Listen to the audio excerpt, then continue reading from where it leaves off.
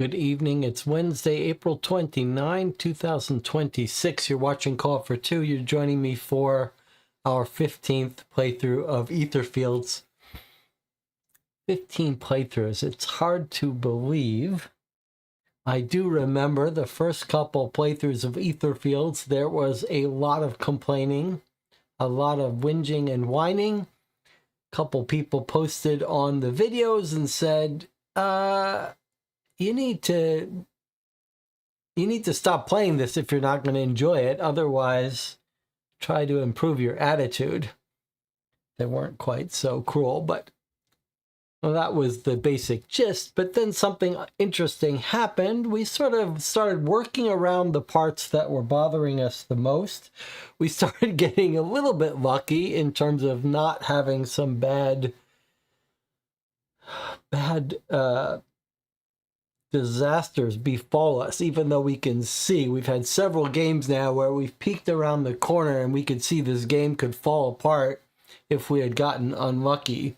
And yesterday, our last session, a couple days ago, Monday, was a perfect example of that. We had a very enjoyable game, and at the end we picked the right thing to do and had a very nice, it was a great experience. We looked at some of the things that could have happened if we had chosen differently, and the game would have forced us to completely replay a mission. Would have been very unpleasant.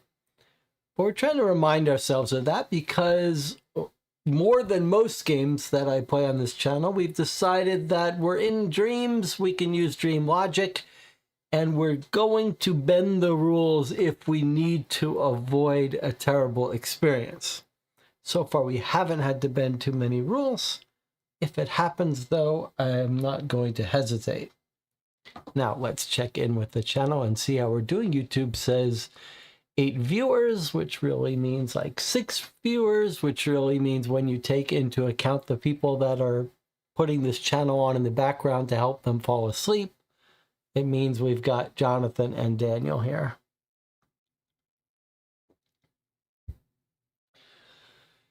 Let's do a quick recap. In our last mission, we climbed to the tower, we pushed this guy off, and we jumped off or something like that. And we opened up the last map on the dream world, Phantasmagoria. Is it really different? It looks basically the same, but it does have a new gate, and we do have a dream that works on this gate. And I think Jonathan is hot to go into and have that dream. However, Ghost Drive, the person who's played through Etherfields and has done an amazing job of encouraging us and making Etherfields even more enjoyable, has a recommendation for a dream that we should try. So I think those are the two dreams we are considering here. It's the old mansion, which is the place in Phantasmagoria that we just opened up the ability to go to. That's the one I think Jonathan wants to go to. And then we have this one, which is the one Ghost Drive is recommending for us. Any hints here? Smiles frozen in time, dimmed emotions, details blurred out. And you can see there's a bunch of creatures in this one. And then the call of the old mansion. No real sign of creatures. It says I hoped I would never have to go back there, but it's not a return to a dream. It's a first time in a dream. This one needs 2 keys. This one needs 4 keys. So we'll decide which of those dreams to go to. We're not going to be able to just waltz right in, though. We're going to have to collect some keys first. We have 1 key. We either need 1 more or 3 more. We do have a full hand of cards, including a card we just got, which is a balloon, which has a very odd rule that lets us jump around on the dream world.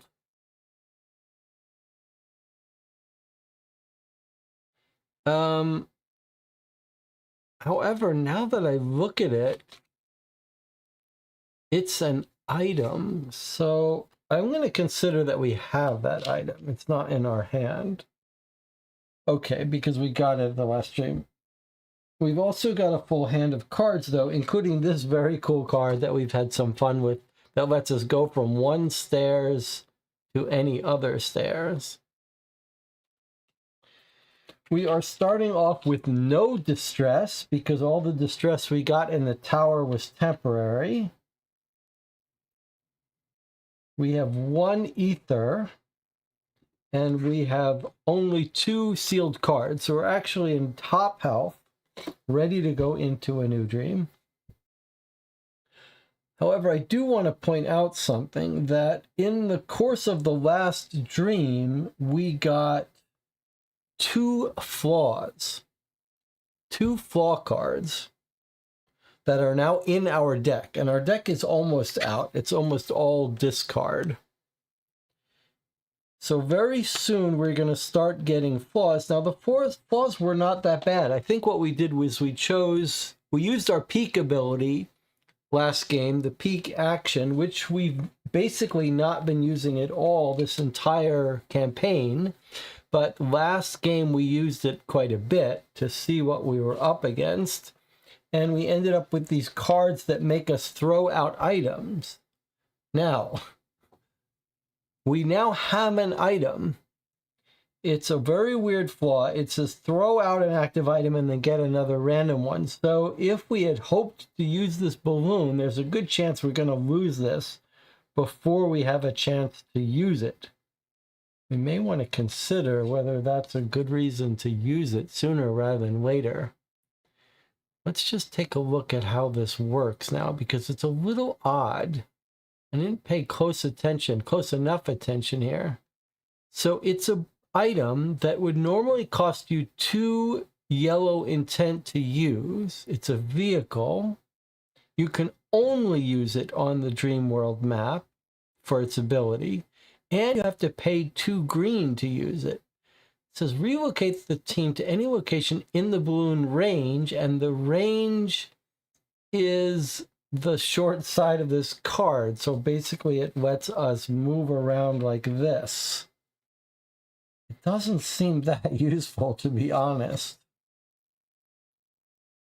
And then you roll a die to either discard or suffer a distress.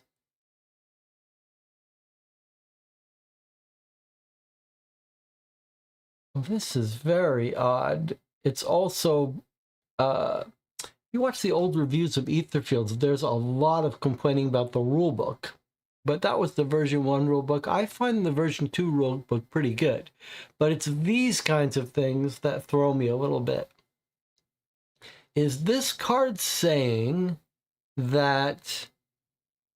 I think this card is saying that if we roll an X, we suffer distress and lose this card. But as long as we... Yeah. So, and if we roll a minus, we just lose this card.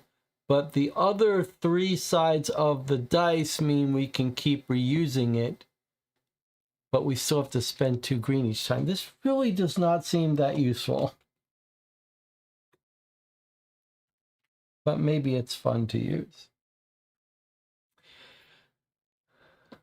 The fact that we only need 2 keys to do the mansion also makes me think the mansion is a good idea. We can get to it quickly. Use some shortcuts to go around the edge of the board.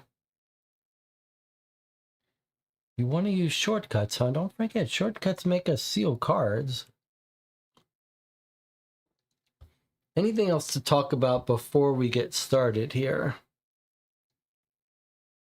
Let me remind those of you who join me for other sessions. On Sunday, we'll be playing the 12th and final session of Letters from a Ghost Hunter, a play-by-mail serial game that has basically broken me here at the end, so I can't wait to be finishing up with that. I think I probably will get on camera on Saturday and play through something. Someone was asking in the Discord if we could play the new Lost in Adventure game. It was quite a fun experience playing the first box in that series, so I'm inclined to do that on Saturday. And then I did post 2 reviews recently. One, a first impressions with Greg of Earthborn Rangers that we didn't really like. And then I posted my solo review of Vantage. That's an hour long, but spoiler, I really liked Vantage quite a bit. All right. Jonathan says that we don't really have ether, so shopping doesn't seem important. That is true. All right, let's see. If we... Jonathan really wants to go to this mansion. So let's humor Jonathan and head to this mansion. We didn't get any new dream gates in the last game, so are we approaching the halfway point of this campaign?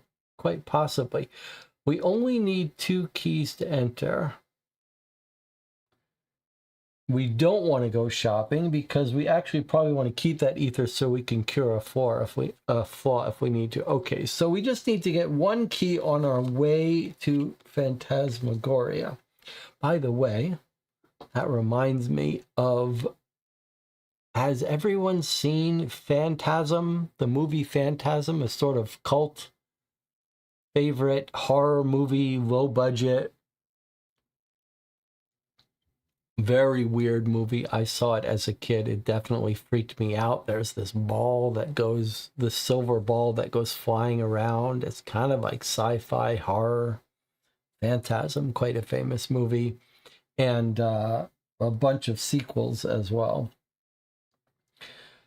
Okay. Boy, I gotta stop saying that. That's a little verbal tick that I keep doing. Anyway. Phantasmagoria is here. So we could take shortcuts, but I don't want to go crazy with shortcuts. I'm inclined to use that balloon.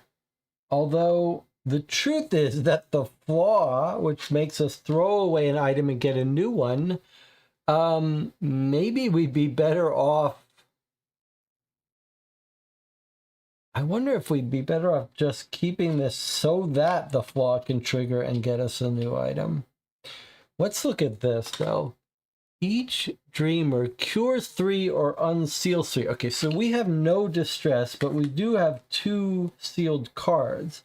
So we might want to try avoiding getting distress and instead just be willing to seal at least 1 card from a shortcut and then getting that healed up at when we enter the dream. And of course, getting extra keys is not a terrible idea. We only need 1 more key to go in, but getting some extra keys for the next session is not a bad idea at all. When you take a shortcut, you seal a card. So we could take for sure at least 1 shortcut. You could almost take 1 shortcut, 2 shortcut, 3 shortcut, and you're there. But that would require us to seal a bunch of cards.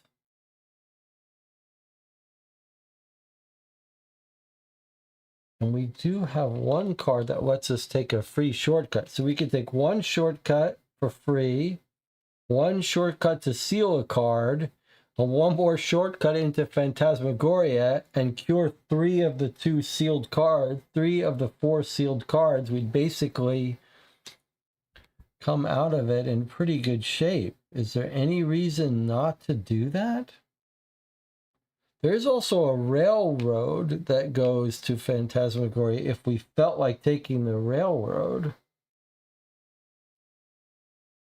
But yeah, I suppose if we want a dream, we could just head straight there via shortcuts and basically be able to get that in there quick.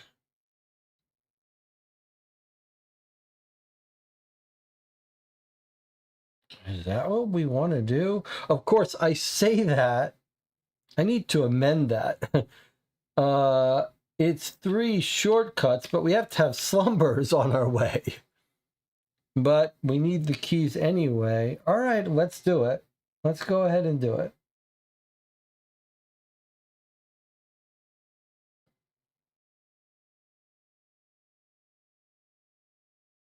Sure, why not?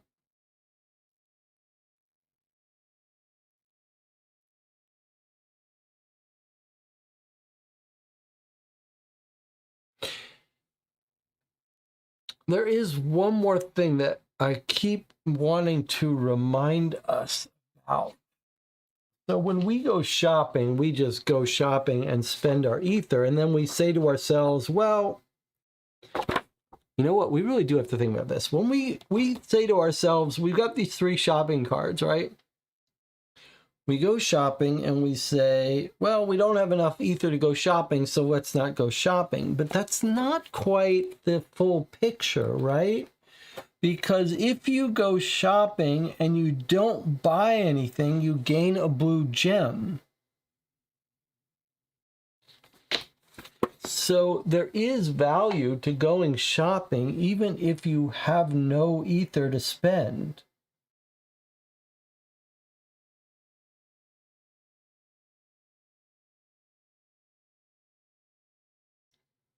So if we wanted to go shopping, we could divert and go through 1 fate and go shopping 2 fates. It would cost us 2 fates, but we would avoid sealing a card. We'd start off with an extra blue gem, or actually,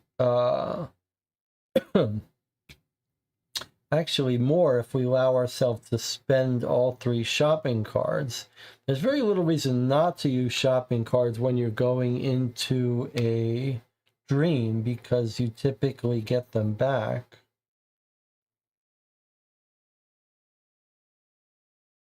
All right, well, let's start off doing what we're doing. We're going to take a shortcut to the Dream Gate in Metropolis, and we're going to spend our Need a Lift card to use a shortcut without paying its cost. There's another good reason to spend that card and not keep it forever, because it may get shuffled back in. And somehow I have an item where it doesn't belong. All right, now we could shortcut to insomnia, but I think we should fate to this. Oh, we need to get a key and have a slumber, sorry. Okay, so we're going to take a key, and then we have to draw a slumber. Almost always forget that we need to have those slumbers. All right, so here is our slumber deck that's been shuffled. Delta phase is near the bottom with some new weird crow creature from last time. Maybe one slumber in here that we haven't seen yet, but a lot to go through before we meet our delta phase. Okay, it's the degenerate.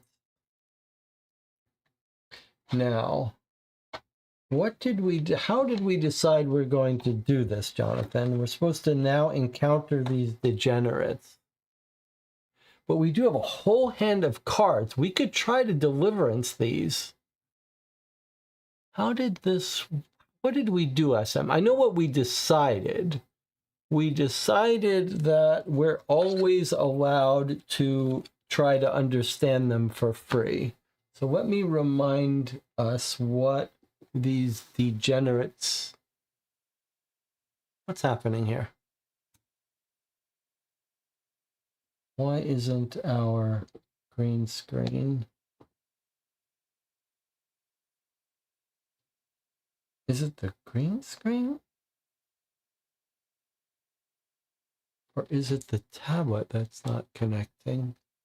The tablet that's not connecting. It's all right. We can get it going again, surely.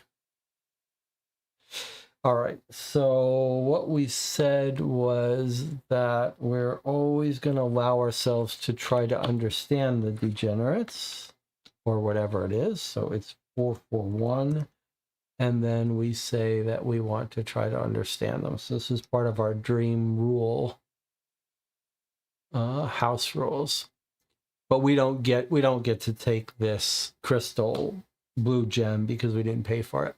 We look at the degenerates, trying to see beyond our contempt. When we manage to overcome our prejudice, we discover we're looking at our own weaknesses. Who do we despise then? We'll never get rid of them. All we can do is keep them under control. Control however much we can and never let them get too close to us. So the degenerates weren't the ones that got worse. I know one of them got worse on us, but it wasn't the degenerates. Do we want to try to defeat these with a different deliverance? We will never get rid of them, it says. We will never get rid of them. All we can do is keep them under control. That sounds like we shouldn't even try to deliverance them, don't you think, Jonathan? It is telling us we can't get rid of them. So they steal items. You have to survive 4 turns. You do gain loot, but I think this is a clear case. We've seen them before. We don't like them. The game says we can't get rid of them. It's time to use this. Unless you want to try one of the deliverances, I think it's time to use this. So if we want to use this, we just suffer a distress or seal 3 cards, and then we can gain an extra key, or we can do the secret card. I think now this is it. This is the time to do this. So here's what we're going to do. We're going to use Continuous Dream to bypass the degenerates because we've dealt with them before, so we don't need to deal with them again. And then we're not going to get a key, though, because we think we have a plan to get enough keys. So instead, we're going to do this exciting 234M secret card, the Mystery Path. So let's do that. 234M, a mystery path. We find the lowest 234M. There's still a couple of them. It says step 5. All right. And let's see what it is. It's this card we keep seeing again. You are at destination. You may now open all lucid decks. You may look at them. Gain the 241G Wisdom card. On this card, you will find rules on how to use lucid mode. All right, this is pretty huge. We are now getting one of the more exciting things in terms of waiting for it to open in the box. I do not know how Lucid works, but this is one of the sealed decks. This is pretty amazing. So what is it telling us to do? It is telling us to open these and then gain the 241G, which is a wisdom. It's a new wisdom, but we have no idea how it works.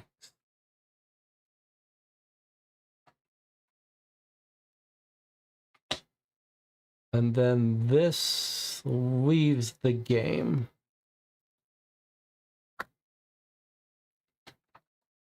Okay. And then this is going to go on here. So before we do that, though, let me just read this. Maybe we can finish doing this. Place a threat token on this tile, which is these 3. If they're 8 or more, we go delta. We're supposed to clear this on every dream, but we don't do that. And then the slumber ends. All right, now, this is pretty exciting. I believe that there's 4 decks here for the 4 characters, so only one of these I think is going to be relevant for us, but I could be wrong. But this is pretty exciting. Ghost Drive is here and says congratulations. Okay, so what? 2 cards on the back. Okay, so it was right. This is for the tough guy. This is the deck for the tough guy. So we are opening some totally new thing. We are unlocking a huge number of new cards. This is pretty amazing. Oh, reminder, we have to suffer distress. Thank you, yes. What would I do without you guys? Okay, so there's the distress we've suffered. I don't think we want to... I think we'd rather have a distress than a sealed... than 3 sealed cards. All right, who is this for? This is for the gambler, maybe? It's not our person, that's all I know. I don't think we're going to be able to use the cards that aren't from our person, so I'm just putting them away. But if the rules say we can, then we'll go grab these out again. Ah, okay, here's our guy. All right, it's a whole new deck of cards that have a completely different back. They all have the same back, though. And what is this back? Oh, it's now free. What? It's free to flip 1 chosen progress card. So this is the card, like this is our normal back. It normally costs us 3 green to unflip a dreamer card. Now it's free if we use one of these decks. Okay, and what about the front of these? They are completely new cards we've never seen before.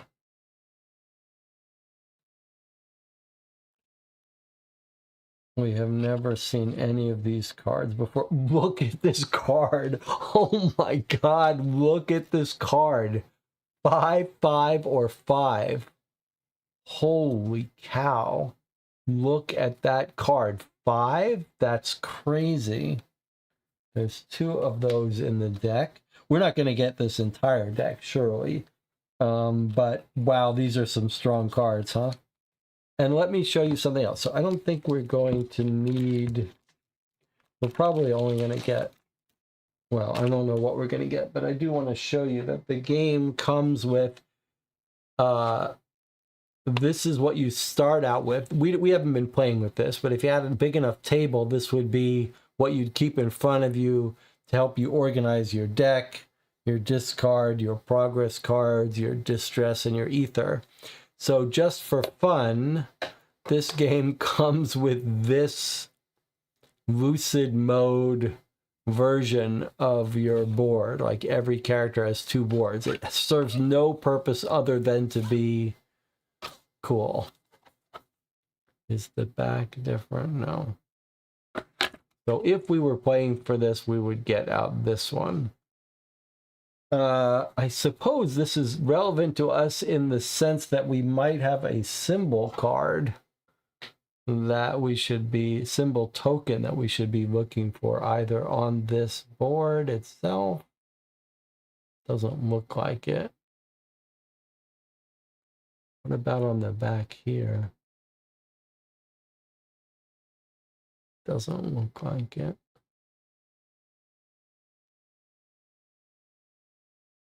It's too bad. That would have been a good opportunity. Okay, assuming you don't see anything, let us learn how these decks work. Put away the ones we don't need. All right, let's read how it works. Lucid mode. Activating the lucid mode. You spend 3 ether. You discard all cards from your hand to shift into lucid mode.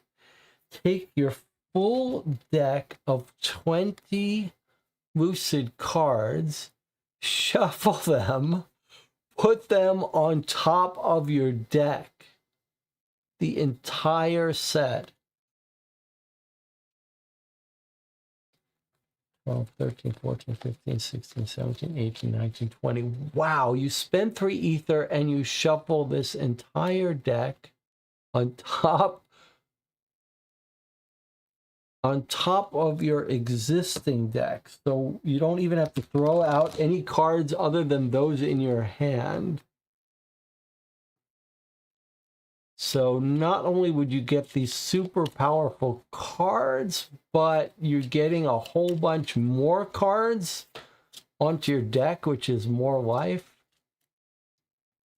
Okay, let me continue reading. Maybe it's not as good.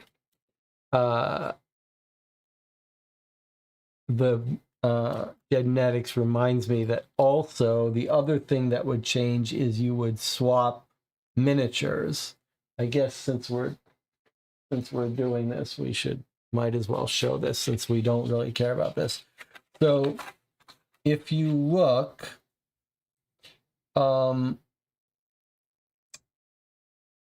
here are the miniatures for the players. And the way the game works is, I don't even know if we've been keeping track of our miniature. But if you go into lucid mode, you upgrade your miniature.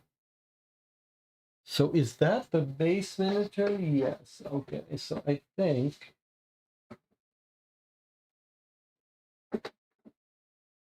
think what it is that's the base miniature.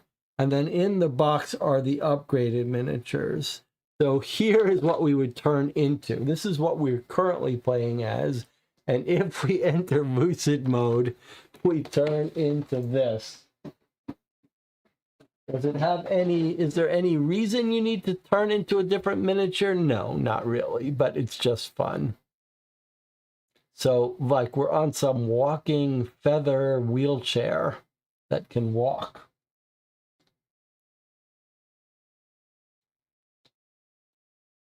With a big lantern in front of us. So we're going, when you enter lucid mode, you go from this, you change into this. Each character has their own change. I guess it's fun if you're playing multiple players. You're like, look what I've turned into. But we don't really use these, so it doesn't really matter. Do I need to upgrade our character? Let's continue reading this first. So you shift into lucid mode. 3 ether. That's very expensive, though. And then it says, when you're playing lucid mode, place each discarded lucid card into a separate lucid sealed pile. They cannot be unsealed in any way except by activating lucid mode again. You cannot reshuffle your influence deck if any lucid card is visible at the top of it. So basically, you pay 3 ether, and then you get to go through this deck of cards until it runs out. And as you play them, they get sealed away into a special deck where you don't get access to them anymore.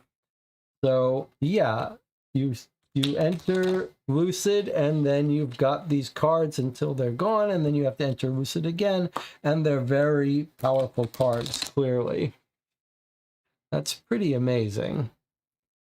So I guess this is now an emergency thing we can do. If we get into a hard dream, we could try to switch this. But in order to do this, we'd have to be walking around with 3 extra ether. However, it does seem like perhaps it's a better use of 3 ether than buying 1 or 2 cards. I think maybe like this is the new thing we do instead of going shopping. What do you think? Like maybe the days of shopping are over for us. Just because rather than buy a card for 3 ether, we'd rather buy this. But I suppose it's a weird case where, like, if you go into lucid mode, you have to work your way through these before you can get any of your cards back. So you know you're not going to get the dark room, you're not going to get the stairs. But surely these cards are powerful enough to make it worthwhile. Okay, that is pretty crazy. Pretty cool. All right, so we will put these cards somewhere.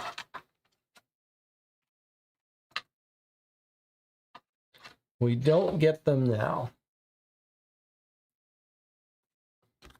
3 ether. I don't know how long it's going to take us to get 3 ether. We haven't gotten ether in a while. All right, that was pretty incredible. Back on the Dream World map, and we have the keys we need.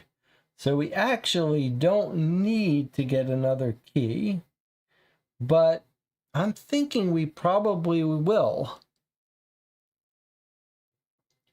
We can always use one later. So my suggestion is we head up, go shopping, get a free blue gem, come down here, and then have another slumber, get a spare key, maybe see if we can't get an extra ether. Okay, so I'm going to move over here. That's to draw a fate card. I'll keep these handy. Here's our fate card. Vanishing point. Each dreamer seals 2 cards. Or search the slumber deck for the delta phase and reshuffle the deck.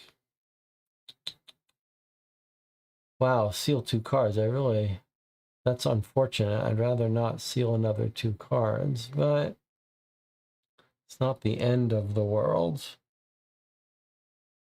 Would have been better for us to take a shortcut, maybe.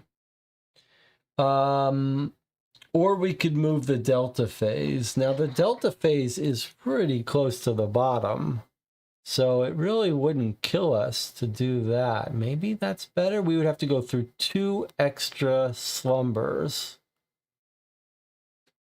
I think I'd rather seal 2 cards than force myself to go through slumbers. So I'm going to go ahead and seal 2 cards. However, it's going to be 2 good cards, not our base cards. Jonathan says just shuffle the delta.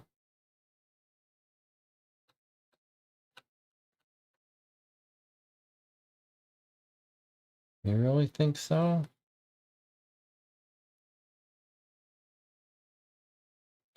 All right, I'll shuffle the delta if you're not convinced that you want to go through 2 extra slumbers.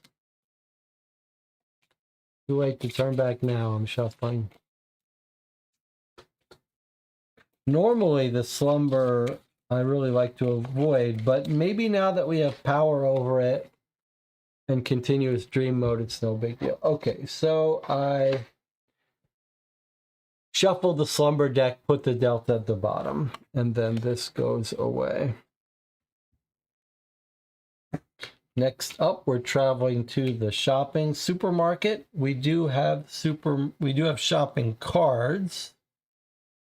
So I think we're not even going to try to go shopping. The only question is, do we want a house rule that we can use all 3 of these to get 3 blue gems? That feels like a little bit of... That might be making it too strong. Normally, we could use 1, and then if we had 2 other players, they could each use 1. So if we were playing a 3-player game, we would be able to get 3 blue gems here. But why don't we compromise and spend all 3 and get 2 blue gems? That seems like a reasonable thing to do to me. We already have adopted the rule that you can spend all your shopping cards at once to go shopping, but I don't think for the... I think for the blue gems, we'll spend all 3, we'll take 2. The actual rules are you go shopping. If you don't want anything, you discard it and you take the blue gem instead, but we're just going to take the blue gem and not waste the shopping cards. Okay, then we're going to come down here and draw another fate card. Draw and place 1 Dreamscape Slumber tile. If there's a quirk, you put this in there. This is the Dark Cubbyhole. Let's see, restore an item. Okay, so we would get out our slumber map and our 2 starting tiles, and it says draw a new one. I think we've shuffled these. I'll just shuffle it again. And let's see if it's got a space for a quirk. It does, and so that goes on it. All right, it's kind of boring. It's just a place where we can either get hurt or restore an item. I mean, we might actually want to go there just to restore an item, especially if we have rerolls. No symbols here that we recognize. We're only going to have 1 more slumber before we go into a dream, so this is not going to affect us much. All right, and now we're going to go here and have another slumber and get our 3rd key. Now on our next turn, we're going to go to Phantasmagoria and enter our dream. But we do have to have a slumber. Well, technically, we have to draw a slumber. Whether we are going to actually do it or bypass it remains to be seen.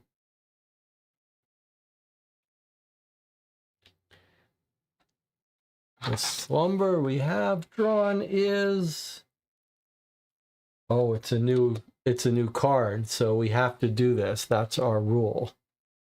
Our rule is when we get a new slumber we've never seen, we must play it. And this is new. Where did this one come from? Do you remember? There was one that came out because we tried to deliverance some creature we shouldn't. This may have been what got put in there, and then we got one from jumping off the building, but maybe that's a crow. You think this is from the tower? This is the guy who thought he was a crow? It's a 6-turn slumber, so it's a long slumber. But look at this. Look how this works. This is so weird.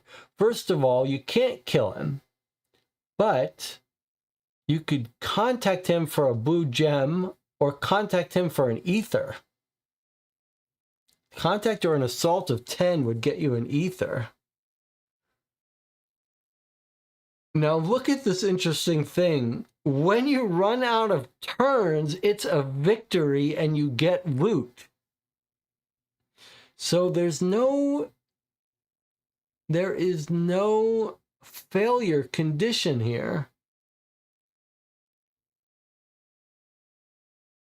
After 6 turns, and remember, you could extend that longer with extra hours if you thought it would get you more stuff. So, but when we run out of turns, we're going to consider it a victory. However, look what happens. When blue comes, it morphs and adds 2 entities. It's not a blue gem. It's just a generic token. Is that right? I really hate that they did that. All right, so maybe it's not a blue gem. It's the generic clear tokens. That is so insane that they did that way. That is the craziest decision in this entire game. But all right. So, I mean, it's crazy because not only does this not look blue, but you could easily make the case that it looks very much like this. All right.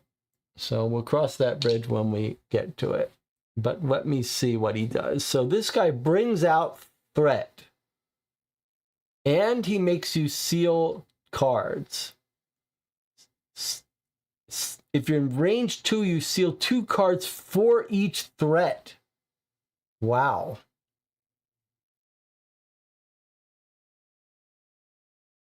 And then suffer 1 distress for each threat on his tile. Wow, that's dangerous. Now let's see what this safe space nonsense is about. Each turn there is a safe space depending on the current turn suit. So different spaces that become safe. So as long as we get ourselves back to one of them, it actually doesn't make us safe. It just lets us pay to ignore the effects. That's a weird definition of safe.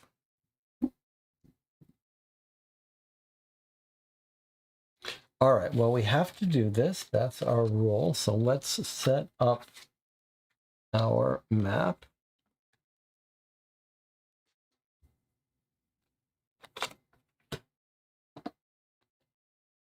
And this new card is here. This is our first time starting out, so we'll go on one of those 2 bases. I will put a marker on our dream world to remind us of where we are. Remember, we're not in lucid mode.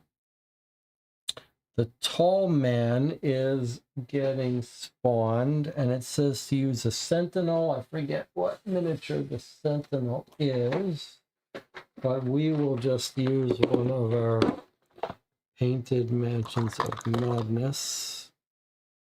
I guess maybe I'll use this guy.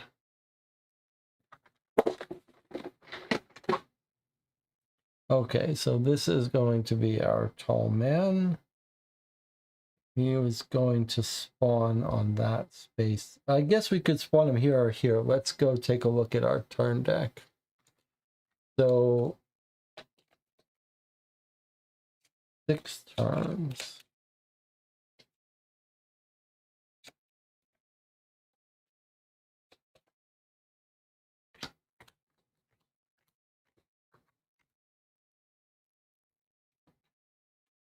Probably we're not going to want to extend this dream just because it is so dangerous.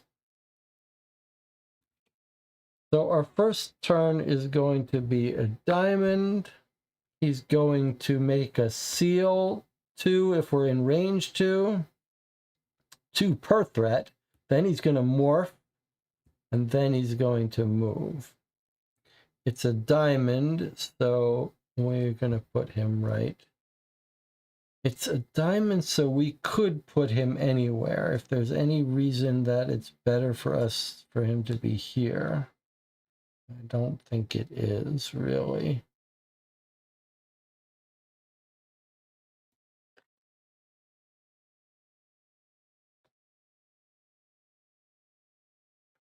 All right, so we just have to make sure we're not within 2 of him at the end of our turn.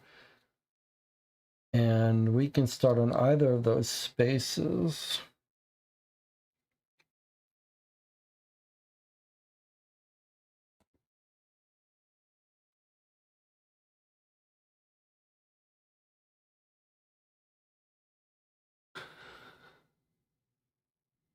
Yeah, sadly, we do have a tiny map. So, okay, so where is safe? Let's use a marker to keep track of what's safe space on each turn. So it's a diamond.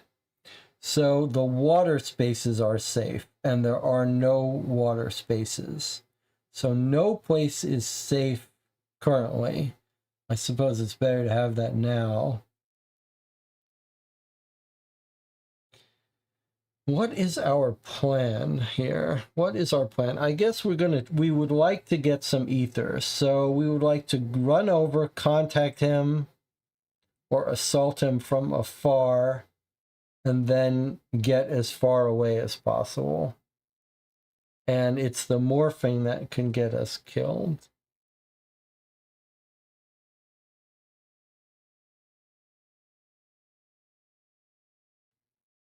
But it seems like maybe our smart thing to do is just wait here for our first turn. Like, why get ourselves close to him? It would be very expensive for us to walk over him and try to contact or assault him. So instead, let's just spend some time preparing. Let's get as far away from him as possible. And we'll just give him some time to get to us. He moves pretty quickly. So here's a card that can get rid of morphings. That's pretty useful, especially since we have blue gems to reroll. So let's hold on to that card in case we need it if he gets a bad morphing. Seal cards to draw. Seal this card to draw to your hand limit. That would be quite powerful. We may want to do this. Sea of Fire. Gains 6 plus red cards. So this would be 7 Wrath. And a tile in range 4.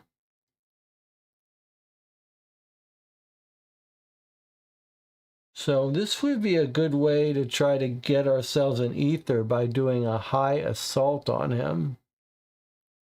We could do it from far away. Your current assault action effects. So we could, this would be 7, and then we could do 8, 9, 10, for example. Within range 4. 1, 2, 3, 4. 1, 2, 3, 4. If we started here, 1, 2, 3, 4, we could actually do this now. But why should we? Let's just wait.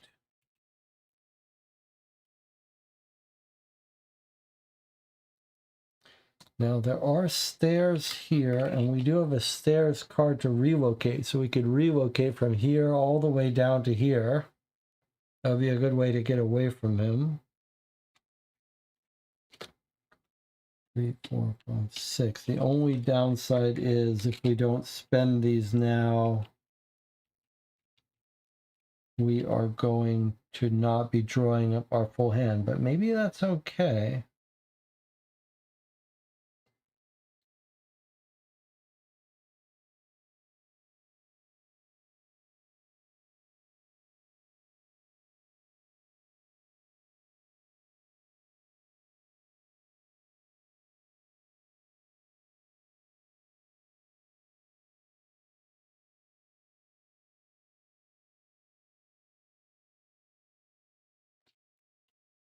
5, 6, 7. Got a hand size of 9 because of all our abilities. I just want to be able to draw more cards, but no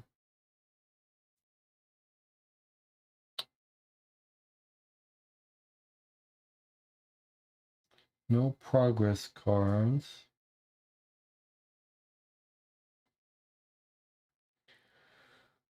Well, I don't know. I mean, if we're going to be throwing away these cards, maybe actually it is better to just do this just so we can get these cards out of our hands now rather than later. He's going to move 3, 1, 2, 3, but by then he won't be hurting us. Okay, I'm going to do this now just because I want to use these cards and get a full hand. So I'm going to have us start here instead of here.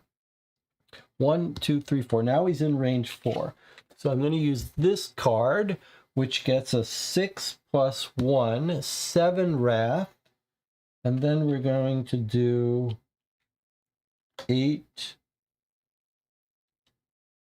9, 10. I could use Ghost from the Past instead.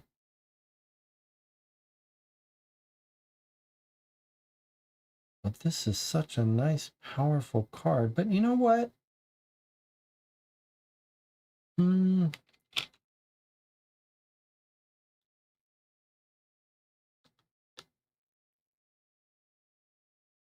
Is it better to hold on to this gem? Or hold on to this card? I feel like we're probably not going to be spending this card for this ability anytime soon. So I'm going to use this instead. Okay, so there's our 3 more.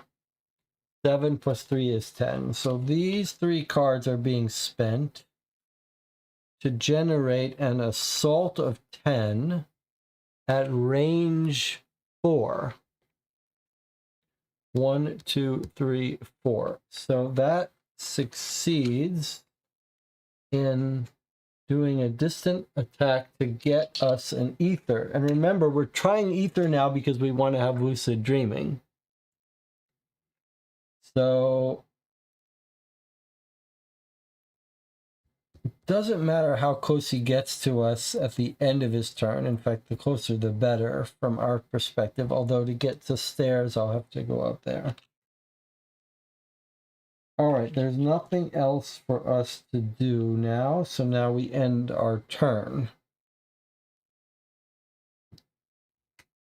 So first, if we're in range 2 for each threat on the entity tile, there are none, so it doesn't even matter. We could actually have been right on him and nothing would have gone wrong.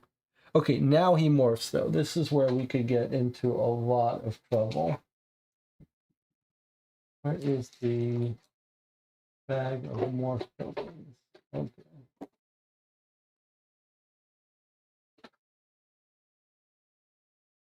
The morphing is where this whole game can go wrong. I wouldn't mind a card that lets us...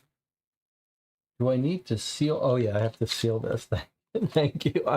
Okay, then seal this card and roll the luck die. All right, so this is too powerful a card. I was not taking it seriously. Okay, so this is going to be sealed, and then we're rolling this to see what bad thing happens to us. Okay, so it's this, which means nothing else happens. So we just seal this card. We would sure like to unseal that card, which we will if we don't have to seal anymore, but good luck with that. I would love to have an ability that let us modify this deck here. All right, here's his morphing.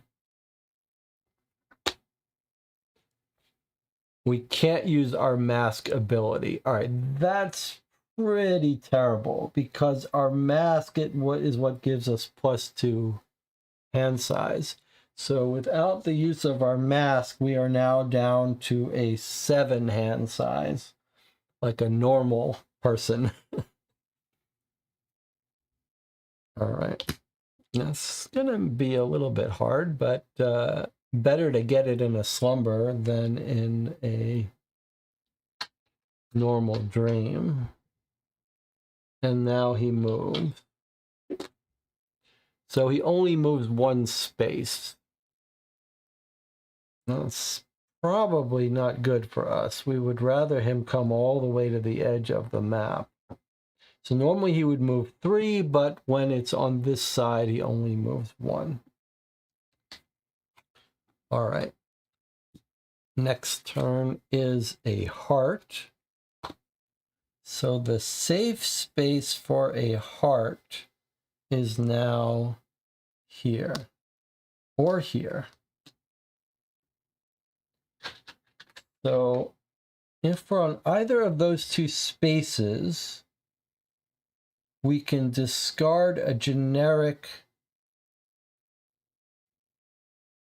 crystal in order to avoid his effects of the current turn step. So if he would do twice, we'd have to do this twice. Now we do have this though. Let's remember we can put this on him.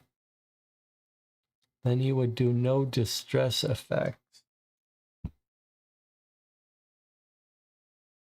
All right, well, let's draw our hand. Now we can't draw 4 cards. We can only draw 3. And we have this one on the top.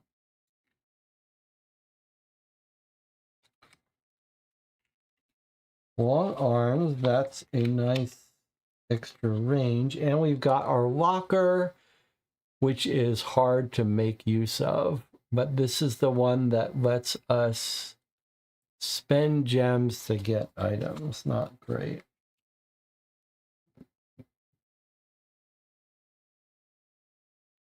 All right.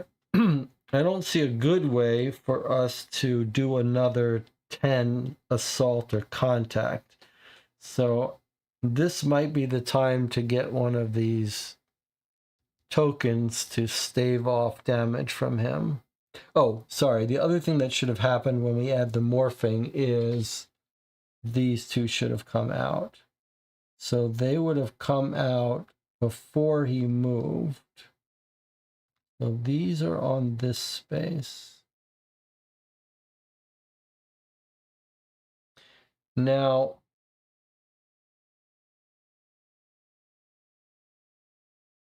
this rule seems to suggest that those threat markers are on the tile, not on a specific space. So I think those threats count as being on all the tiles in this whole place, if he's on any of these things. So what is he going to do? Range of 2, we would suffer distress for each. So range of 2, we would suffer 2. And then range of 2, we would seal 4. And then he moves. But as long as we're not within range 2, we're safe. So if we just stay here, we are not going to get damaged by him. So I wonder if we shouldn't just stay right where we are and then let him move as close as he wants to us. In fact, I'm inclined to just move out of the way and then staircase it. We're max hand though, but that's not a terrible thing.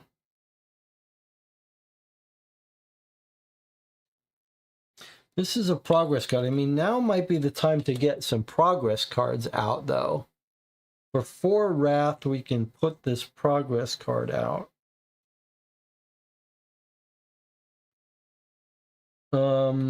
Okay, that's what we're gonna do. We're gonna use this. He's not threatening us at this point. Oh, they go on the entity tile, not on his space. They go here. Really? He's just getting stronger and stronger? All right. I am making a lot of mistakes today. Thank God Jonathan is here to catch me.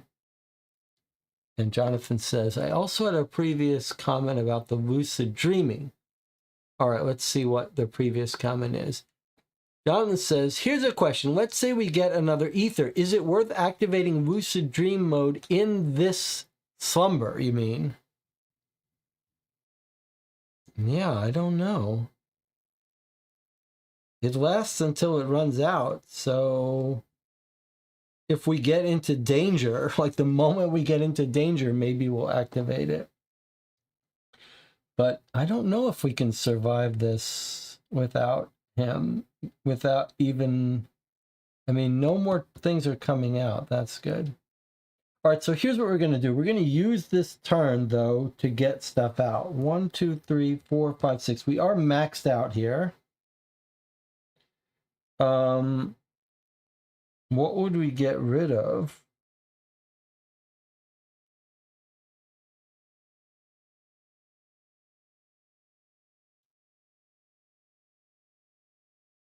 Probably we're going to use the steam bomb to get another ether from him. So I'm not like, this would be a good time to do this. But what would we replace? Like, we like all our cards. We can't get rid of the progress cards +2. Normally, hand size limit +1 is not critical to us. But now it sort of is.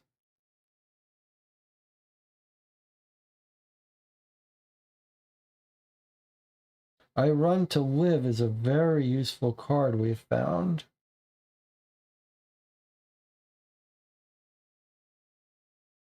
I think what we're going to do is we're going to take this opportunity, since we can just wait here, we're going to take this opportunity to build out progress.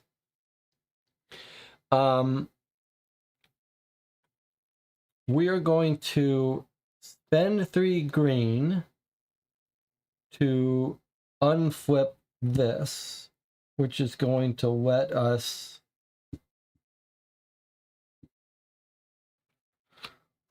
let me just do it. I'm going to spend these 3 green to discard this card to unflip this thing, which is our assistant.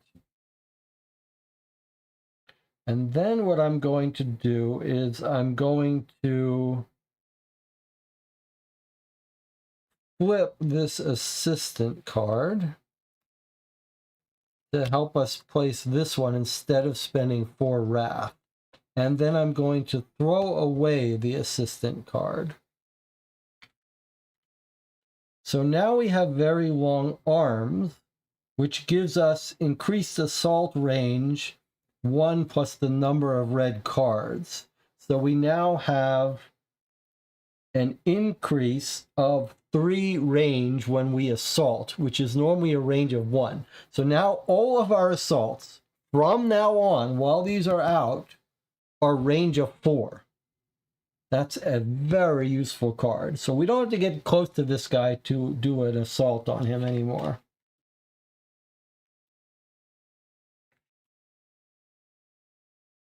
And what I'm hoping is that we can use that now to get ourselves a couple more ether.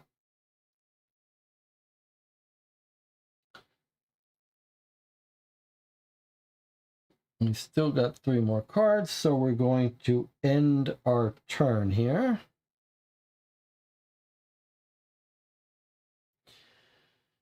So we end our turn. Now we do the Dreamscape turn. The first thing he does, if we're in range 2, we suffer.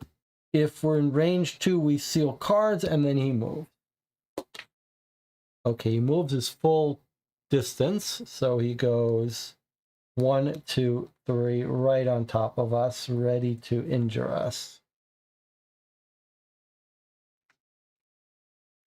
2 of 6 turns are over. This would not be a good thing. This would not be a terrible thing to try our luck on, to try to get items. Okay, here's our next turn. It's a spade. He is going to morph and add more stuff. So he's going to become very dangerous now. Where was our card that gets rid of morphings? I wonder if we shouldn't try to use that. In fact, I wonder if we shouldn't use it right now before we even draw. Or maybe we want to see what his morphing is to see if it's terrible. Okay, it's going to get a little scary. It's getting scary now because these are going to keep growing. If you didn't get these blues, no big deal.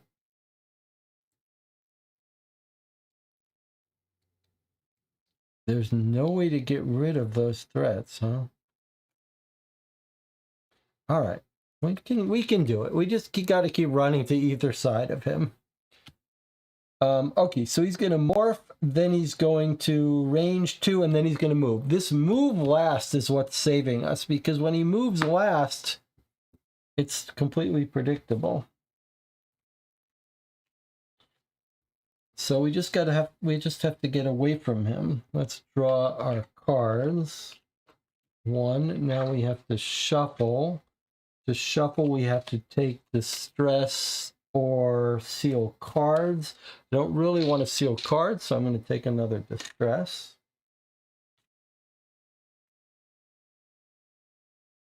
Jonathan says we should activate Lucid Dream if we can.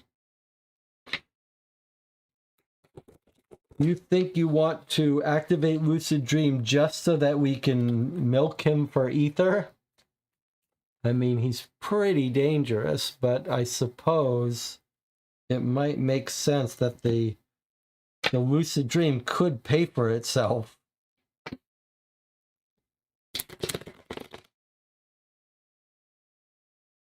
An interesting strategy. Jonathan and Genetics are saying that that's their strategy to get ether. It would be nice to do it when we had a full hand size, though. Like, we're not going to be that efficient at things with a normal hand size. We could get our mask back, then we'd have a better chance of going crazy. On the other hand, maybe the lucid mode lasts for a while, so...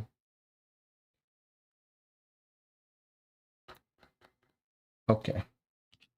1, 2, 3. All we can draw is 3 because we're maxed out at 7. I should probably have some way of...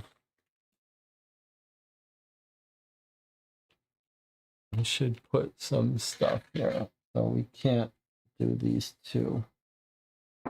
All right, there we go. What's our plan? We have to get farther than 2 from this guy, but that's not quite right, because if he morphs and gets extra range, he could change this rule to range 3. So we need to be further than range 3 from him. 1, 2, 3. We need to be down here somewhere. Then we'll be safe. The official safe space is on a stair safe, but we have no stuff. I wonder if we shouldn't try to get one of these while we're here. One of these generic tokens. I think we should.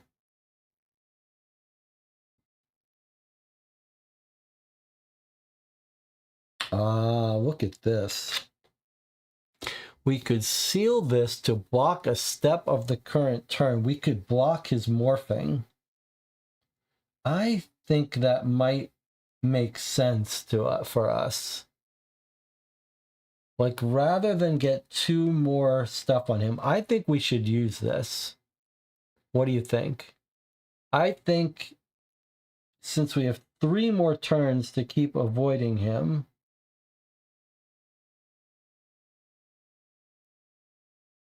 it kind of feels like we might be able to keep our distance without it, but I think this might be the way to to keep ourselves out of real danger, rather than let him get a range on us. On the other hand, it could be used for nothing, but okay. Let's go ahead and use this. I'm going to seal this card. I'm going to block his ability to morph this turn. Then he won't get worse and he won't get extra tokens on here. And now I think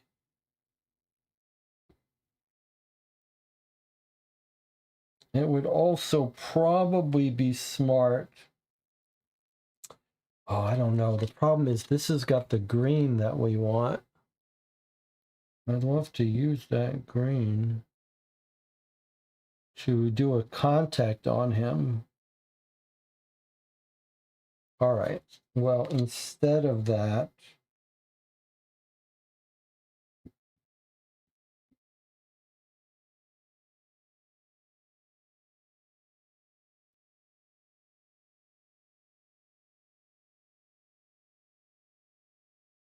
we reshuffled our deck. Let's take an advantage of that. Every time you reshuffle your influence deck, you may discard the top 3 cards to put a charge. So I'm going to do that. I'm going to throw away 3 cards to put a charge on this steam bomb.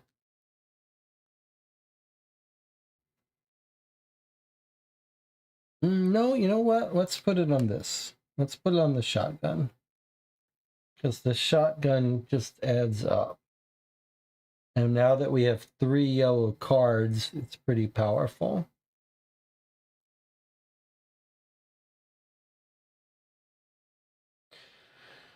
So what we'll do here is we will shotgun this guy. So with 2 blasts of the shotgun, we would be doing 1, 2, 3, 4. We would be doing 8 damage to him.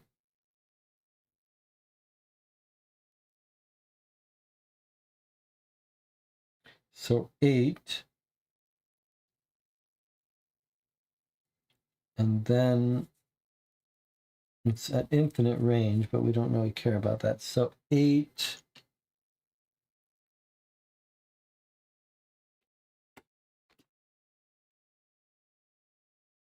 I don't really want to use these gems, but I'm going to go ahead and do it. So there's 10.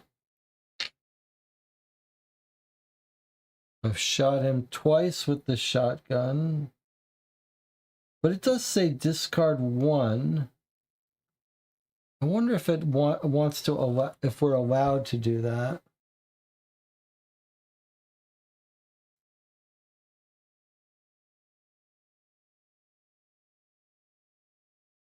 Yes, because we can discharge a charge to gain that. So we've discarded it to gain 4, and then we've discarded it again to gain 4.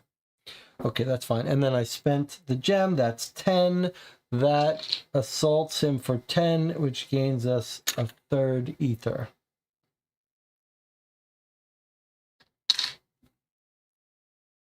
Now we're going to have to get away from him for sure.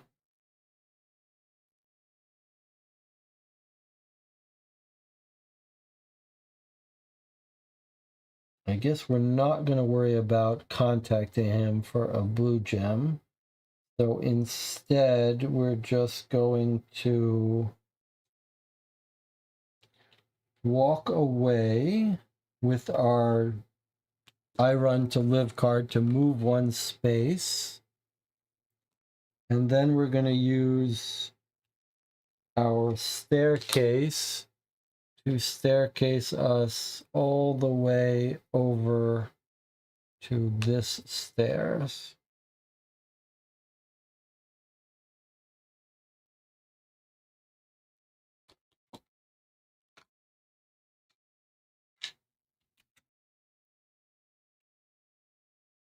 We could enter lucid mode now, but it doesn't feel like there's much of a need to yet. So let me just stop my turn here.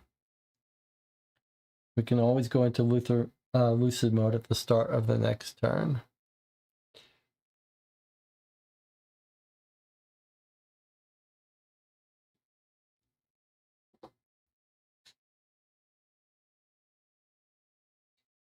We could also use the stun to ignore the distress we get. Yes, we could use the stun. Huh. The advantage of that is that he would stay all the way over here for one more turn.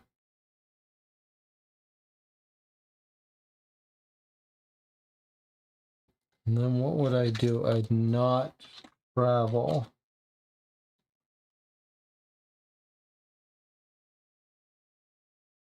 That's not a terrible idea, you know?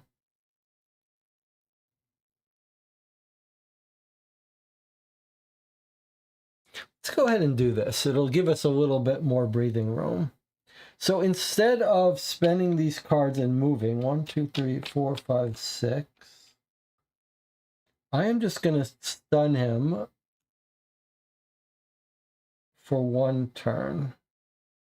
Okay, now he goes. He does the red thing. If we're in range of 2, we would suffer 2 distress, but because he's stunned, that doesn't happen. Then this goes away.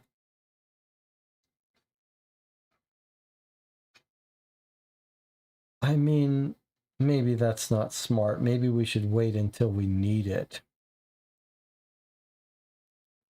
Yeah, let's wait until we need it. I'm sorry, I'm just going back to what I did originally. Better to wait until we need it. Okay, I can see at the top of the deck is a flaw. So we're going to lose our balloon, but that's okay, unless it's a different flaw.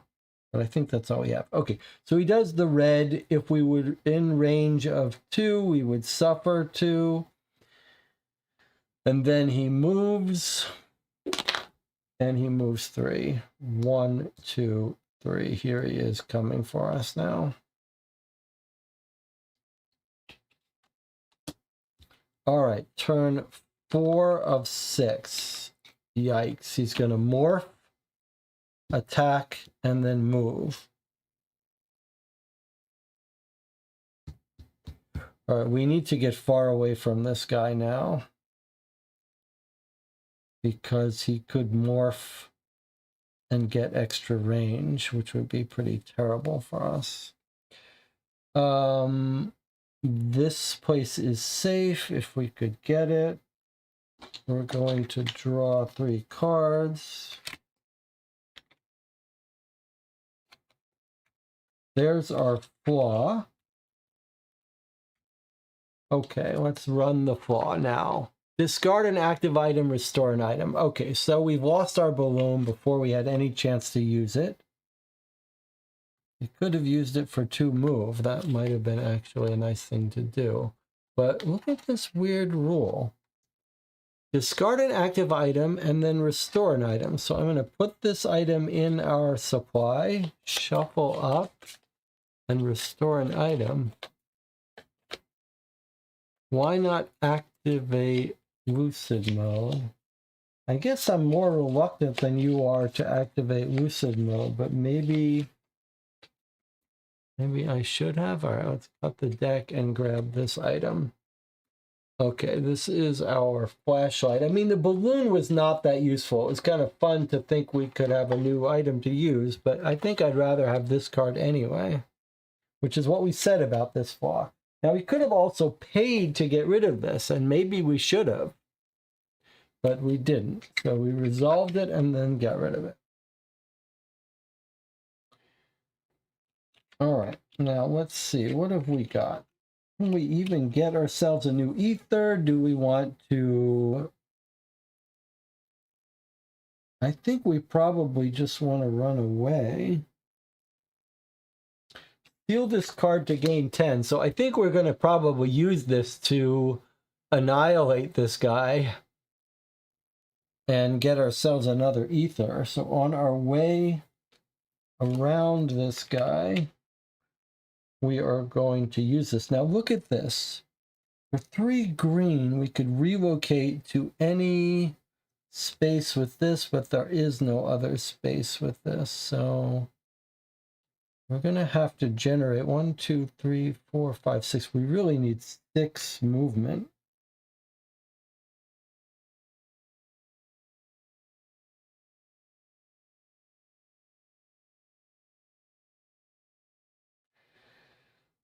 All right, well, we've got a huge amount of range on this guy, but we're going to go ahead and do this right now. I'm going to seal this card to generate 10. It's worth an ether to seal this card. So that's 10.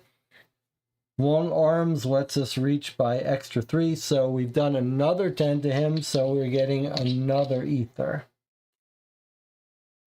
If I can't get distance from him, then we'll enter lucid mode. Otherwise, I just assume save lucid mode.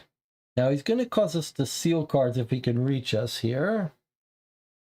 So we don't want to let that happen.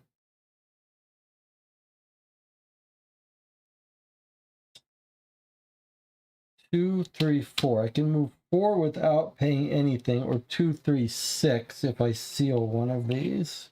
1, 2, 3, 4, 5, 6. I think that's the thing to do. I think we just clear our distance to this guy. At a range of 6, we're safe no matter what happens. Then if he gets a bad morphing, we may have to enter lucid mode. So that's what I'm going to do. I'm going to seal this card to gain 3 yellow, and then 4, 5, 6 yellow to travel 6. 1, 2, 3, 4, 5, 6. Now we are far enough away from him that even if he gets an extended range with his morph, he won't be able to reach us. I am going to end my turn here. I suppose instead of sealing that,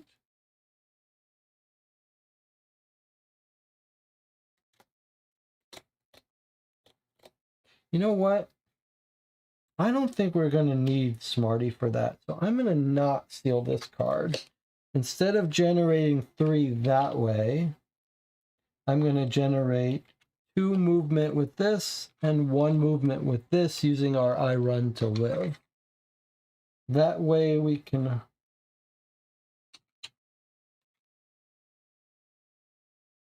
Or do we really think I better hold on to this? So 1... That's what we'll do. We'll do 1, 2, 3.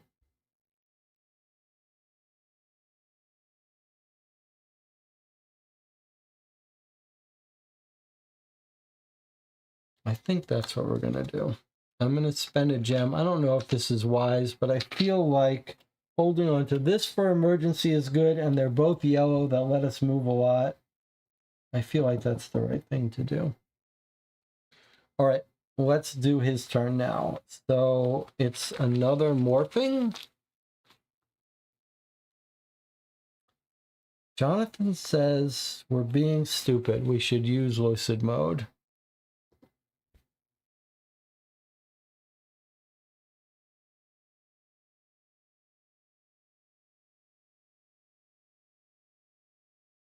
Okay.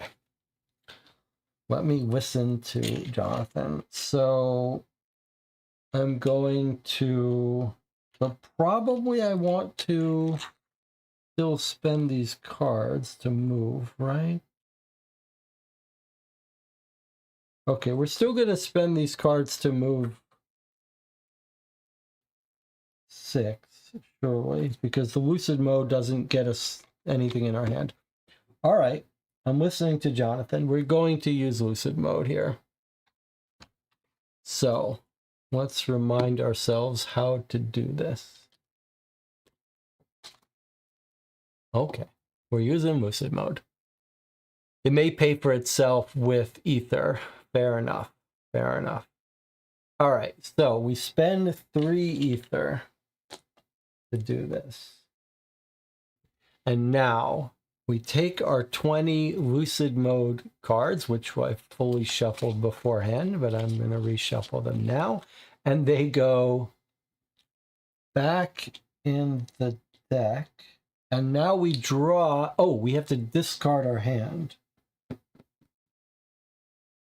Okay, well, if we're going to have to discard our hand, then I'll take the gem back and spend Smarty to move instead.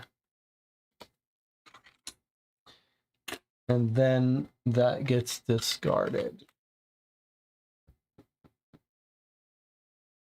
Draw cards up to our hand limit. So 7. 7 lucid cards. 1, 2, 3, 4, 5, 6, 7. All right, let's take a look at what we've got. And then what else happens? All right, we've lost our 3 ether. And remember, when we spend these, they go off into a different pile. Okay. Let us see what we've got now.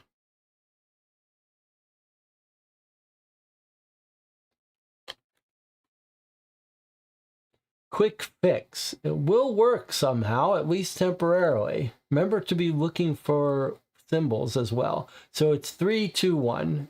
Or as an action, draw a random item from the item market. Put it next to the active items. It's now active. At the end of the turn, return it. Okay, that's pretty cool. 7 is the limit. 6 is the normal limit. We have a hand size +1. Normally we get +2, but his morphing ability made it so we couldn't use our mask. We could try to get rid of a morphing instead. 4 out of 6 chance. Should we do that instead?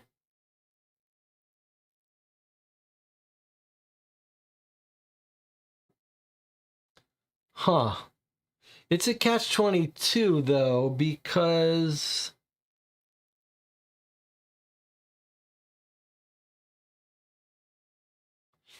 well, this is interesting. So what did we do? We didn't want to spend this gem.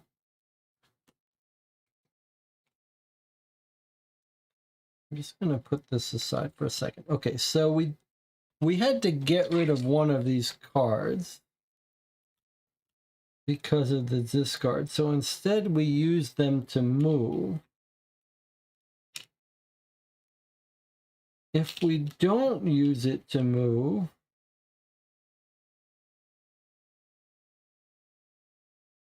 we would have a reroll. We could get rid of this morphing mask on him, which would up our hand size. I don't think the increased hand size is going to make that much of a difference to us, but it could conceivably.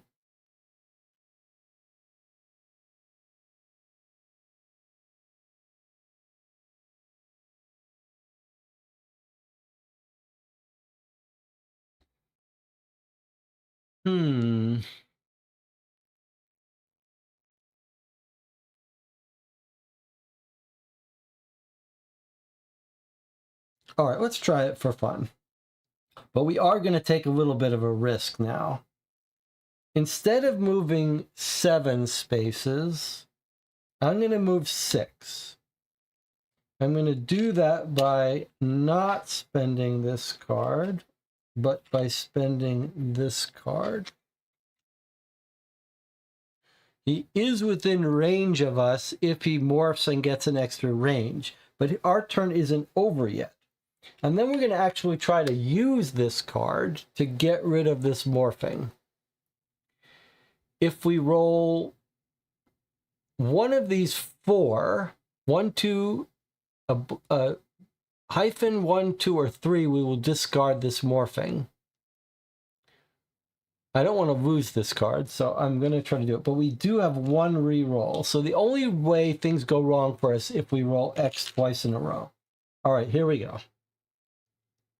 So if we can get rid of this morphing, it means our lucid powers will be even better. Okay, let's see. Okay, so that's a 3. Discard all morphings. Well, he only has 1 morphing. It's too bad we didn't do that later. That's okay. That morphing is gone. The benefit of that is that now we don't just draw 7 lucid cards, but 9.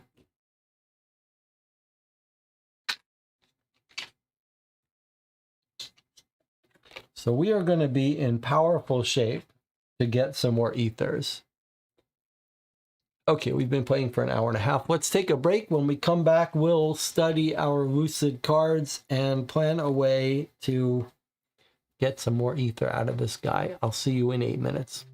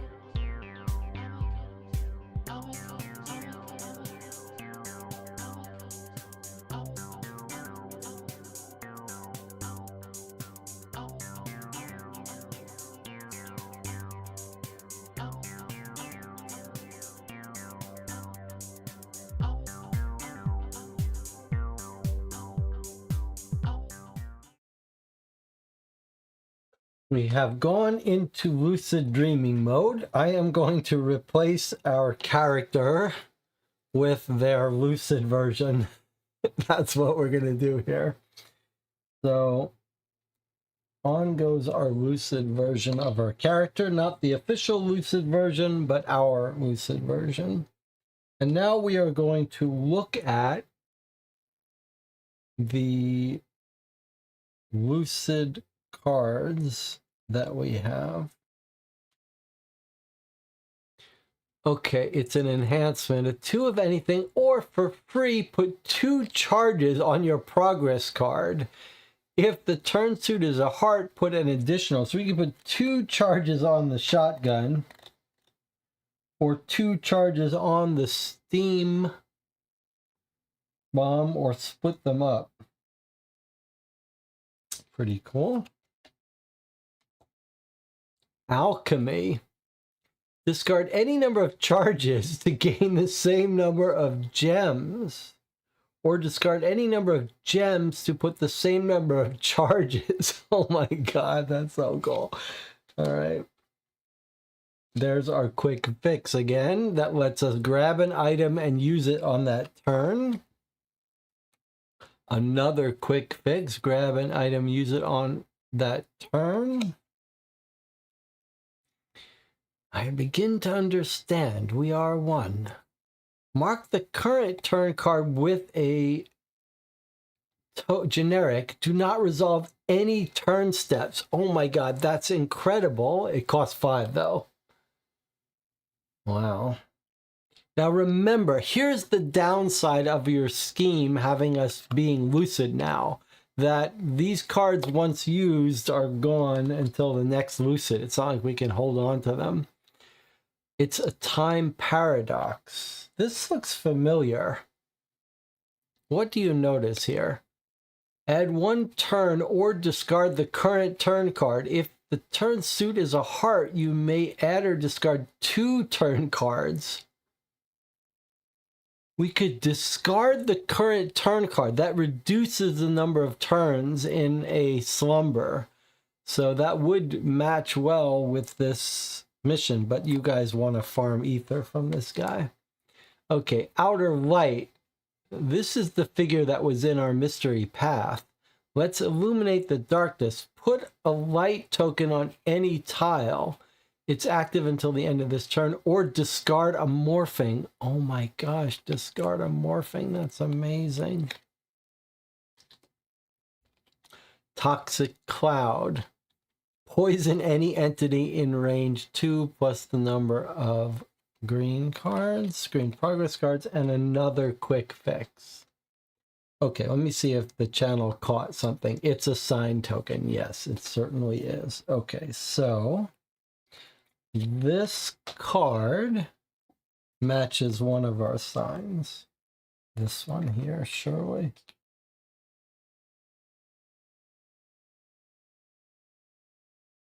I don't know exactly where, but surely it does. I mean, it's all actual size, right? So it's up here somewhere.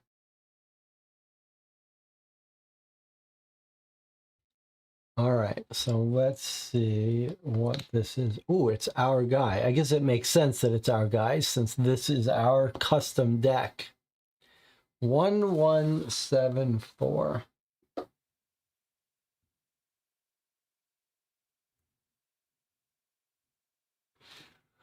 What is eternal is circular, and what is circular is eternal.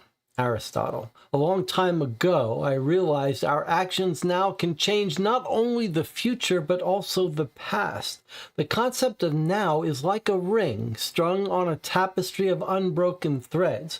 We can move it back and forth, sideways, up and down, changing the whole layout. And yet, only in such a way that the threads running into the future and the past always come together at that one point. Now, none of the strands will ever be broken.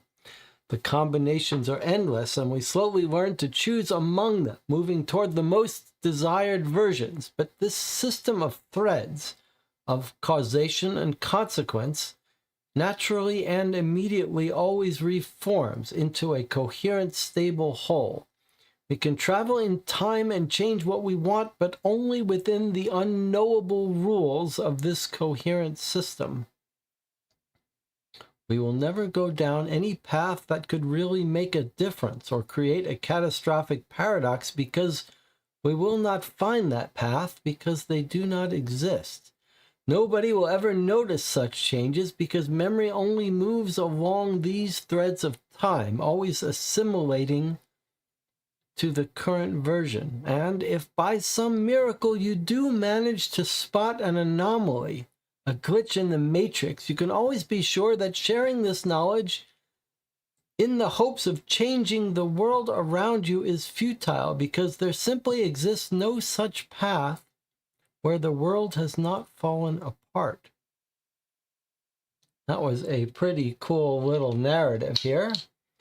And we got another ether. Now, let's put out our cards here. And let's make sure there's no more symbols.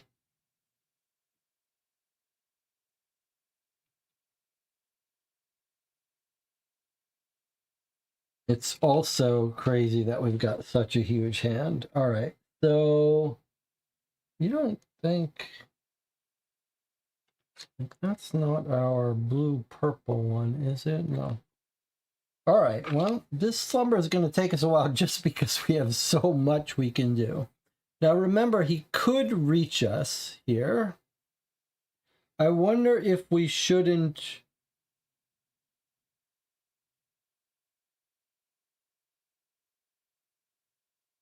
I wonder if we shouldn't go ahead and do this.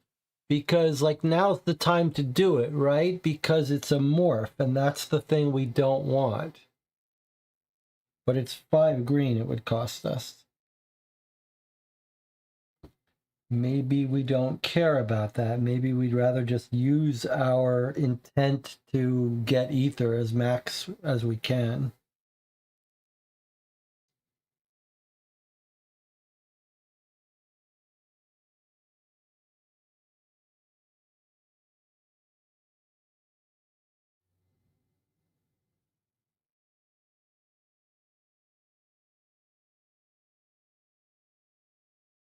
We could use this to add turns rather than spending our hours, but we have enough hours, so maybe, but it's free, but maybe it would be better to use this in hours, or maybe it would be better to use this for its intent.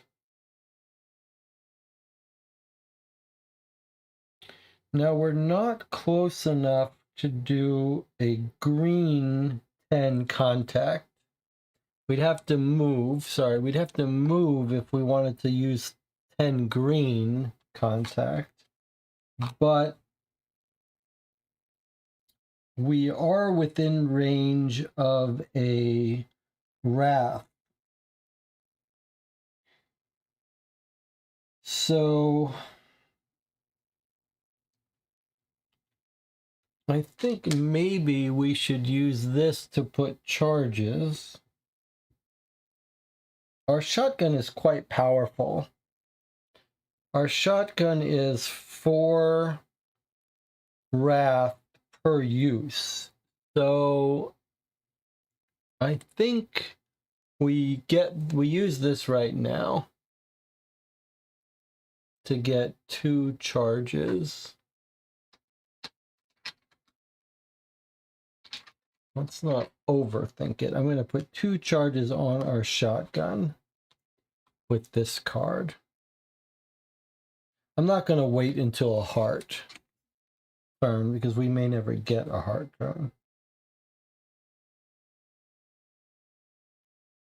And I think maybe we don't block this. I'll tell you why. Because we've got a card that would let us get rid of a morphing, right?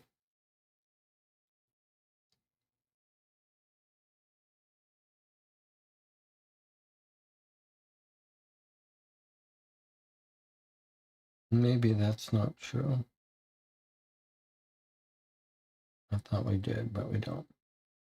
Okay, so this would let us get 4 each. So that's 8. And then if we do, we don't care about or discard one more thing. There's our discard one more thing. So we're going to hold on to this card to discard a morphing rather than worry about this.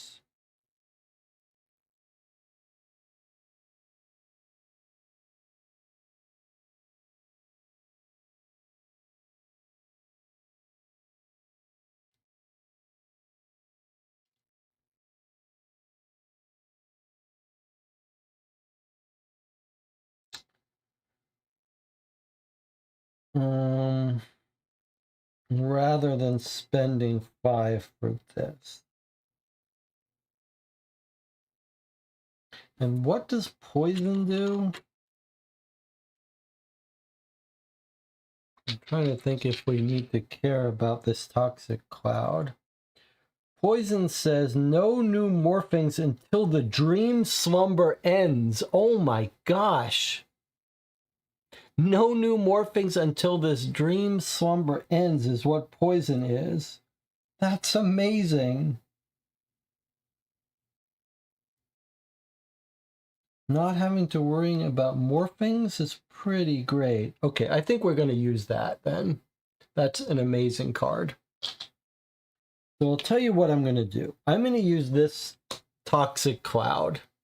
I'm going to poise an entity in range 2 plus the number of green cards. We've got 1 green card out, so it's range 3. 1, 2, 3. I'm going to go ahead and do this on this guy. Poison him. No more morphings for him. He's totally predictable. I think that's worth it because now I don't have to worry about morphings are the thing we have to worry about. Now we don't have to worry.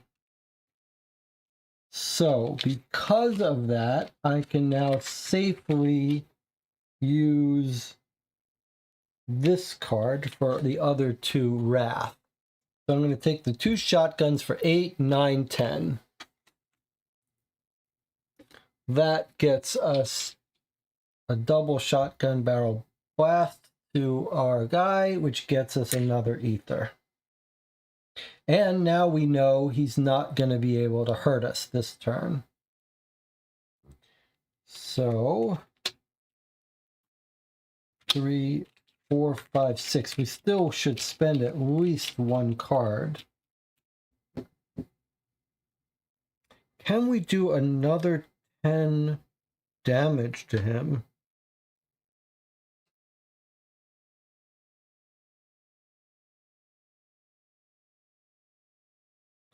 Five. These are not efficient attack cards, though.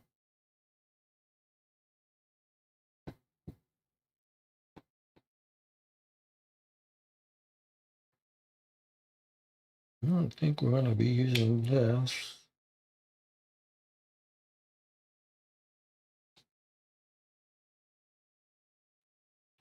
Five, we'd need 5 more. These are inefficient to use for this, but I wonder if we shouldn't...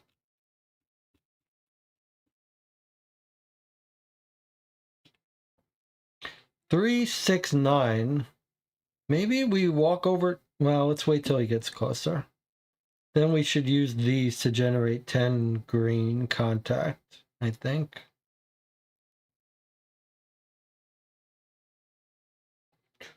4, 5, 6, 7, 8, 9. I'd like to spend one of these at least. He's probably going to come to us.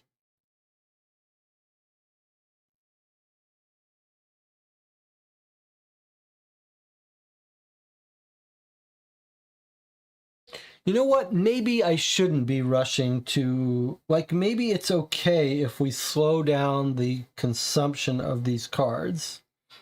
Although I suppose the question is, how many turns do we have? But I do want him to come over here.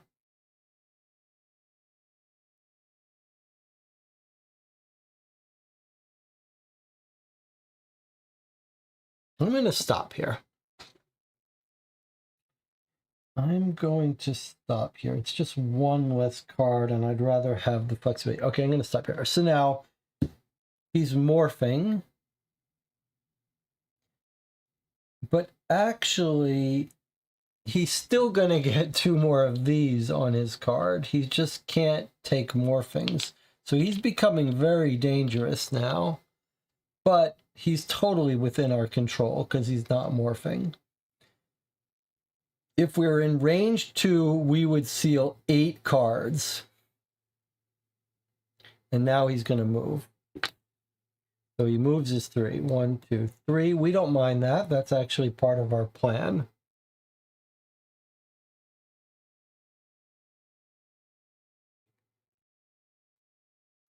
The next turn is a heart turn.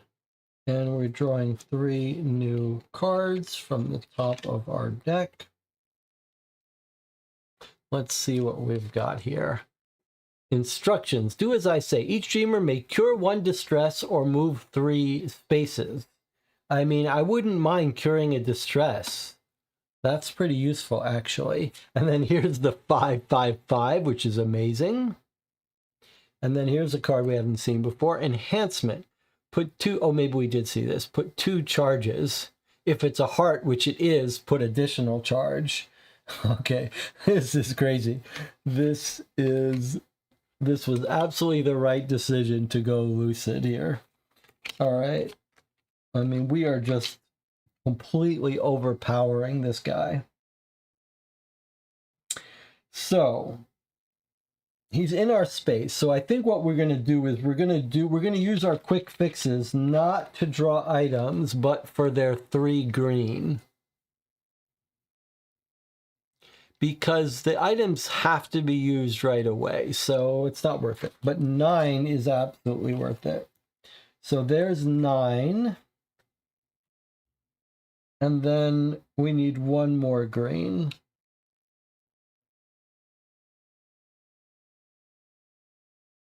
It sort of depends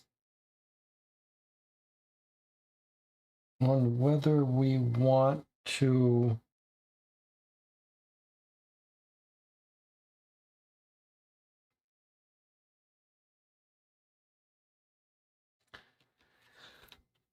Nine.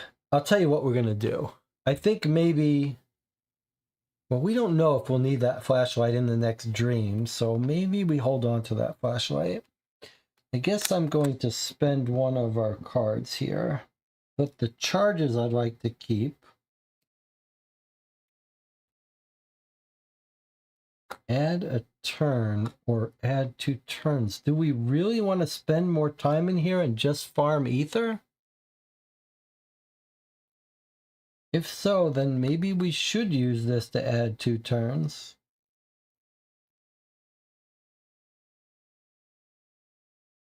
We do have to be a little careful, because if we make a mistake and get caught, it's going to be a lot of distress.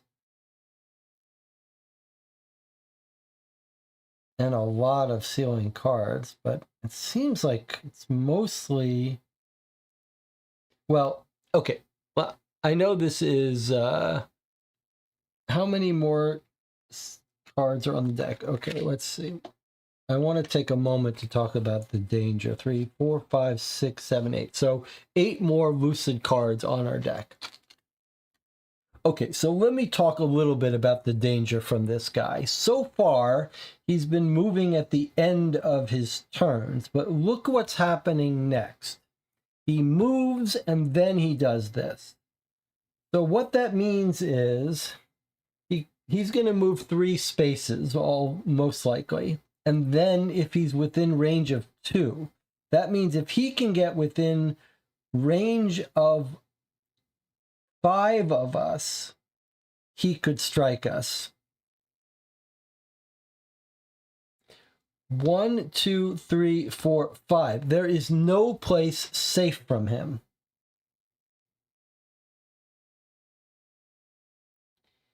That means that wherever we go now,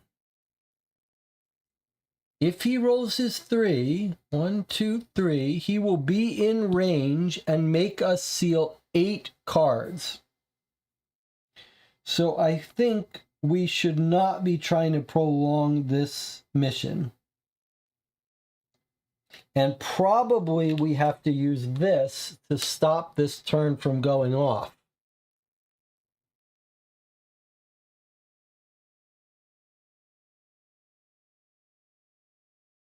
Otherwise, we're going to end up sealing 8 cards,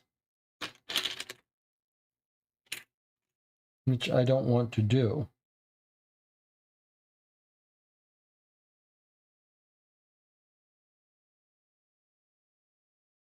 So let's go ahead and do this.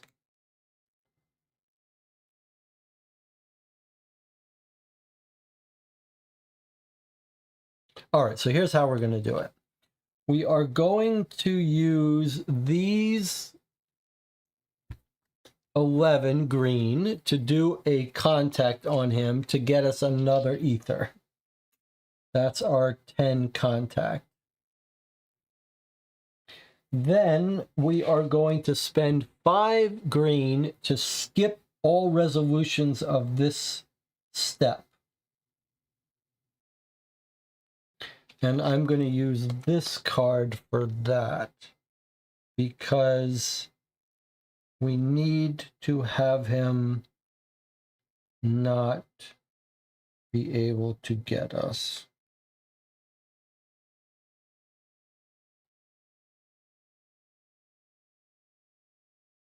I think that's the right thing to do. We don't want this to go off. We don't want this to go off because if this goes off, he can reach us and seal 8 cards. So I think that is the right thing to do.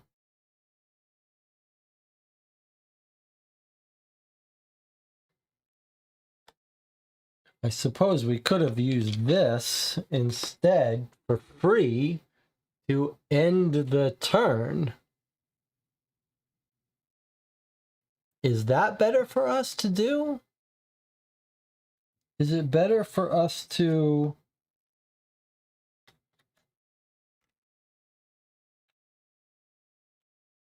I wonder if it's better for us to hit him a couple more times now and then end this turn.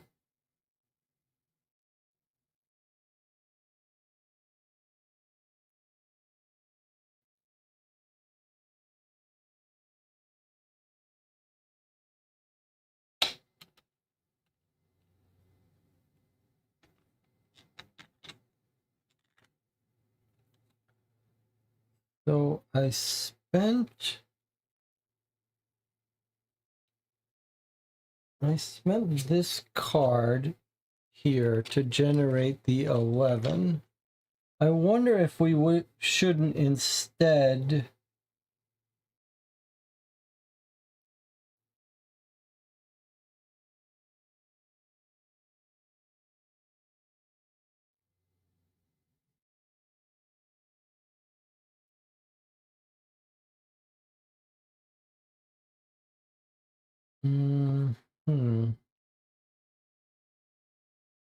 All right, let's stick with what we did here.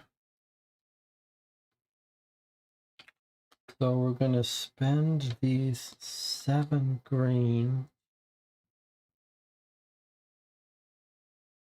to block this turn from going off. All right, we'll try it. We'll try it. So that's not going to go off.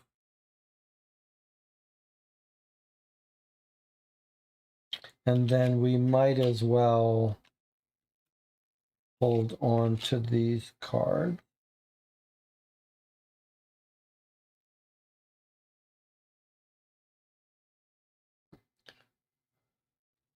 We could get ourselves into trouble, but if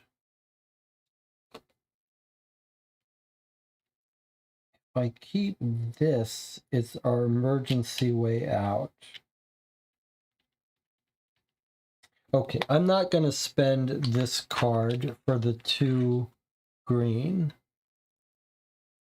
I'm going to spend this flashlight for the 2 green.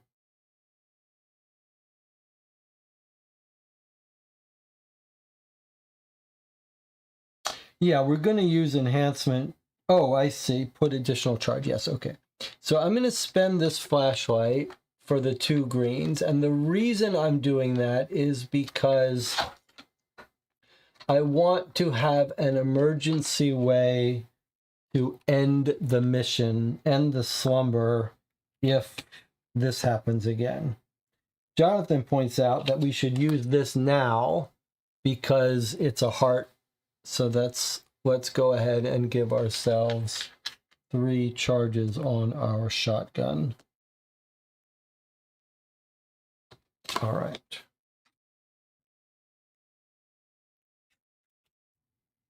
Now we end our turn. Okay, this doesn't go off because we blocked it completely. Next phase. Yep, this is exactly what I said. We are going to have to force, we're going to have to use this to end this turn. Because we can't get far enough away from him to avoid him sealing 8 cards. 3, 4. So let's just see if we can get ourselves another ether, which surely we can before this happens. All right, we've got some new cards. Bottomless backpack. Restore 3 items. Oh my god. Restore 3 items. Ether ring. If you are in a red space, a spawn space, gain an ether. All right, we might be able to pull that off, although it is inconvenient for us. And then we've got another enhancement to put 2 more charges and a toxic cloud, which we don't have any use for. These lucid cards are so amazing. All right, let's see how many ether we can get from this guy. We are going to have to do this because we cannot get far enough from this guy to avoid him killing us. If we had enough blue gems, we could keep re-rolling this and try to get this one, but I don't think that's going to work. So we're going to end up using this to end this mission. So that's fine. Let's just try to do as much damage to him while we're standing right next to him as we can. So the shotgun blasts are 4 each, so that's 8 damage. And then we can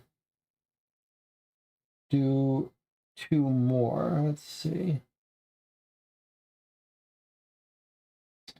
What's the cheapest way for us to do 2 more? Well, actually, before we do that, there's no way we're not doing this to get 3 items for our next game, right? So we don't care about this card, Toxic Cloud, but we don't have any 1 greens. So we'd like to cure. I guess this doesn't really help us. So I'm going to go ahead and spend this. So we need to pay 2 green to this, and we're going to use our alchemy card to pay for that. And we're going to restore 3 items.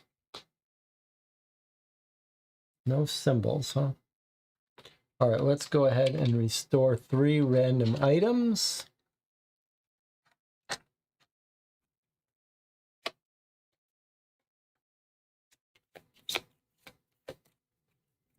One, 2, 3. So we've got the Book of Water, which lets us travel in water. Useless now, but it is 2 green. We've got Strategic Plan, which is Great. That could let us get an extra ether. And then we've got a key to everything. We could gain a key or gain 3 keys if we give this up.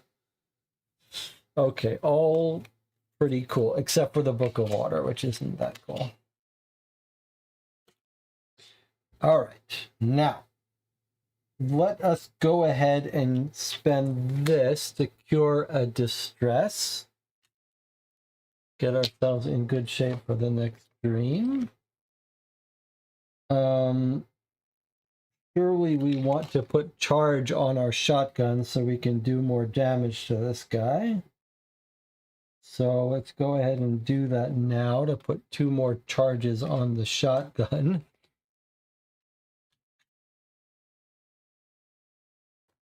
I can't believe how powerful our shotgun is now.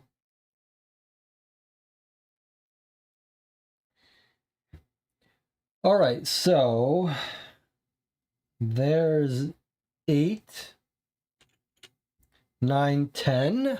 So a double shotgun blast right in his face for 10. And then we could do another 8, 9, 10, 11 to get him again.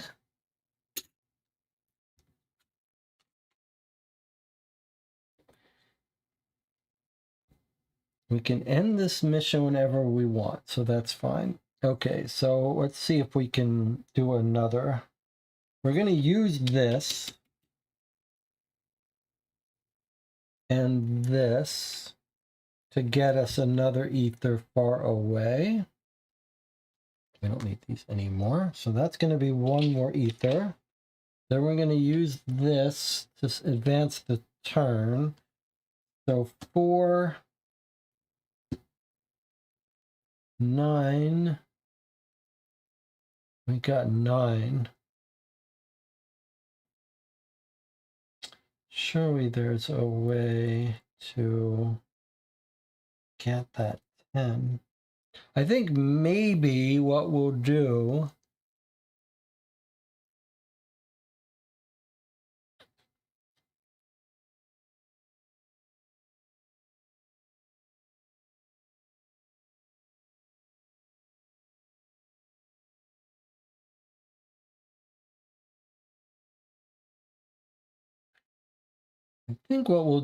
is this. We'll spend this for what are you using to pay for the ability to cure distress? Oh, is that a cost? Oh, it is a cost. 2 green. Okay, that's fine. Thank you for catching that. I'm going to pay for it by throwing away the Book of Water. Even though the Book of Water could come in handy in another dream, it's better to get use of it now because we never know when it's going to become useless. Now,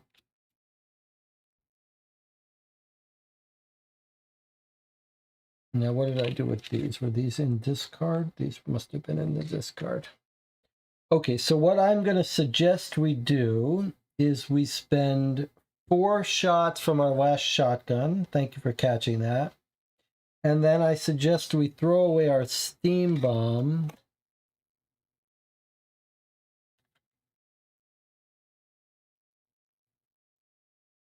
Ah, no, we can do better than that, I think. Or flip this card.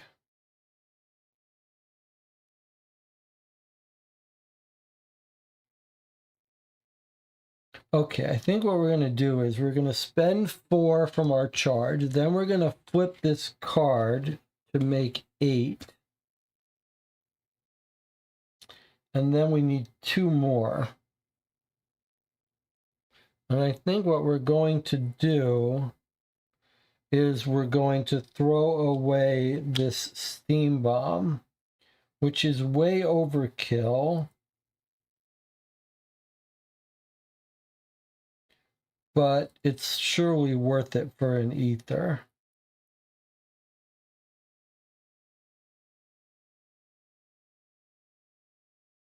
Okay, so that's what we're doing.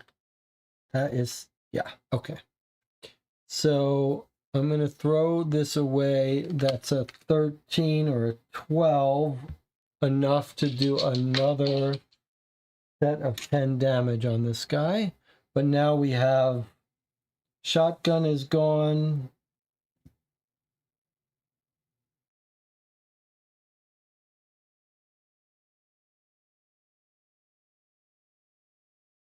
And now I'm going to use strategic plan to move 6 spaces. We're going to go 1, 2, 3, 4. That item is gone. And now we're going to use this.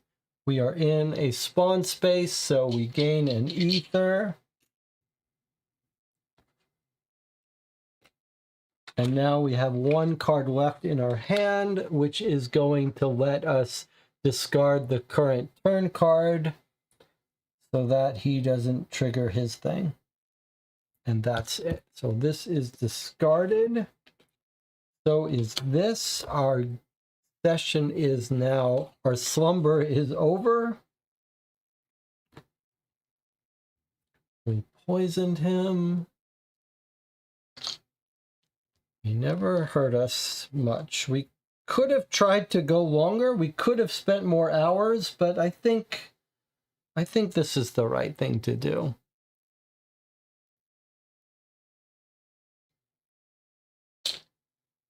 Now, let's see how to end this. So when you're out of turns, it's victory, gain the loot, and read 940. It's amazing how much we got, how much damage we did with assault. We thought our whole character was about green cards, but with that shotgun and long arms, it just turned out to be easier for us to assault him. Okay, so now looking at the last card here, and you could argue whether we should flip a new card or that, but we're going to do this loot. So we actually advance along our secret path. So let's gain our loot, which is advancing along the secret path. There is still, that's what got us the lucid mode, but we might as well keep going.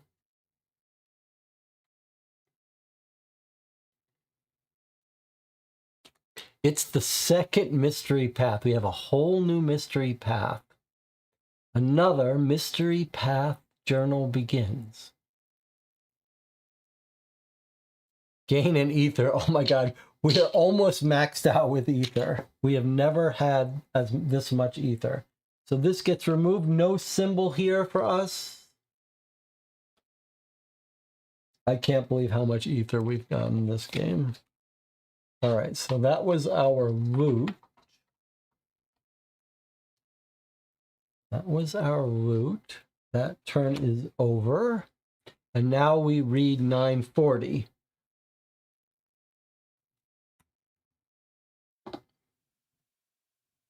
The tall man has had enough. We have no chance to hurt him in any way, but we managed to tire him enough to escape, and that's a victory in our books. The slumber ends. Return this slumber tile to the secrets. Add the next version of him to the slumber deck. So this one leaves us. We only had 1 shot with this guy, and we made the most of it. So this goes back into the secrets. 238V.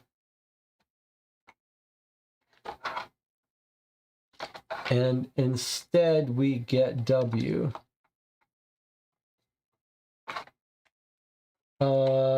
But there is no W. How can that be? Do we already have W? Let me just make sure that's right. There's so many cards here. There is no W. How can that be?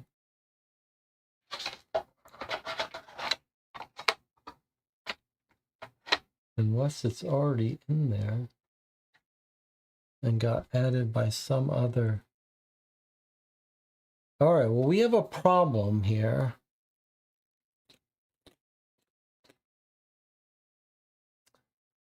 We have encountered a problem because I do not see that card. It's not in our current. Let's see if we already got rid of it.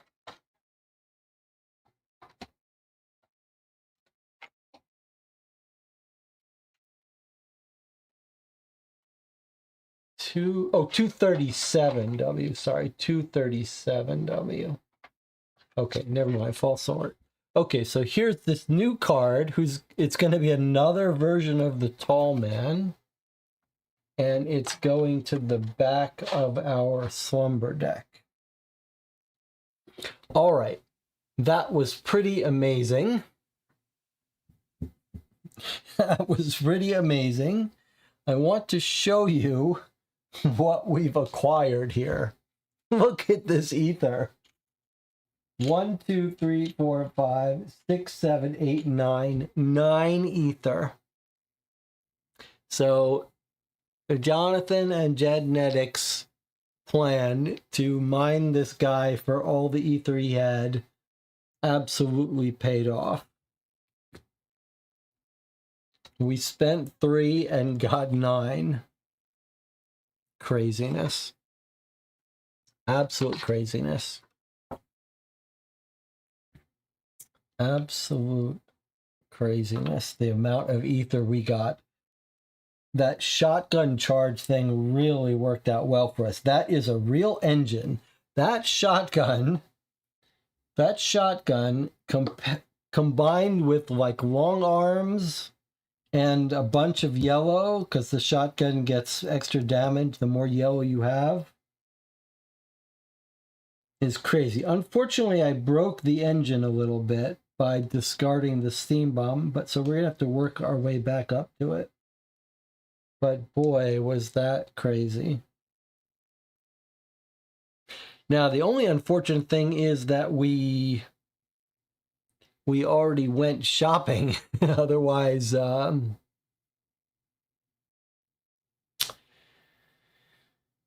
but now we will have enough to go back into lucid mode. So we still have 4 cards in our stack of lucid dreams. I have to go through the discard and remove all the lucid cards we spent. Let's do that. These are all considered sealed and inaccessible. Now, there was some discussion about could we go into lucid mode before we run out of our cards? You cannot reshuffle your influence deck if any lucid card is visible at the top.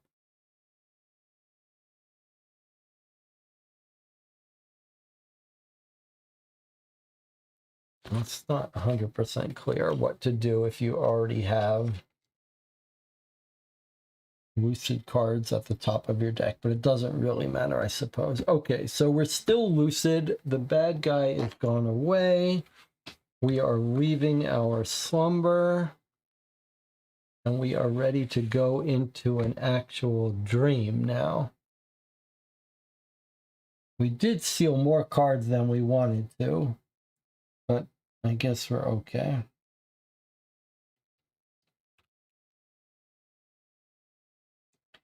You know, it just occurred to me that sealing cards when you're in lucid dream mode is not the worst thing because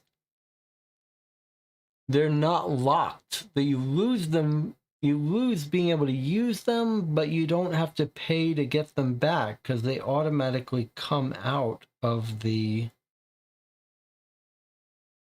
They automatically unseal at the next lucid step. All right, well, we have enough keys.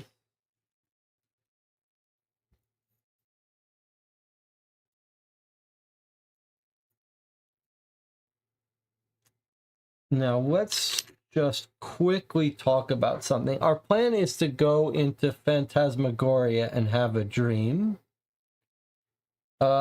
We could take a shortcut that would have us seal one of our lucid cards so we wouldn't get to see it, but on the other hand, it wouldn't be sealed for long. I do want to point out that this card here, we have 2 flaws in our deck. And I wonder if we shouldn't use this to gain a key now rather than let it get swapped. Surely it's worth 3 green to get a key. Don't you think? So I think maybe we use this rather than risk losing it. So I'm going to go ahead and use this and get a key. Even though we're pretty good at getting keys, you could argue what's the point anymore. But I'm going to go ahead and take that key just as a matter of principle.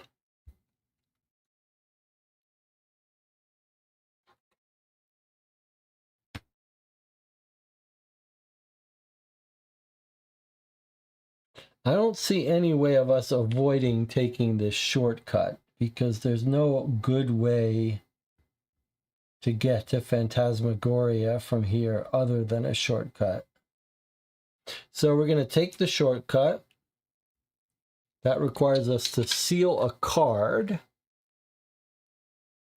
This is not going to go into our normal seal. This is going to go into the special lucid seal. Let's just take a look at it. It's a cure. That's too bad we lost that one. That would be a nice one to be able to use. Okay, and now we can have a dream in Phantasmagoria. Now, how does the group, and I say use that word very lightly, feel about having this dream now? Do you want to have the dream now, or do you want to end the session here? We've been playing 2.5 hours, so a pretty short session. We could absolutely go into this dream now. I've got the energy. I'm ready to play it. Or we could end the session here if you're feeling a little burned out from that thing, and I wouldn't blame you. And we could start off the next session in the dream. What do we all think?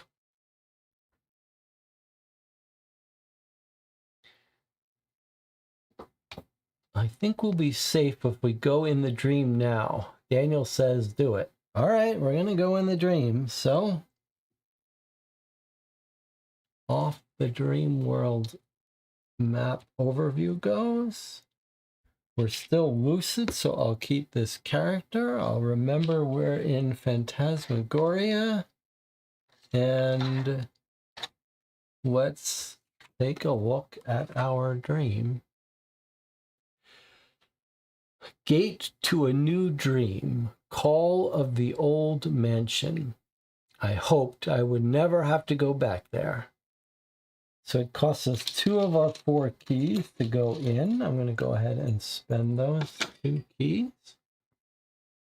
We can cure 3 or unseal the top 3. Okay, so we are going to unseal the top 3. 1, 2, 3. 2 left still sealed. These come back to us. These are our high assault value cards, so it's nice to have those back. Those will go in our discard. Okay, 1/9 secret cards. Now remember, we have just unlocked the ability to have this dream, so I am curious if this is going to be a tar dream or not, although no enemies mentioned here. The locker. All right, so here is 1/9, and most of them are setup cards. And then the lamp gets spawned. Is the lamp an item? No. All right, we're going to have to figure out how to make this work. Okay, let's take a look at the setup cards. Whoa, this looks different. Here's A2. It's the locker, but we've made friends with the locker. So why is he still here? Then we've got this card. What is this thing in the middle? And we've got this card. Secret cards as well. Barricade, impossible to pass. Look for a transition. It's got some real surreal art on this card, on these tiles. Do we have any symbols that look like there's surreal art? Not really. It's too dark and high. This really feels like we could use the flashlight in here. And then we've got this card. Who's there? It's a curtain. It's too dark. Okay, so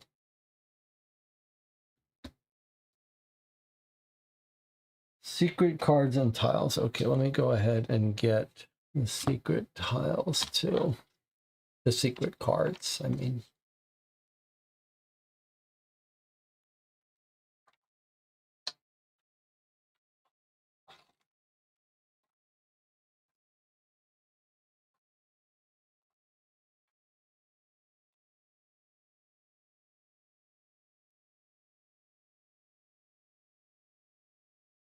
Oh, lots of cards for 1/9.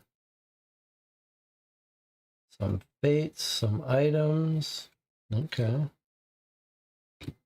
All right, let's put these out on the board.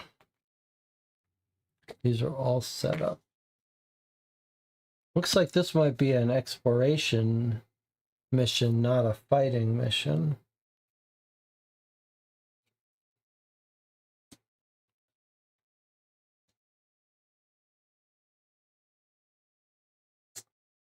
Five setup tiles. 1, 2, 3, 4, 5. Okay, so there's our thing. And I have the secret cards here. Spawn the lamp in the center special slot of the A4 tile and spawn the locker in any space of the A2 tile. So a lamp is moving around and is shining light on things. And the locker in any space. Okay, well, we have the locker. It's a friend of ours, or at least it was. Any space of the A2 tile. All right, well, I'll put him on his locker. But now, what is this lamp?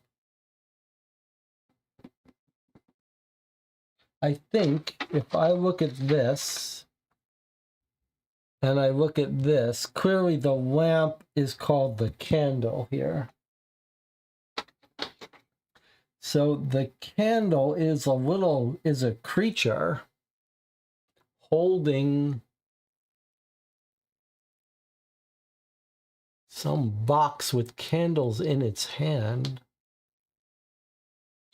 All right, so I'm going to put that right where it's shown there. Okay, called lamp on this card, but called candle on the box. And then no instructions about what to do with these cards. And where do we start? Here somewhere. Let's not forget our flying cat. I'll just put him right here. All right, let's read our introduction. 950.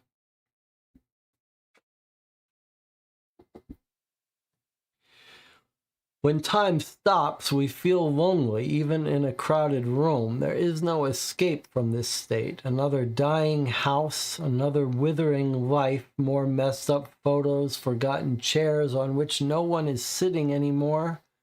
Dirty basements full of forlorn memories, empty and stinking rooms.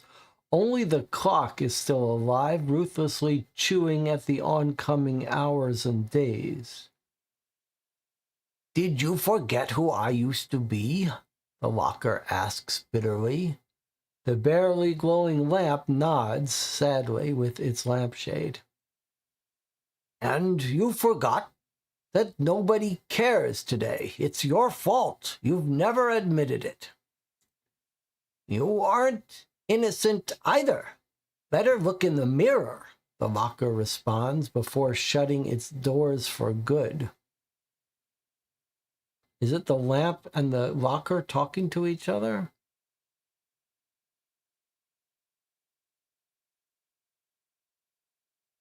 The locker says, "Did you forget who I used to be?" And then the lamp nods sadly. And you forgot. Nobody cares today. It's your fault. You've never admitted it. Oh, you aren't innocent either. Better look in the mirror. And then shuts its doors. Okay. And now the back. Maybe this will explain everything. Choose whose side you'll be on and find a way out of this toxic household. The range from the lamp is the range from the tile that contains the lamp.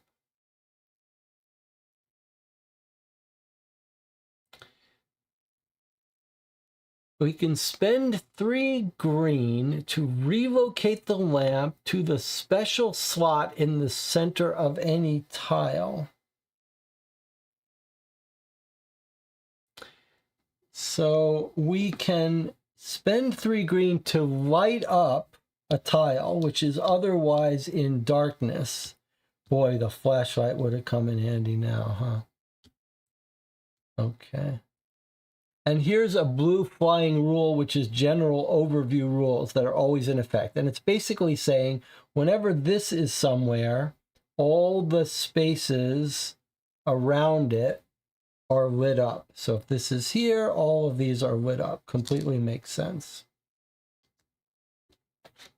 Okay, and then you can move the locker for 2 wrath. And then you can talk to the locker or talk to the lamp. And then when the red effect triggers, if you're in darkness, you seal 2 cards. Okay. What an unusual dream we find ourselves in. For 12 turns with a big stack of secret cards, but not too many more map tiles.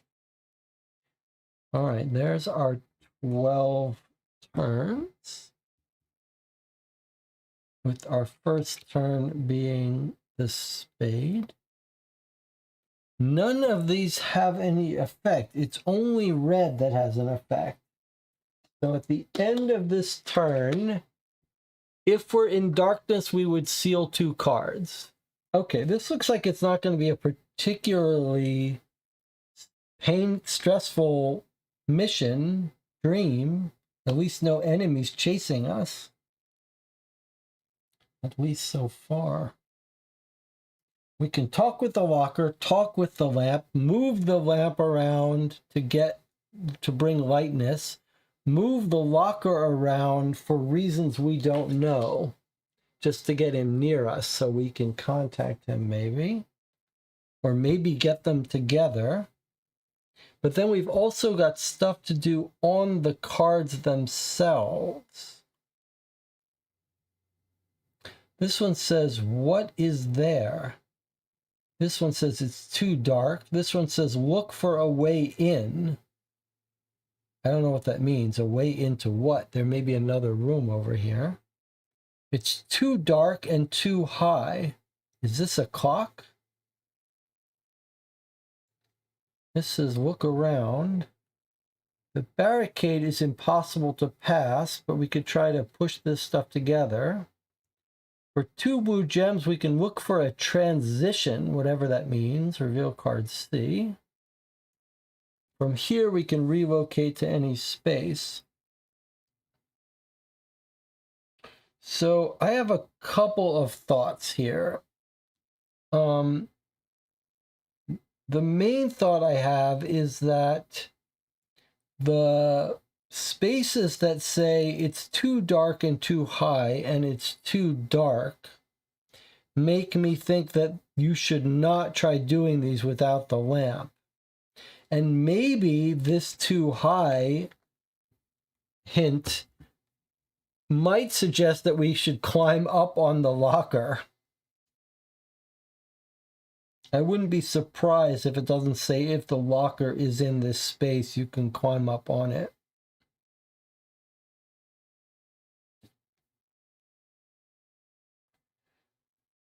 I'm a little nervous about looking in these curtains because it says what's there. I don't want a monster to come out and ruin our fun.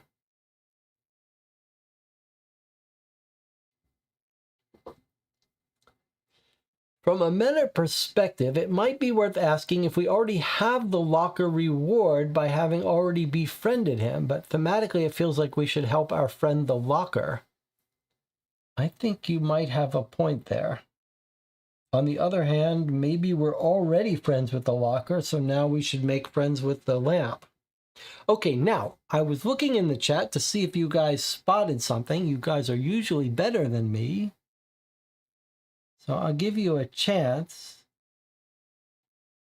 Where is the symbol? Because on one of these tiles is a symbol. Does anyone know where it is? I know you can't see all that well with this view. Oh, here, I can give you this view. It's a little better. Do you see any symbol? Because I see it. We don't have 2 blue gems. Let me just point that out. We're going to have to get gems before we do that. Although we could spend ether for gems or keys, which we have extras of. Okay.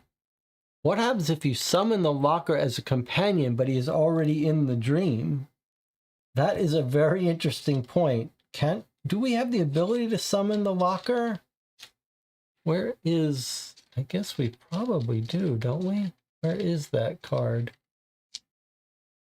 I don't know that we do have a summon locker. Oh, it's on a card. It's on an influence card. That is an interesting question, though. Okay, so if no one spotted the symbol, let me show it to you. It's here. I recognize that red chair.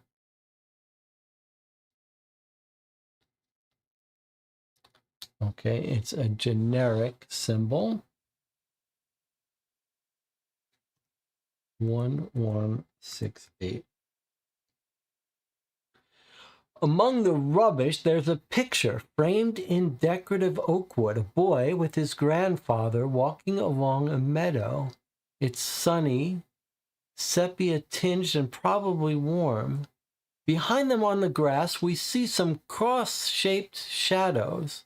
I guess they're planes of some kind. Are they bombers? In the second picture, we see lean, emaciated figures locked in wither hedge-like cages of barbed wire. One of the characters is trying to claw his way through the thorns. It looks like it'll be a grueling and grisly task. In the real world, it would be just impossible, but perhaps not so much in this one. Gain 241-0. So that's a card not part of this secret.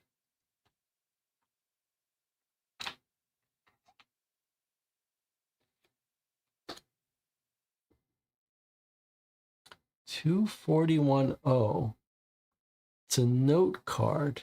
You may use this note card only during the I'll never forget those sunshine days dream. So we're not in that dream. So we can't use this here, but we can use it when we get there. I can see the gate in this hedge. Remove this card from the game, and you can ignore walls for 1 move. All right. That's pretty cool. Better than gaining a gem to get something cool like that. However, now we do have to get our own gems. All right, let's keep this nearby because we are going to need to refer to it. We are making good progress on our symbols.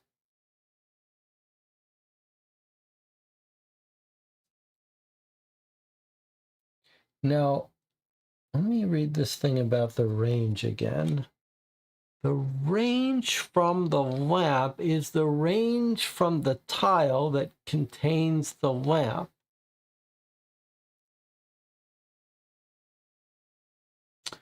I think what it's trying to say is that the lamp may be on a special space, and so it might be confusing how to calculate range. And it's just saying like any space here counts as where the lamp is.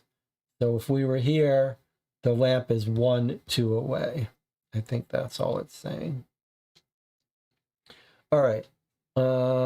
We can move the locker, move the lamp, contact the locker, contact the lamp. At the end of our turn, if we're in darkness, we seal cards. Let's go ahead and draw our hand up. This is the last of our Lucid cards, but we could automatically go Supernova Lucid right again if we wanted to. Okay, so hurry, hurry. Restore 1 chosen item.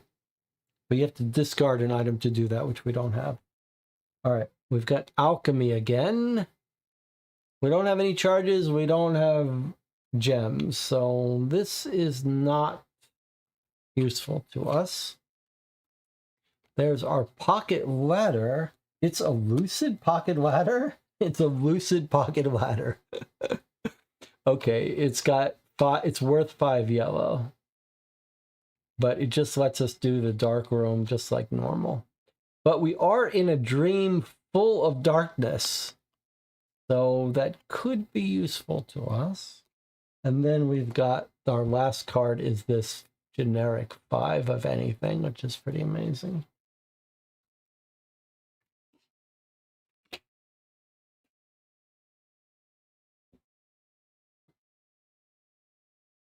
And we've got a shotgun that's flipped over that we'd like to probably flip over when we get a chance.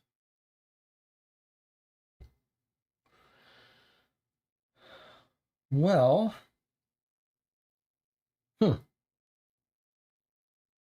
there is nothing of interest on this tile for us that I can see.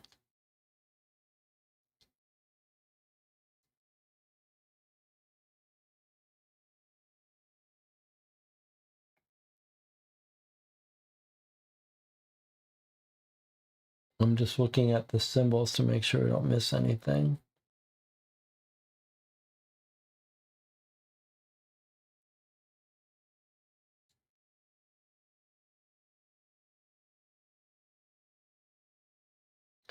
I suppose we need to be off darkness at the end of this turn. So I suppose my inclination is to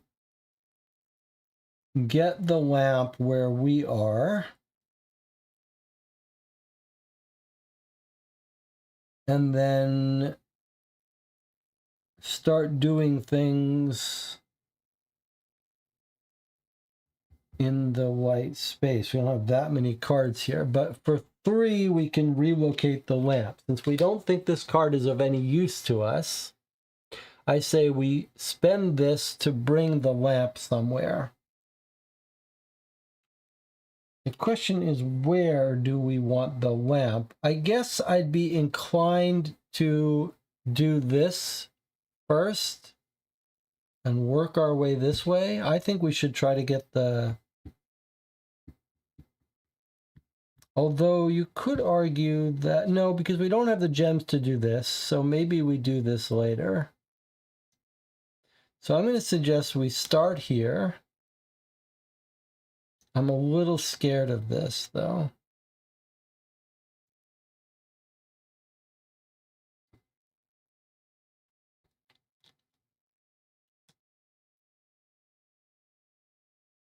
We could, you know what, maybe it's smarter for us to start here.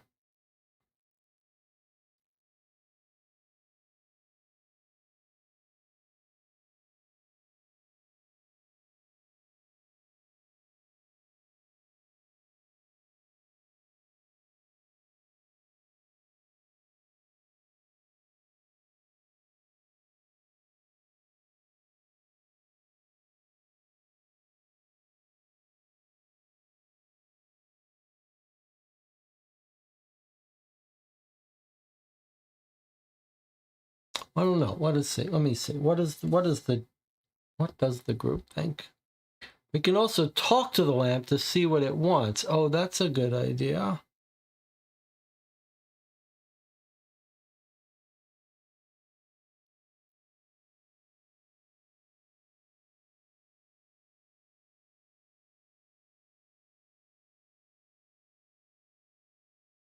All right. Let's start here. I'm going to spend 3 to bring the lamp over here. Oops, sorry, let me show you what I'm doing here. I'm going to start in this space where we can look around. I'm not going to try to do that until it's light. So I'm going to spend this 3 to bring the lamp right over to us.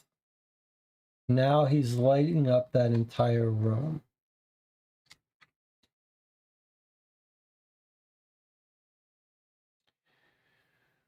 We could talk to him. We could look around first. It's a little bit wasteful to spend 5 to talk to him.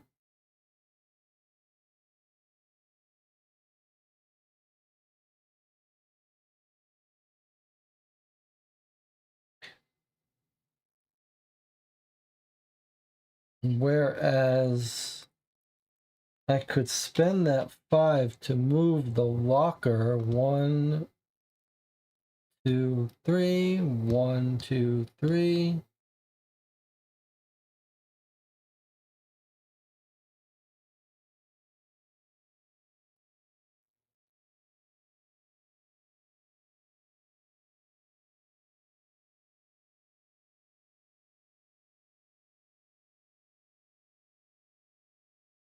All right, let's just look around first. Though I suppose if we're going to talk to him, should we talk to him first?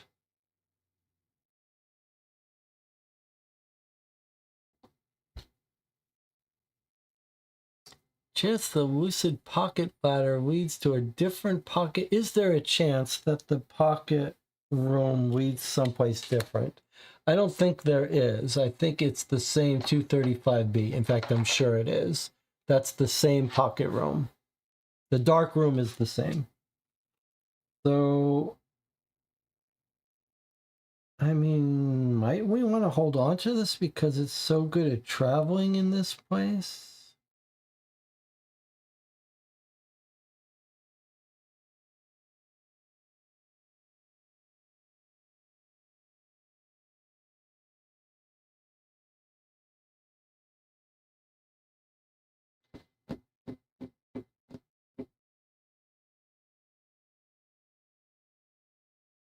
I'm going to go ahead and spend the luck. I'm going to assume we don't need... It's too easy to move. Well, is that true? Hold on. It's true for now because of the walls. But if walls come out, it's the dark room that's going to allow us to travel into there. So maybe we shouldn't spend that. All right, so change of plans. Oh, you can't move the locker through the wall. You're quite right. Okay, very good catch. That is very important. We have no way of getting the locker out of that room currently. That's a great observation. He is locked in there. Okay, now it's more interesting because I think we're going to need him over here to help us get the clock. So we're going to have to find a way to get this guy out of this room.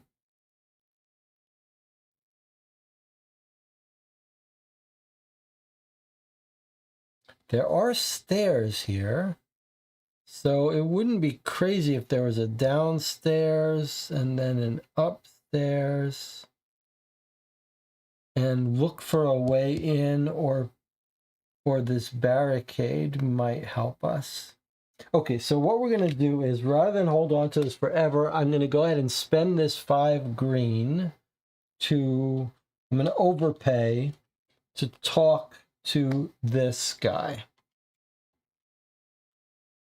I guess these got to go there. All right, let's talk to the lamp. 685.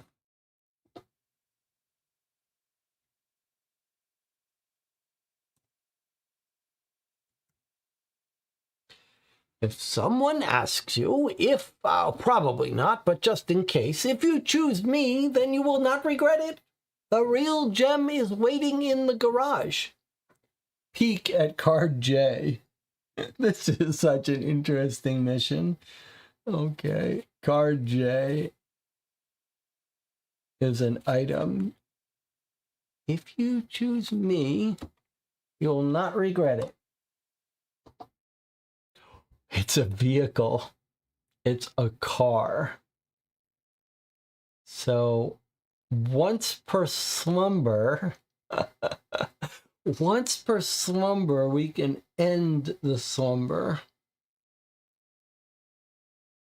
You have to spend an hour to roll the luck die. And then you've got 50% chance, 33% chance of ending the slumber. This is not that good for us. First of all, you'd have to have this, equip it, and you can only use it in slumbers, and you've got only a third of a chance of escaping. I don't think this lamp, I think this lamp is overstating the value of this card. I think our locker might have better supplies for us. All right, so that was us talking to the lamp. Note that we cannot talk to the locker, though, because we can't reach him. Also note that we can't jump over to him. We can't use the ladder to get in here because these spaces are not dark.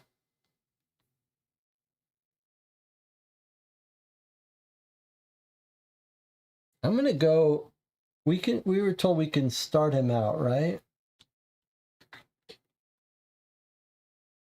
Spawn the locker in any space in A2. I'm going to not start him here. I'm going to start him here just because it seems like we might have a better chance of, in fact, we might have a better chance coming up this way. So I'm going to start us, I don't know, would we have a better chance of coming through this? Well, I'm going to start him here anyway. He can watch us. Okay, that's the end of our turn. None of this triggers except for the red, which just says if we're in dark, we seal 2 cards. Okay, but we're not in darkness. So now we have our next turn. The blue does nothing. We've got 4 more cards. We're out of lucid mode. We could go back into lucid mode, but I'm not sure it's worth it at this point. We have no one to fight. I think it would be overkill. Here's something we want. Gems.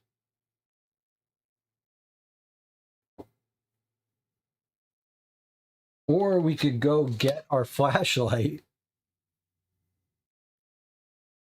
Seal this card, discard, and oh, we don't have an item to discard. So let's do that. Otherwise, we could get the flashlight.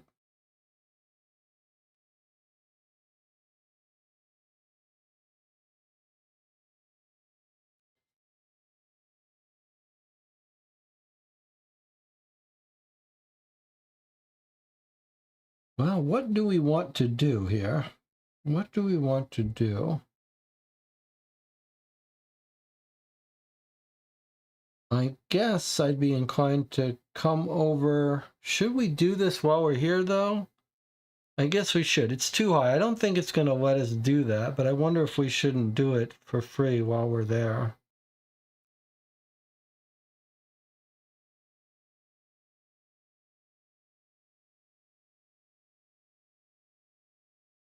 I'm going to go ahead and do that in case I'm wrong. I feel like we need the locker here to help us, but I could be wrong. So I'm going to spend hurry, hurry. Move to,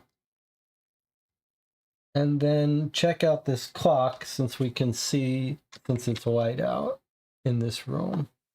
So the clock is 6:99. The age-old clock, the third great owner of this house, measures each smallest fragment of life, taking an announcement of its passage. If the lamp and the locker are both on B2, which is exactly what I predicted, then you can discard 2 turns and seal 5 cards to gain card M, an eternal riddle. Let me just see what type of card M is.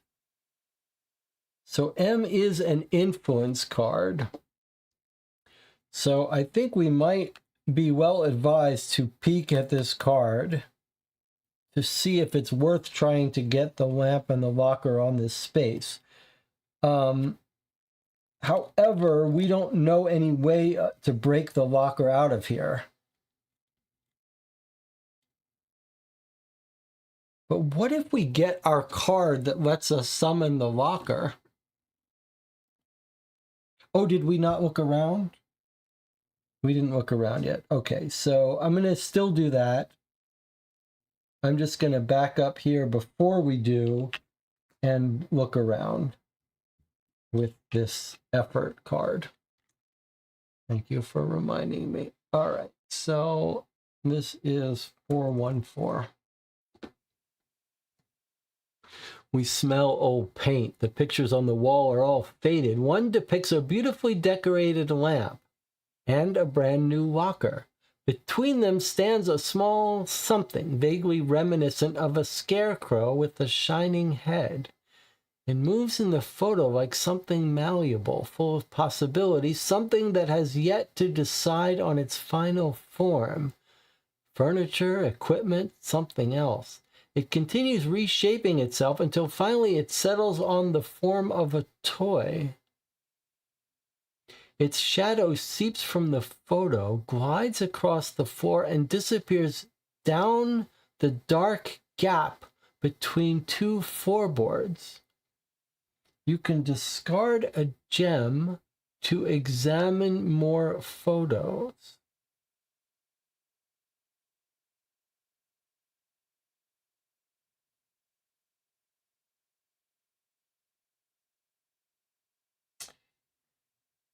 So we don't have any gems, but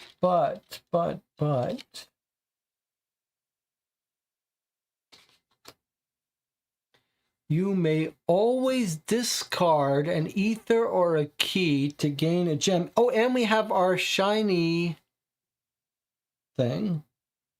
So here's what we're going to do. We can throw away keys to get that, but since we're already in this state, I think what we're going to do is we're going to use the So Shiny to get rid of a yellow and a red card to gain 3 gems.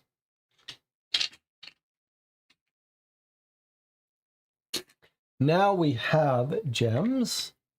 So now we are going to do this action. We're going to discard 1 gem to look at both of these photos.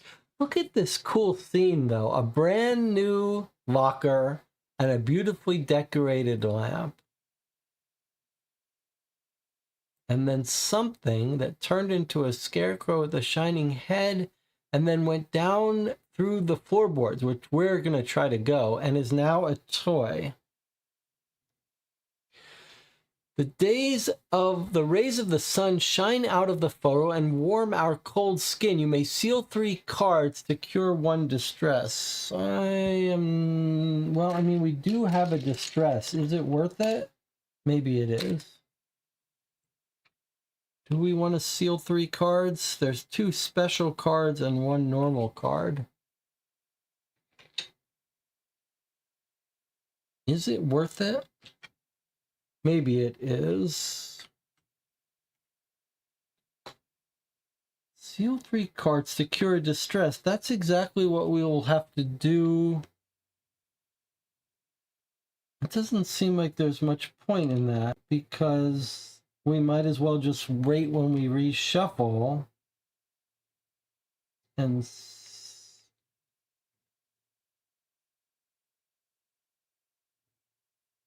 puts us right back where we were. I guess I'm going to say no. A terrifying portrait of an ancestor hangs next to it. Either the painter was prodigiously inept or the man was a monster in human skin. The picture is so ancient nobody knows the truth anymore. Suddenly, a movement. The creature from the portrait lunges out at us. His clawed hands draw us to him in a morbid embrace. Spend a gem or seal a card. Okay, I don't want to spend a gem. We need lots of gems in this mission, so I am going to seal a card instead. Just a normal card.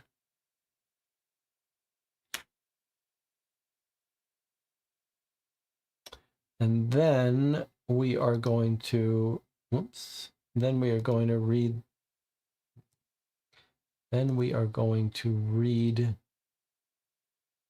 this one. Seems like we're allowed to see multiple photos for one gem. So here we go. We're going to do this one. When we look at the picture from one angle, the day is sunny and the garden is beautiful and well kept. The joyful family is immersed in conversation and children play and run around. When we look from a different angle, the garden's empty, neglected, and choked with weeds. The skies are gray and menacing. You may roll the luck die. Seal 2 cards or unseal 2 cards?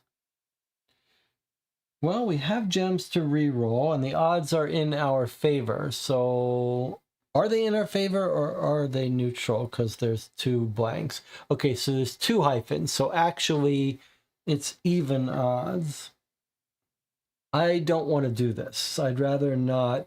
If we don't have any edge, and I don't want to spend the gems, and there are good influence cards on our deck, there's no reason for us to do this.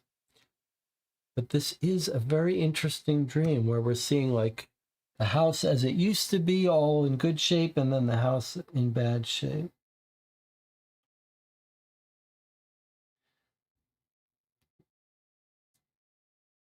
So I think we end our turn here.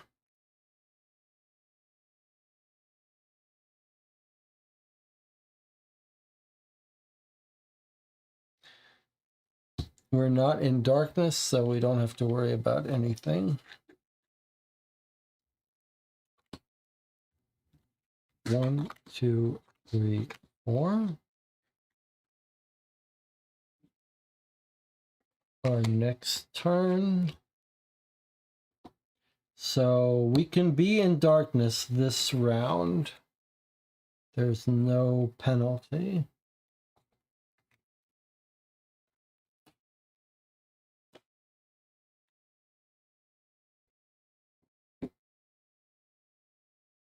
This crazy card that we don't even like. You're in water, you throw a gem away to put a token on it. That seems crazy. I'd like to sell someone this card. We certainly did not buy this. We got it. Tactics is good, but not for this mission where there are no enemies. Lots of red. I'm almost inclined to not do anything this round because we can hold 4 more cards. Nothing bad is happening. I'm going to just end our turn here.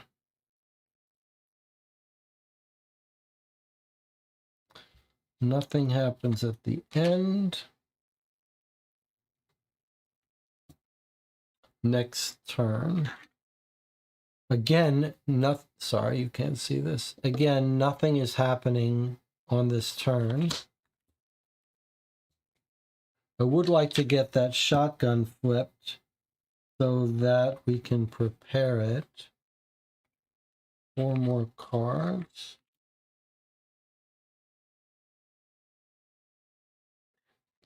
Wait.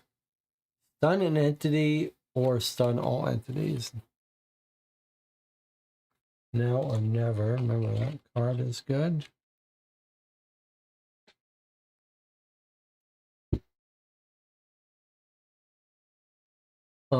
We're on the heart phase, so we would gain 1 wrath. We want to hold on to this until we can use it for gems.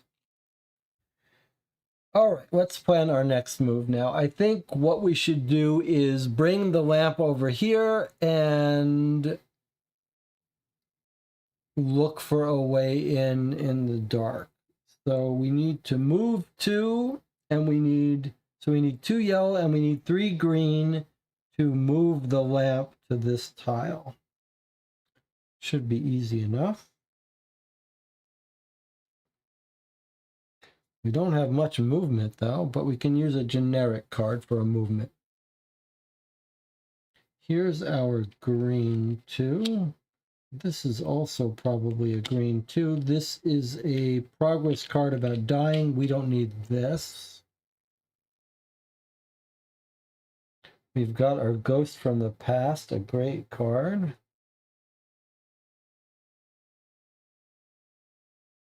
Why is that air conditioner so loud today? Can you hear that?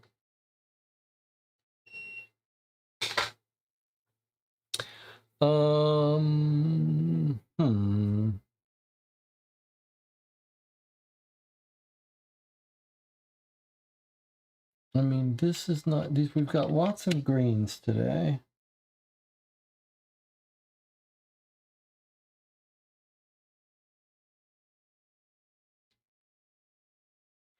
I guess what we're going to do is just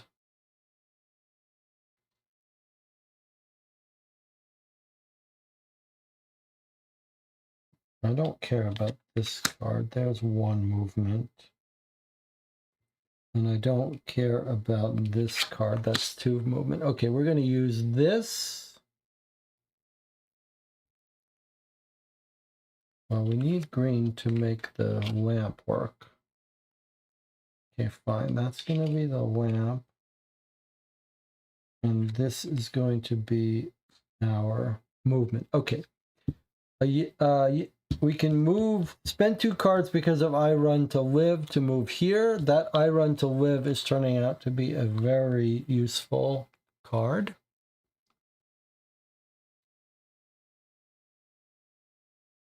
Spending 2 gems to get card C might help us get to the ladder.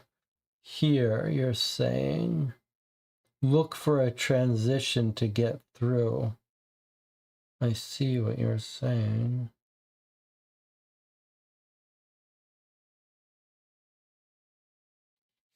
Well, let me take these back then. It sounds like, Jonathan, you're maybe suggesting that instead of going over here and doing this and bringing the lamp over here, we might be better off going for the locker and trying to bring him here.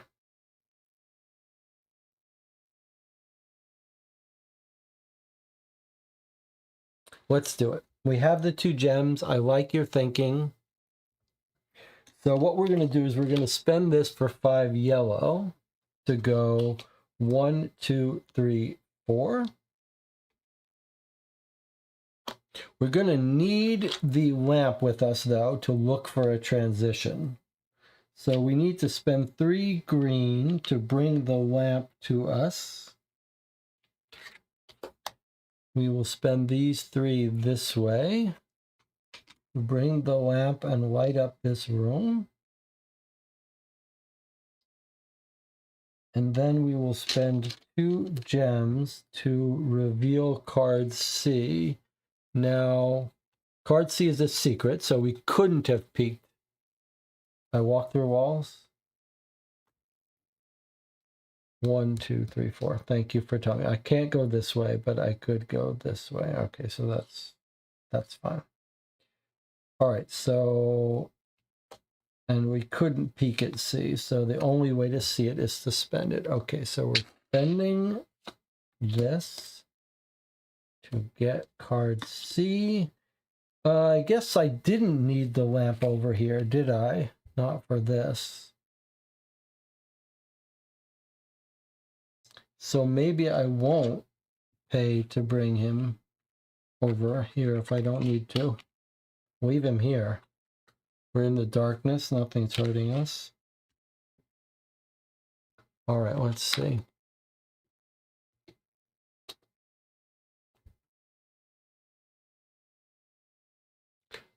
Uh-huh. Okay. 3, restore your mask. That's like ominous.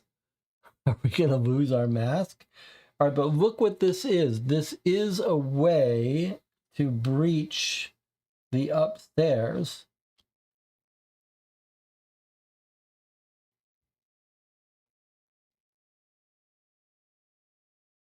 And I was smart to put him here, I guess. Yeah, okay. Restore your mask. Yeah, because I don't like the sound of that. So what do we want to do? We want to bring this guy over here.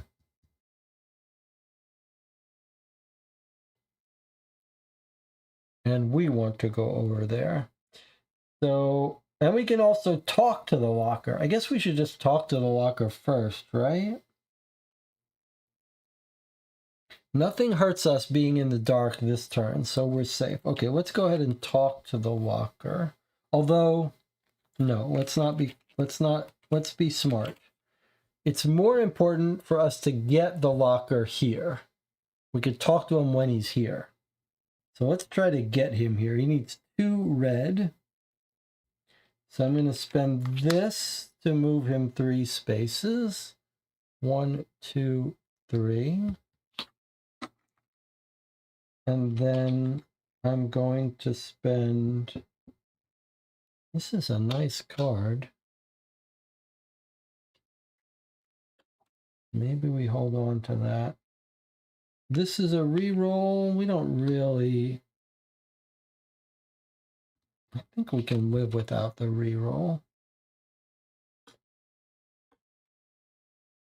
So I'm going to spend this to move him another 3 spaces, and he's going to stop right there.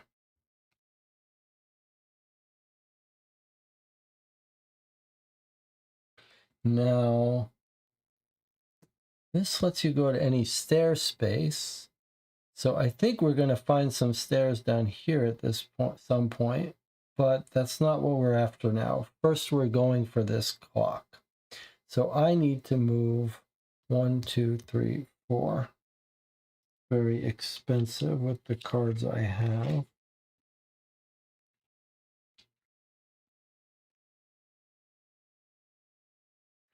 One, two, three, 4, 5, 6. I'd like to draw a card.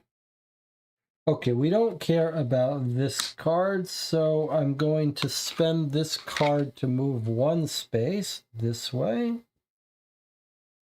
And now I've got enough room in my hand to draw a full hand of cards, so I'm going to stop here. This triggers. It doesn't care that we're not in darkness. Here's our next turn. Again, doesn't care about darkness. We do have 5 movement, though. So we may spend this now or never on the movement.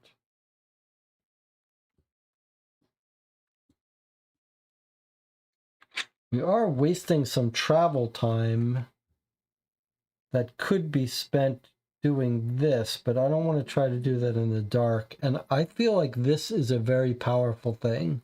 Like the clock was what was bringing them together. So let's see what we've got here. They're so shiny, which is a nice card for us.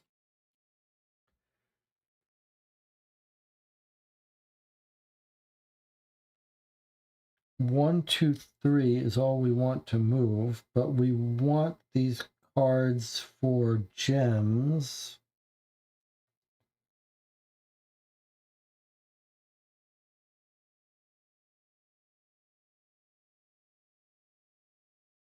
I'd like to save this to use after the clock to move maximum distance. So I'd rather not spend this for its movement.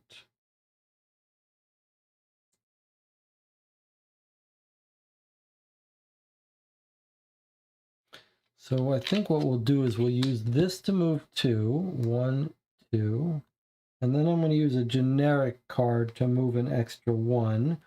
We don't need this one, so I'm going to use Run to Live to move 3. I move an extra 1. Okay, so now we're on this space. So now we are going to try to do this clock action. 699. This is kind of exciting. We've managed to get the clock and the locker together. We can discard 2 turns and seal 5 cards. Wow, that's rough. But I want this riddle. So, 2 turns. I'm going to say that we don't discard the current turn. We just discard 2 from the bottom. I'm not sure if that's strictly the rule or not, but we won't worry about it. We're going to use our clock to give ourselves more turns if we need to. And seal 5 cards. Wow, that's a lot of cards, but clearly that's important. 1, well, doesn't count. 1, 2, 3, 4, 5. 5 cards sealed. Yikes. That's a lot of sealed cards. Now the flaw, I think, I can't remember if we get this flaw now or if it goes back on the deck where we're going to encounter it the next draw. I think that's what happens. Not that it really matters because we can get it. We know what it's going to be. Discard an item. I guess we're just going to throw this away. It has no effect on us because we have no active item. Although I suppose we could get an item. It doesn't matter because if we did, we would just... Well, what's the rush? Let's look up what the actual rule is. So we're looking for a rule about flaw cards. 2 and 15. And what we want to see is... Well, it's a little tricky, but what we're looking for is what happens if you're sealing them. They're omitted when having to seal cards and then placed back on top of your influence deck. Okay, so I did it right. Sort of. It's supposed to stay on the deck. Jonathan has an interesting idea. We could activate the lucid mode and seal 5 of those instead. It is an interesting thing. Like, would you rather not have the use of 5 lucid cards and not have to unseal them?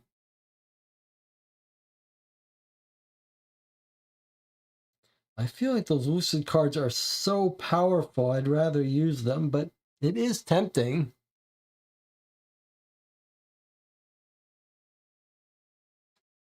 I guess it sort of depends on how long it's going to be before you unseal them.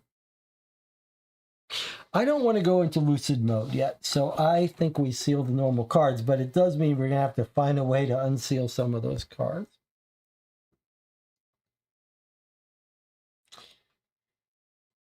All right, let's check this clock.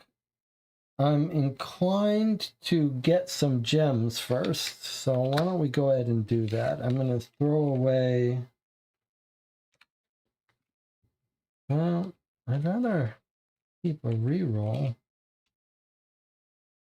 But I'm not going to throw away the... I'm not going to generate gems yet. I hope we're not going to need them, but we might. We have been using them before.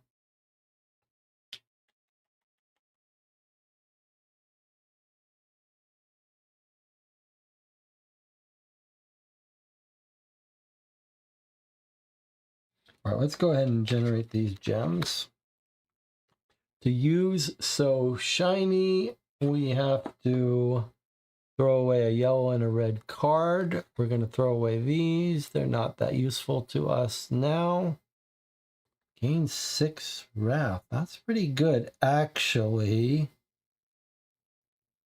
Actually, that's pretty good.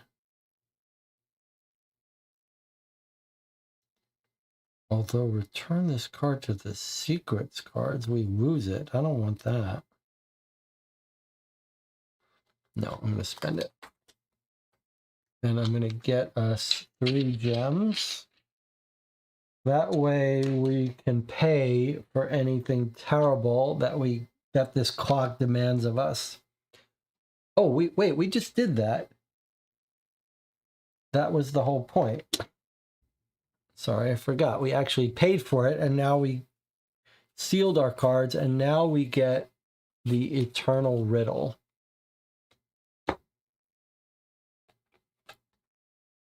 It's an influence card. It goes in our deck. Time is an illusion. Add an hour, and then we might suffer a wound, or we add 5 hours and lose this card. I do not feel like this was worth it. I do like the theme of this dream, though. It's all about time. I suppose it's nice to have another influence card. It gives us more energy. Sometimes we do need hours, so it's not terrible. It's not terrible. It's just very costly for us. But it's a temporary cost and a permanent gain. Okay. Don't complain. I just hoped that these guys would make better friends with each other, is what I was hoping. We haven't talked to the locker yet.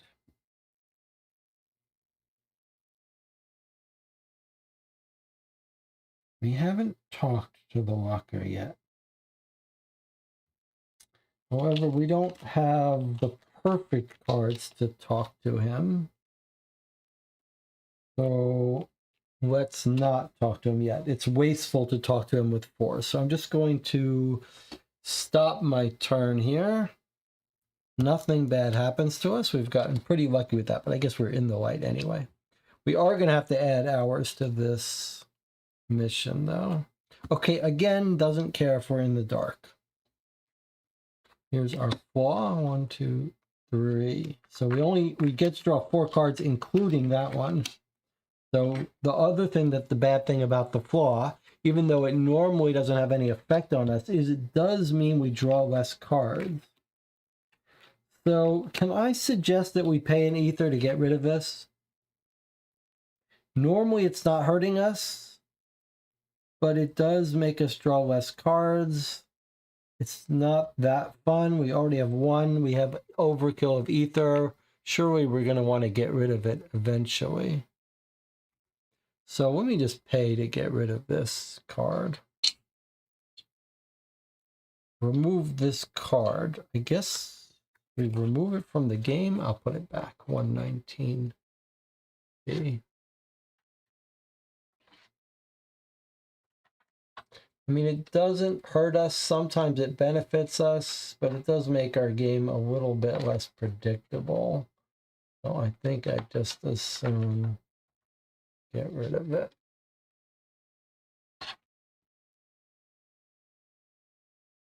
All right. Throw anything. Okay, let's talk to the locker now. Here's our efficient 3 green to talk to the locker and see how the locker is doing. I think we should try to flip this shotgun now so that we can start putting charges on it. But first, let's talk to the locker. That was my 3 green to contact the locker 103.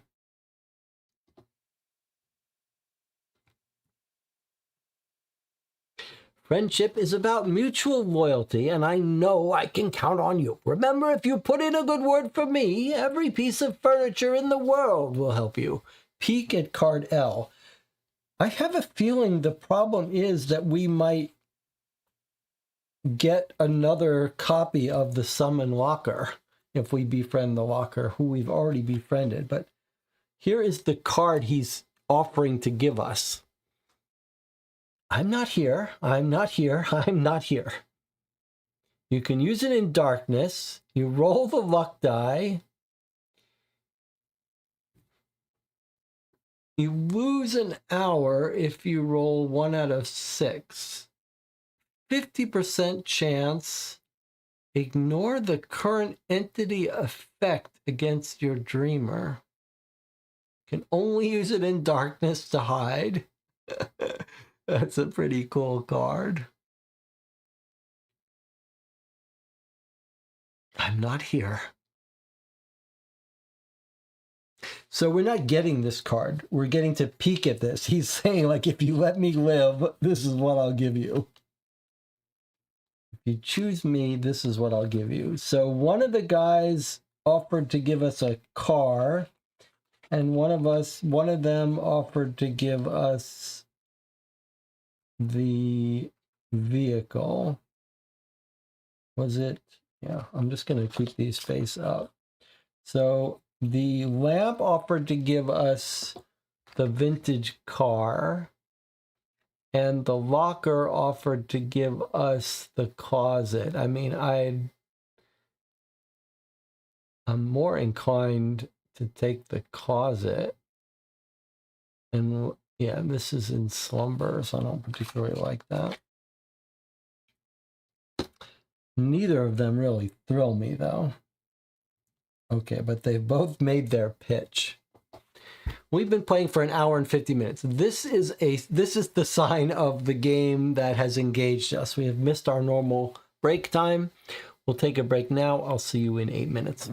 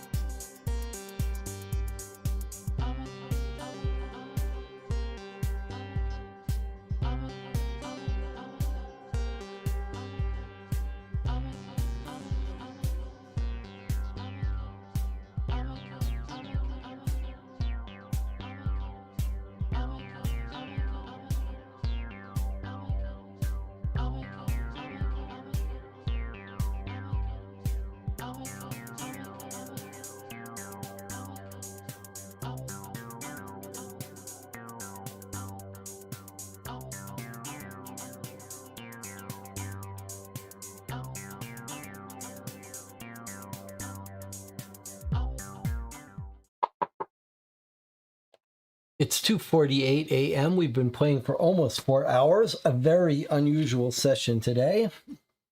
You can see here we are surrounded by a lamp, a living lamp, and a living locker in this dark dream about time and time making things go bad. It feels like we've got plenty of time. We've got extra hours we can advance. I want to take this opportunity. It's almost time to shuffle our deck. So I want to take this opportunity to bring out the shotgun so we can start putting charges on it. So I'm going to use our ability to discard this card and spend 3 green. We don't have 3 greens, so I'm going to have to spend 2 plus a gem. That's pretty wasteful, but I do believe it's important to unflip a card. That's our shotgun. This is my reminder when we put away the game when there's charges left on it. So the shotgun card gets placed. No charges on it though, but it has 1 built-in charge, I suppose you could say. I think our next move might be to come do this stuff. Get down to the basement. I don't know if this is going to be the basement or this is going to be the basement or both.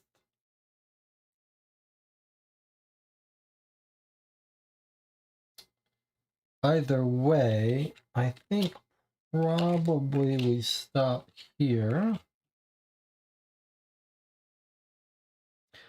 This triggers, nothing happens because no red, and we're not in darkness. Here's our next turn. Okay, so this turn we don't want to be in darkness. Now we're drawing our 4 cards. There's only 2 to draw, so we have to shuffle. This is not allowed in our deck.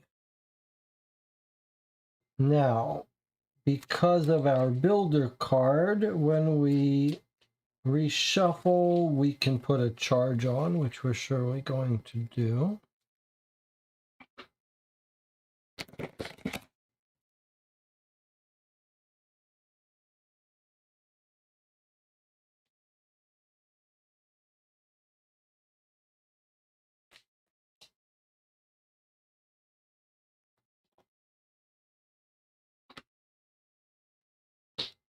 Why these cards and stuff.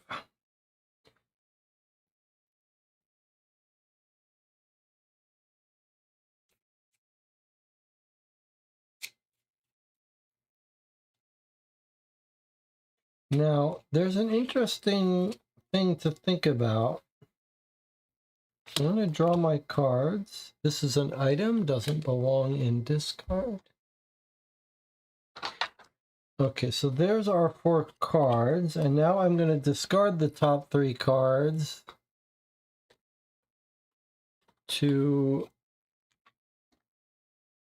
put a charge, but I do want to point something out before I put a charge on. So we've only got 2 yellow cards, so each charge now is only worth 3 wrath. Instead of putting a charge here, we could get a gem.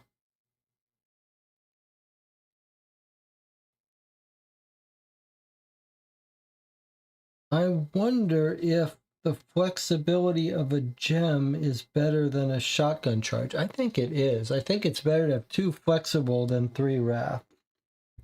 Although we do know we're going to need 5 here. Well, we don't know. Okay, I'm going to do that.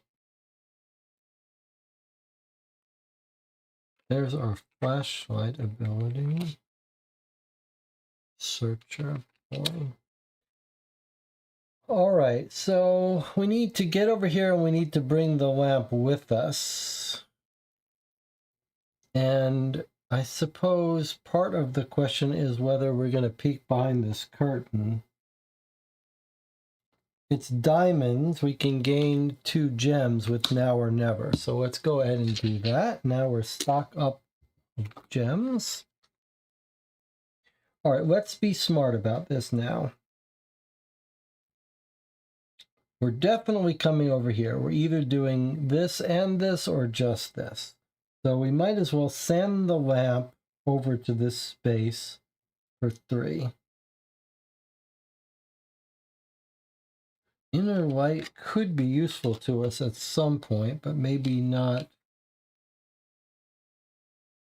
yet. There's no water here, so I'm going to go ahead and use Searcher for 2, and I need 1 more green for that lamp. I guess I'm going to go ahead and waste that. So that's 4 green, enough to send the lamp over here and light up this. Now I need to move 3 or 4.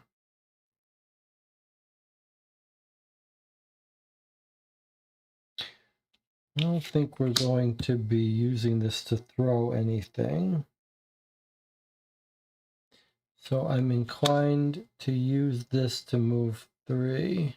1, 2, 3.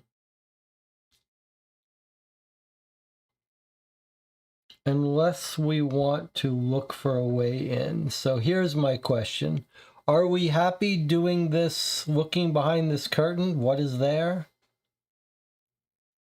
I think we are. So let's go there. And let's look behind the curtain with the light on. 233. Might be bad, might be good. What if it turns out the basement's flooded? Well, then I made a mistake. We sneak behind the curtain. The fabric flutters aside as we move past it. We push away another curtain and another, walking through a flowing satin corridor. There's a door at the end. You may flip 1 progress card to relocate to any space. All right, well, we don't want to do that now, I don't think, but we can do it later. We can do this action again.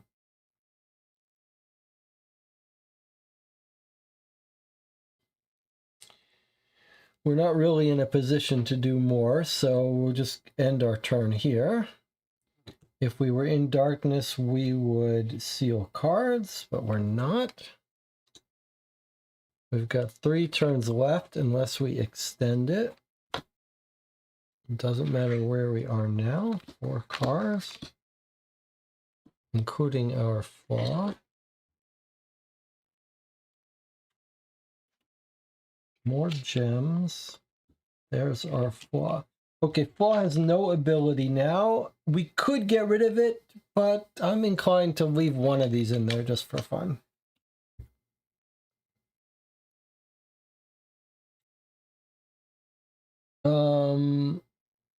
Now we reshuffled our deck, but I don't think we paid the cost. So I'm going to now give us another distress. I don't think I paid for that.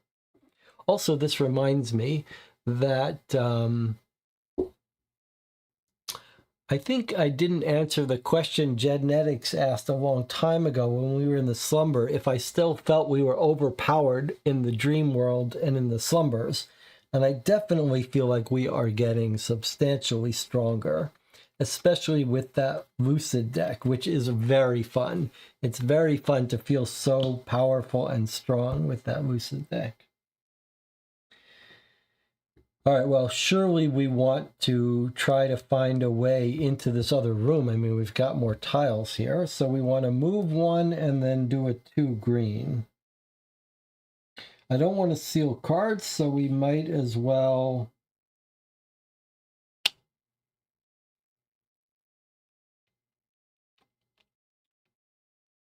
move 1 and then 2 green. Okay, I'm going to move 1. And I'm going to use a gem for the 2 green. Move one and then gem to look for a way in. I want to keep hold of shiny gems so we could get more, and I want to keep the flashlight just in case we go somewhere where the lamp can't follow. 508. We're looking for a way in now.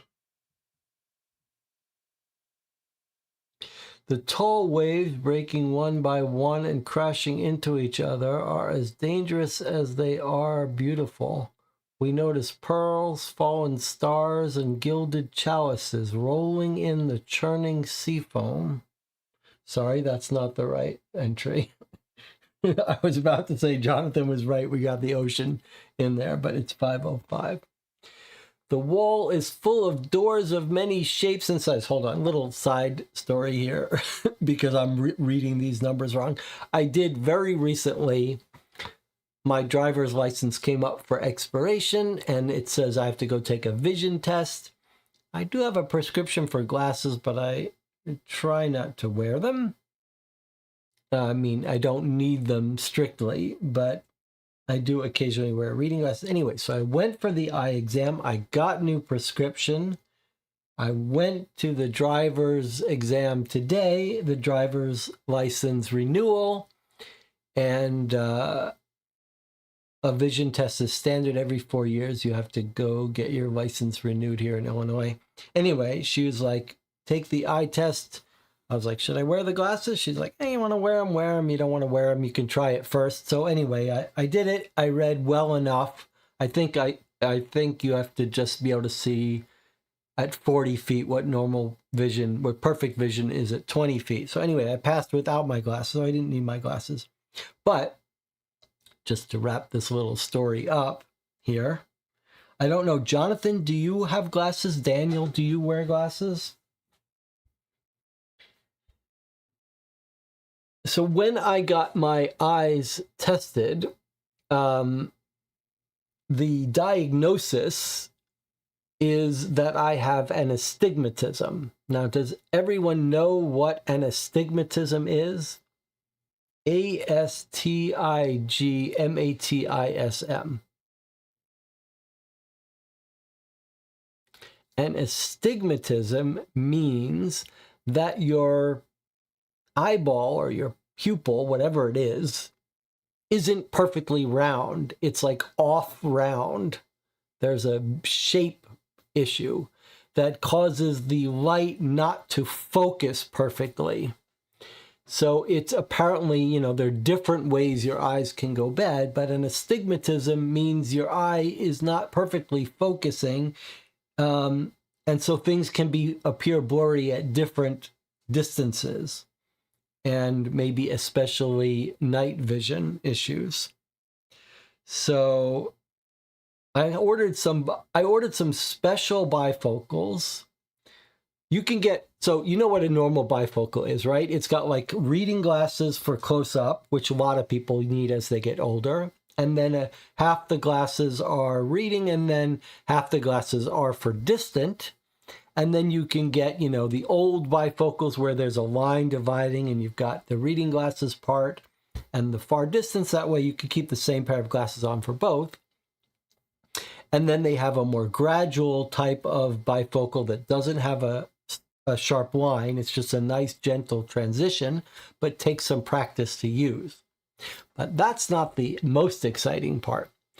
The most exciting part is that you can order online glasses now, and you can get glasses that are like bifocals, but customized for different distances. So normally when you get bifocals, you would get reading glasses, which I need like a 1.75 reading glasses, and then the sort of infinite distance focus for seeing something that's 30 feet away, 20 feet away.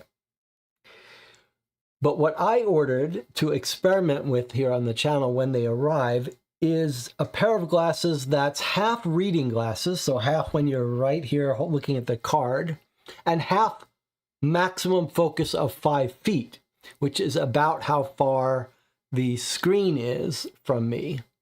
So if all goes well, I will soon have a pair of glasses that might be perfect to stop me from making these kinds of mistakes, which I'm sure the channel must get frustrated when I make.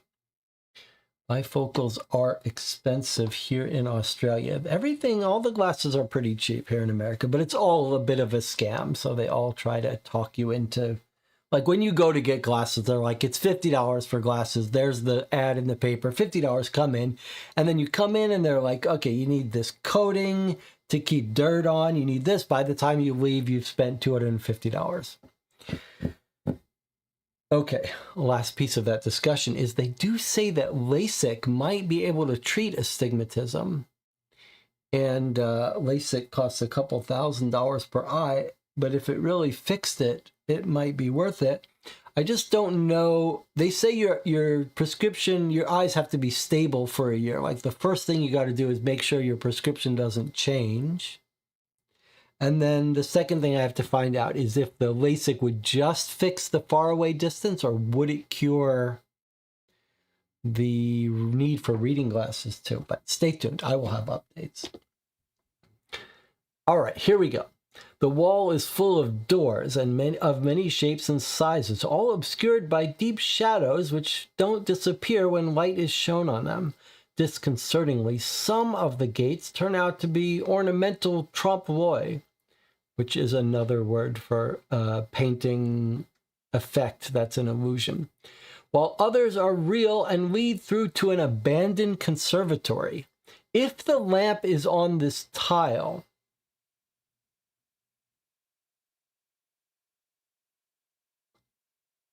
and then if there are one or fewer puppets, spawn a puppet. Okay, a puppet has just come out.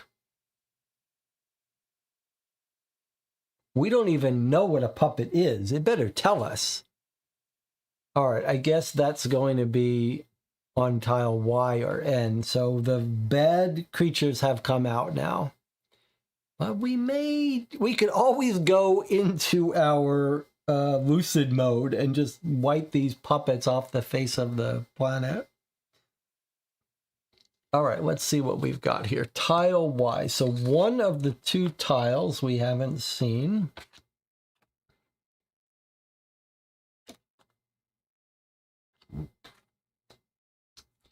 It's too high. I can't reach anything. If only I could climb on something. Okay, so it wants us to bring the locker with us. Wow, look, we've got 4 different rooms we can search. Why so high? Too high. It's too high. I can't reach anything. If only I could climb on something. So lots of plants here in the conservatory. It's the lumber room. Why is it called a lumber room?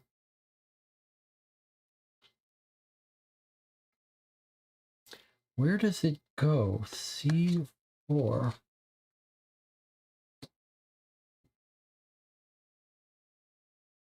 Wow, all the puppets are hanging out in there. Do we have any symbols for this? I don't think we do.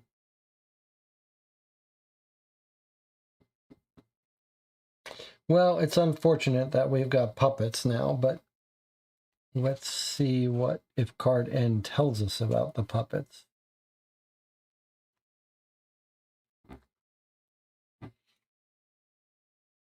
Tile Y and card N, that's the puppets. All right, let's take a look at what we're up against here. Place this card on the entity slot. The card is active until this dream ends. So puppets, they move 2 spaces.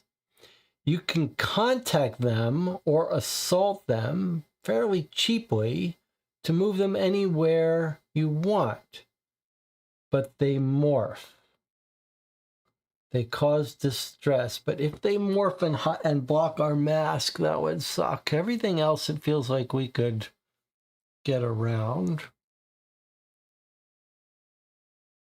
But we're supposed to spawn 2 of them, and we can't get rid of them.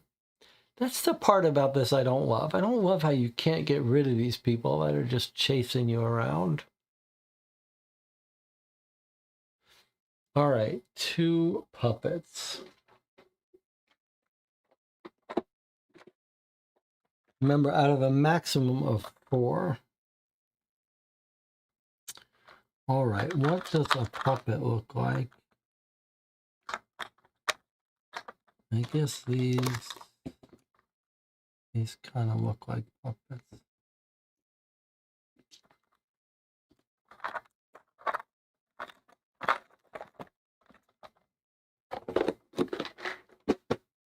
All right, so 2 puppets come out here. They must be spread evenly.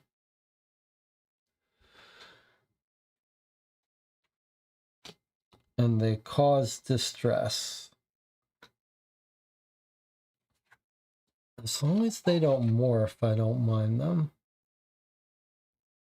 But wow, how are we going to... That's a lot of effort to go in here.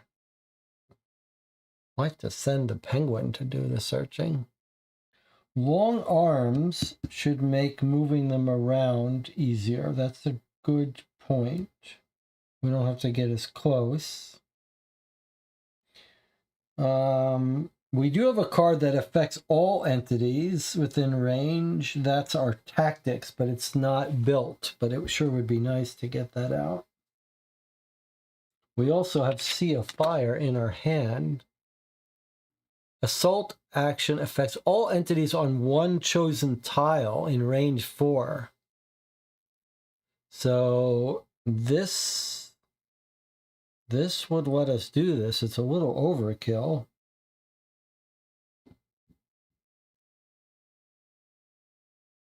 But it would let us send these 2 puppets all the way over here.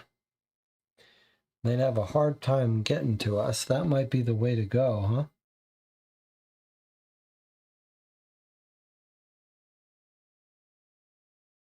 Then seal this card, and we got a 30% chance of suffering distress. Might be easier to just shoot them both with our long arms.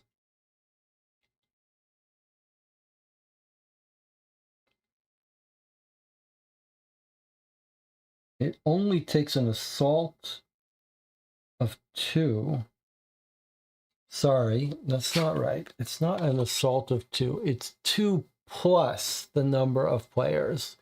2 plus the number of players. So it's a 3 assault. 3 assault. So that would be 1 shotgun blast.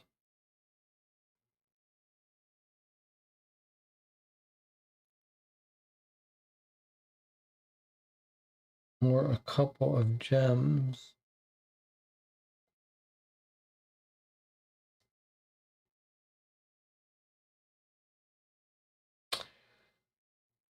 We've got a range of 2. Actually, we've got a range of 3 with the shotgun and a range of 2 with very long arms. So 1, 2, 3, 1, 2. But if we plan to come down here anyway, I hate that they're going to morph. But if we plan to come down anyway,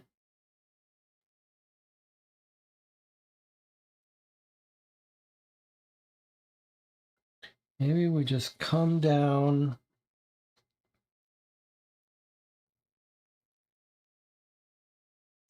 I suppose the other thing we could do is enter lucid mode if we really wanted to. Feels like a bit of overkill, though.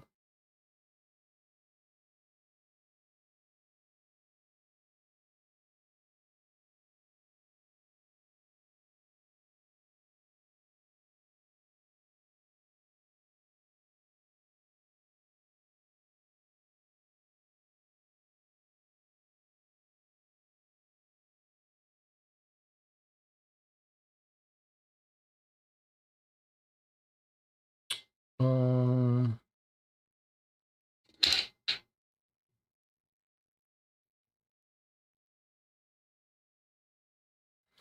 well, surely we're going to do this now while we're here, so let's just do it.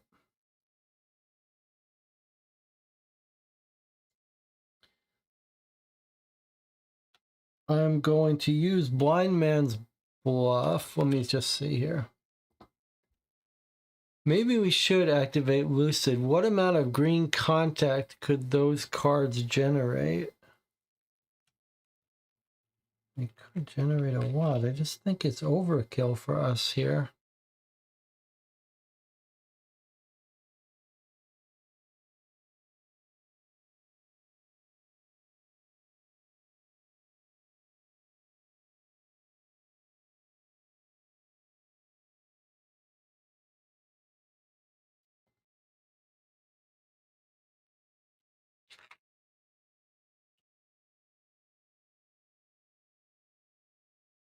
You know what I think we're going to do? We're going to use Sea of Fire. Let's use Sea of Fire. It's a fun card. It's going to do both of these creatures from here.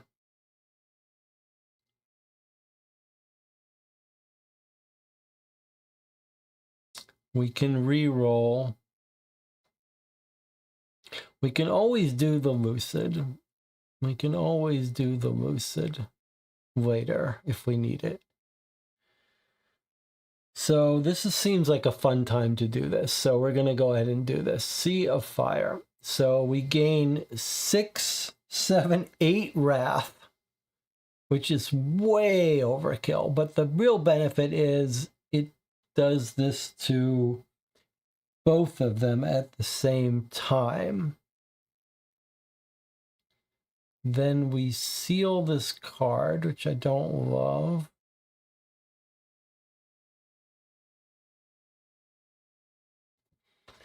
But so be it. And then we roll the luck die. So let's do that. Let's just hope we don't have to spend too many gems. So there's a good chance, there's a 50% chance we're going to take a distress.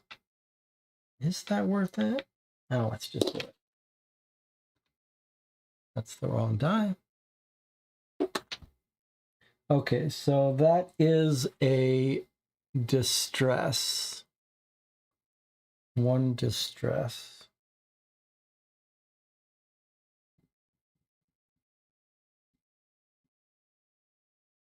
Is it worth a gem when it could be worse? I think we'll just take that distress. All right, I don't know if that was the right thing to do. Probably not. But it seemed fun to flood this whole room with fire. When we do that, we can move them to any space on the board. So we're moving them there. Now this room is clear for us. So we're going to move 2 down to here. Actually, let's go 1, 2. And then let's use a gem to do this 2 green. But do we need the lamp in here? I think we might need the lamp.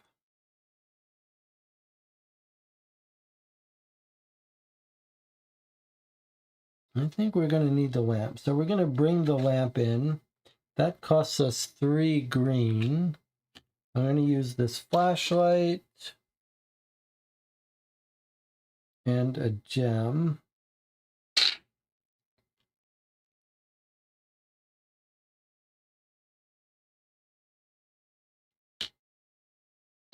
Boy, I don't want to use that. This can get rid of a morphing. I really want to save that for that. But I think we're going to need to bring the lamp in here. So I need to generate 3 green. And I don't want to use this shiny card for it. Am I really going to spend 2 gems just to bring this guy down here? Surely I am. Not only that, but we need to be able to climb up with the locker.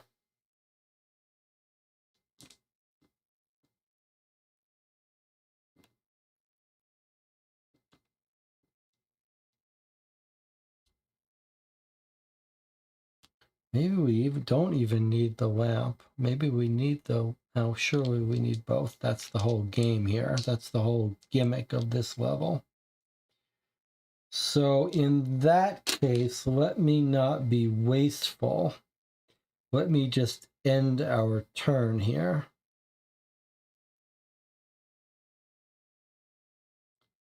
We don't get punished for being in the dark now.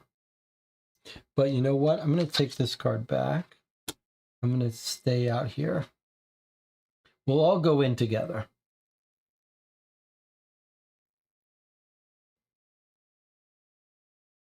In fact, for 1 yellow, I can jump to any location. 1, 2, 3. So that's cheaper. Okay, we're going to stop here. Now, this triggers...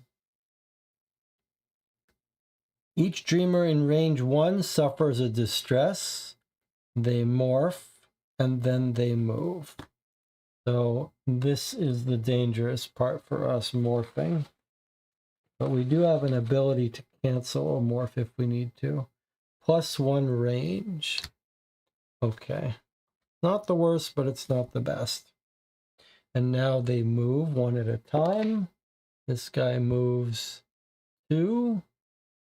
1, 2. And this guy moves 1. All right, they're slowly coming for us. 1, 2, 3, 4.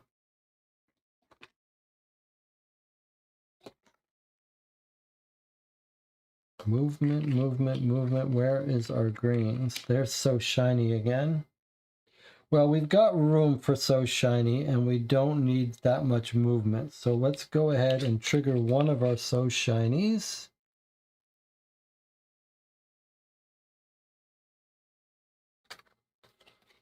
To give us 3 more gems. And then we've got all the gems. We've got 3 distress. Let's go ahead and get everyone into that room. So for 3 green, but we're going to spend 4, we're going to bring the lamp in here. And then for 3, no, we need red to do this.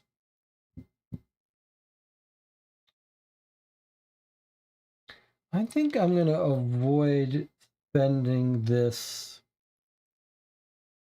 for hand limit, although that's such a powerful card from us. It just buys us more time, but we don't want the distress. So I'm going to use this for the guy to move 3, the locker. So he's going to go 1, 2, 3. And now I want to move him again. So I'm going to use a gem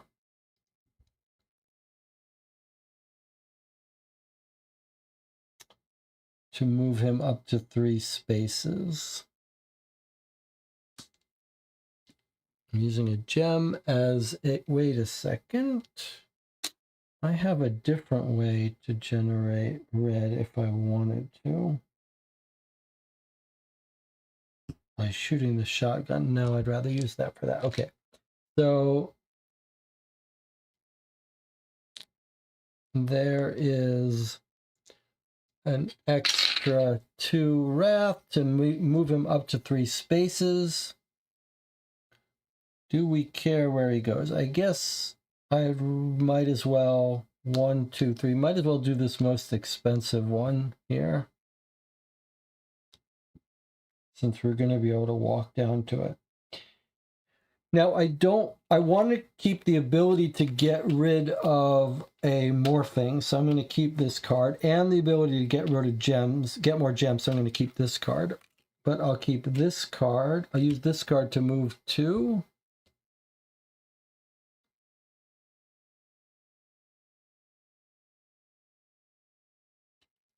And now we need 3 green to actually be able to search this. But I'd rather not spend these cards. So I think we're going to stop here.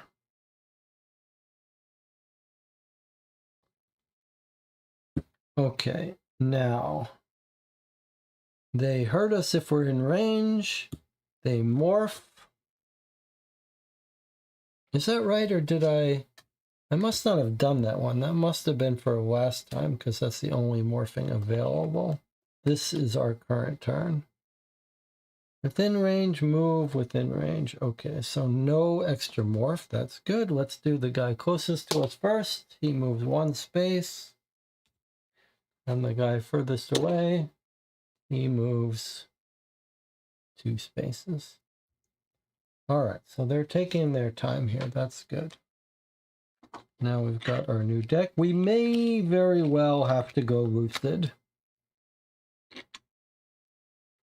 And we are certainly going to have to spend hours to take more turn, it seems. Uncontrolled flight, that could be useful. Hey, look at this. Seal this card to add 3 hours. Do we want to add hours this way?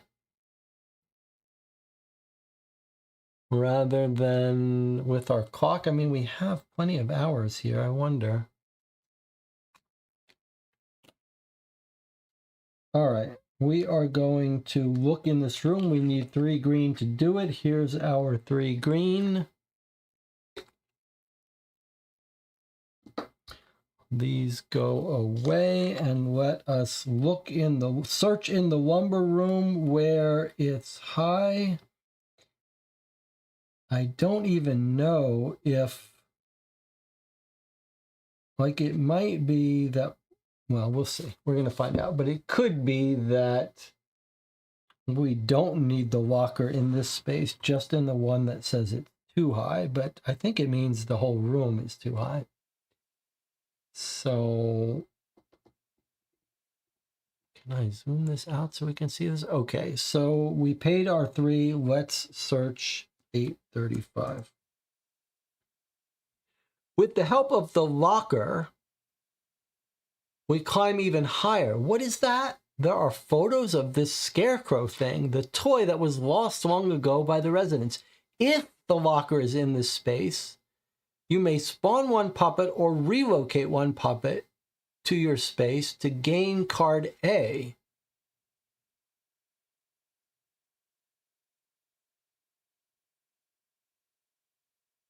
We have to bring out a puppet? I'd really rather not.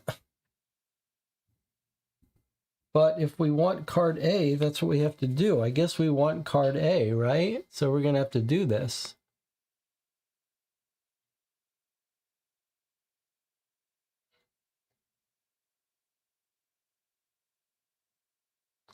So surely we'd rather move him than spawn him, right? There's no other place to spawn him. So I'm going to relocate him to our space as the penalty. We'll shoot him away in a second, and we'll gain card A, which is only possible because we had the locker here. But notice it didn't care about the lamp. And then we can move the locker. So I'm going to do this, and then I'm going to move the locker next door. All right, let's see what this A is.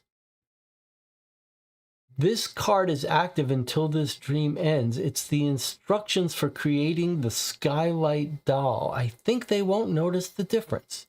Discard light bulb, bag, and stick at once to reveal card B. What a crazy dream this is. Light bulb, bag, and stick. And then we create the skylight doll. Wow, this is such an interesting, weird dream. All right, I think clearly we're going to have to search all these areas, but we are going to need lots of time to do it.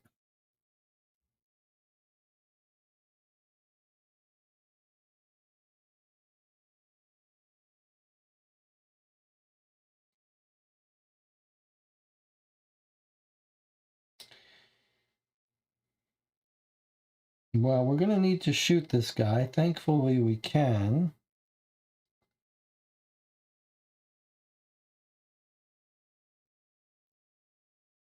So let's go ahead and shoot him. I don't have any red assault, but the shotgun does 3 damage, so that is what we want.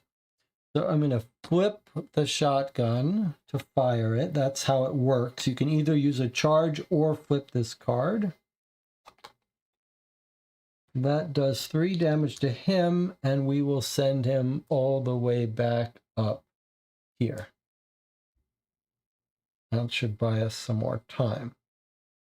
I've already moved the locker with that power over here.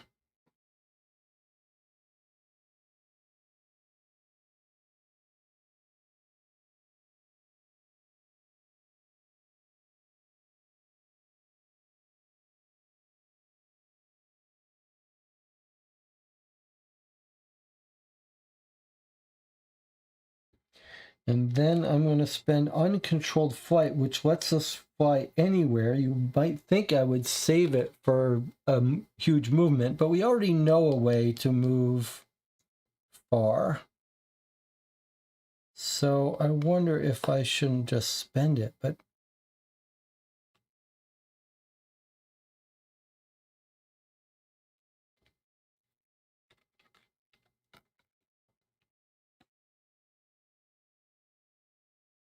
I mean, eventually we're going to clear this room.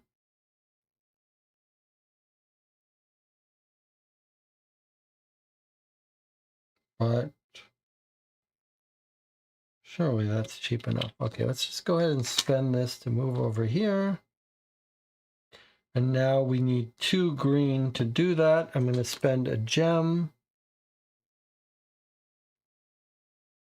There's our 2 green. And now we're searching that room, which is 436.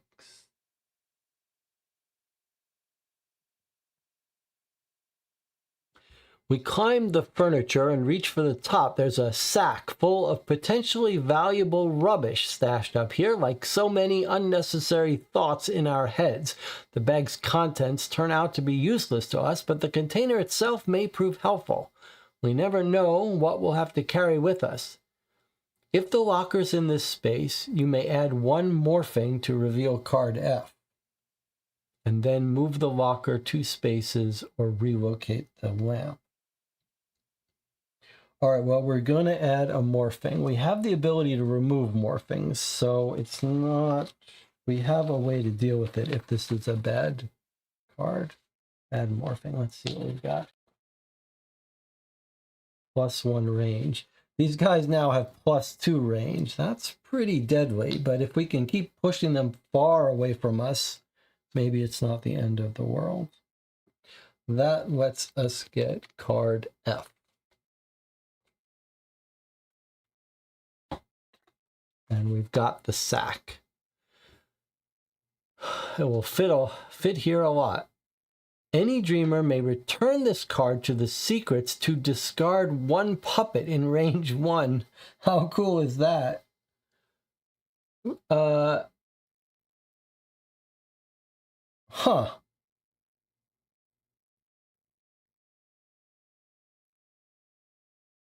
That's interesting.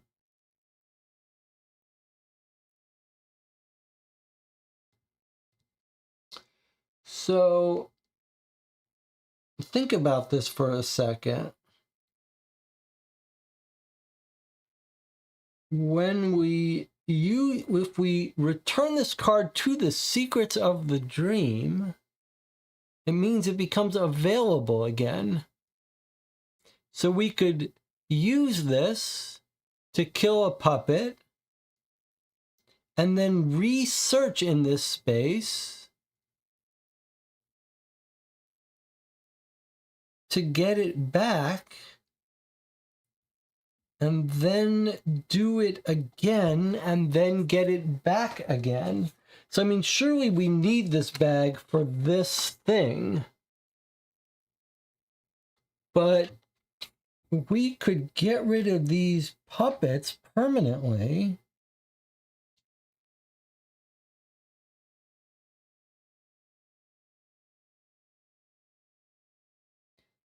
with a very small cost of researching.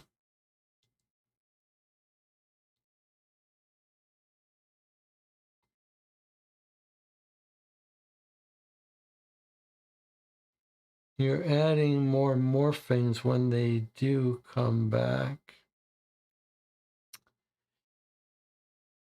Yes, you're right. I didn't really consider that. I thought, okay, you get rid of the puppets permanently, they never come back, but you are right. You've made,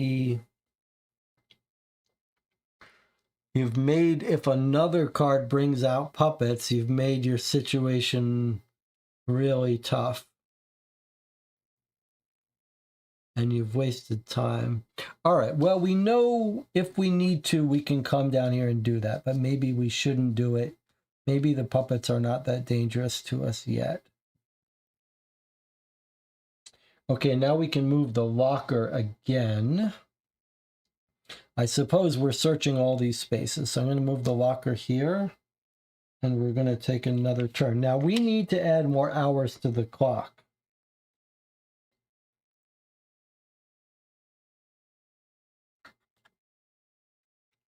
It seems like we should do that. Clearly going to take us several more turns. So what I'm going to do is I'm going to spend 3 hours. 1, 2, oops. 1, 2. I'm going to spend 2 hours to give us 2 more turns. Surely we're going to need it.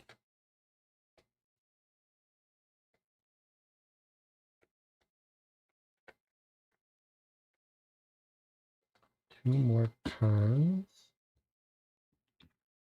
And then I'm going to use this card to give us our hours back. 4, 5, 6 hours now. And that card needs to get sealed. Okay, so we got a little bit more time now. I still want to keep the ability to get rid of morphings. So I think we end our turn here. They've got range of 4 on us, though. 1, 2, 3, 4. So not yet, but they could get within reach very soon. All right, well, let's go ahead and do their turn now. Not within range, but now they move. Okay, so here's the guy closest to us. That's unfortunate that he moves his full 2. 1, 2. And the faraway guy moves just 1 space.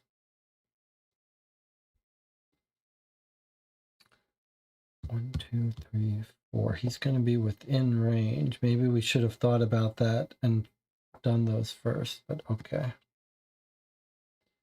Then this goes away. This comes out. He's going to remorph again. Let me check the chat. I think it's supposed to max at 5 hours, so I just set it to 5. Okay, so if we set it to 5, then we can add another turn to the deck.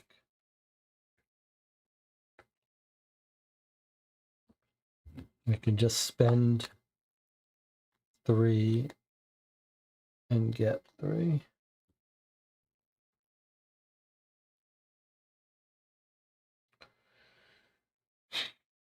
Okay, they're going to morph, but we have the ability to cancel a morph if we need to. Let's draw our cards. Here's our Eternal Riddle.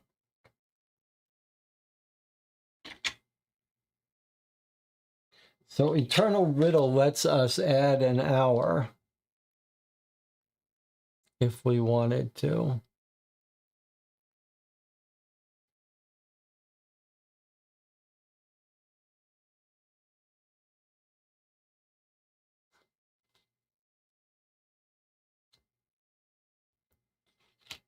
Or we could use that. So I think what we do here is we we use our shiny gems to generate. I don't want to seal this card. We're sealing too many. I'm going to use shiny. So shiny with a yellow and a red discard to get us 3 gems. And now we just need to move up there and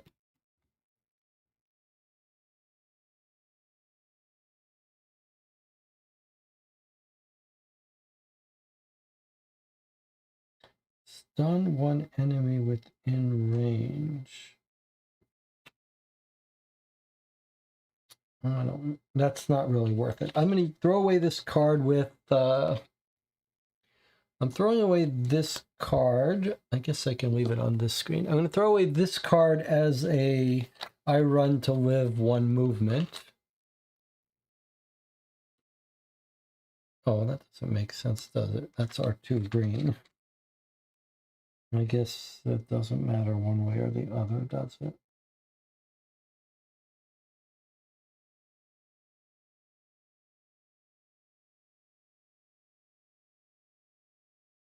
I don't think we're going to spend this for hours. We don't want to take the chance of taking risk. Okay, I'm just going to move 1 with this card. And then I'm going to spend the 2 green to do this little search in this space, which is 793.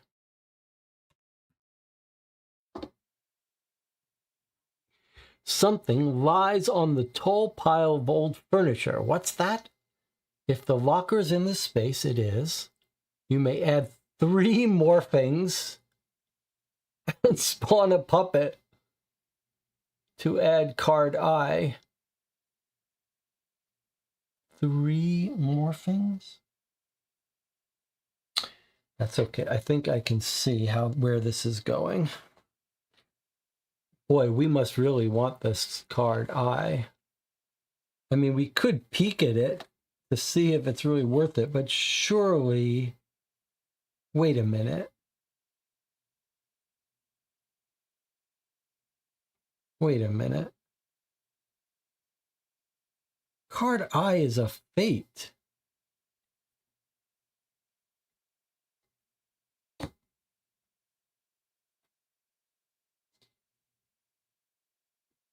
This is unpleasant for us because I would like to peek at I before I bring this out.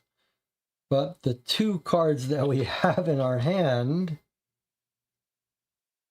I don't want to discard because they're what lets us get rid of morphings.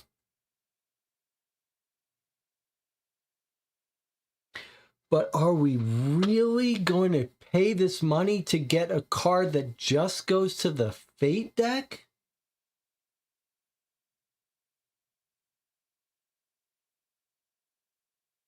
The Fate deck is almost always for slumbers.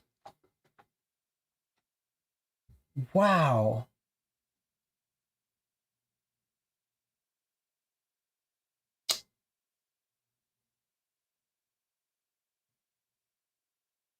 That is just insanity.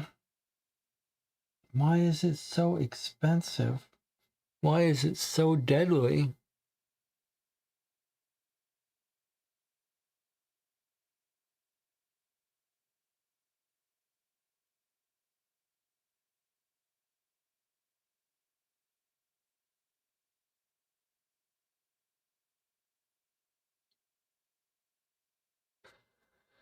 Yeah, I mean, I'm thinking the same as you, Jonathan. The game must think it's pretty good to be worth so many morphings.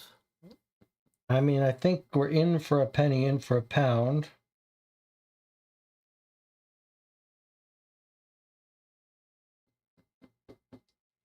It's hard to imagine we did all this work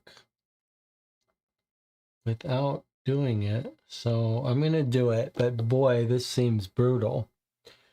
All right, we're going to add 3 morphings and then spawn a morph puppet, which we're going to have to figure out a way to hurt.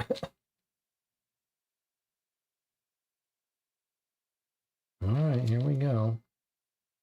3 morphings. Let's see how bad it is. That's terrible. That's terrible. That's livable.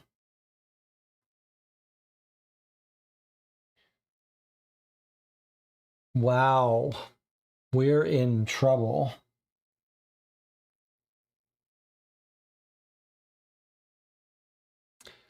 We are in trouble now. We also have to spawn a new puppet.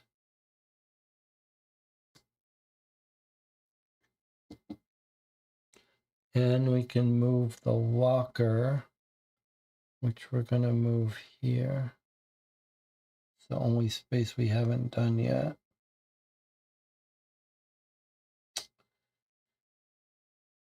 Now,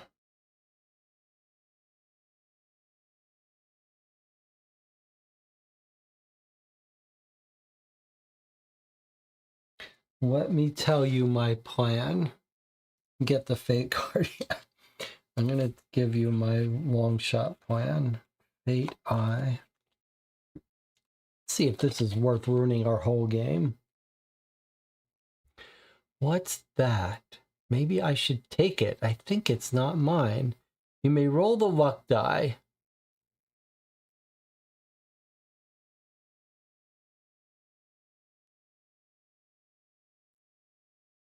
What bullshit is this?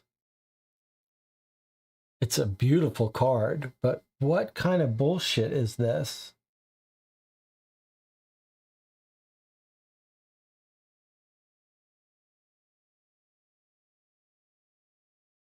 This is worthless. From the item market, I mean, I guess it's cool that we're getting new items, maybe, but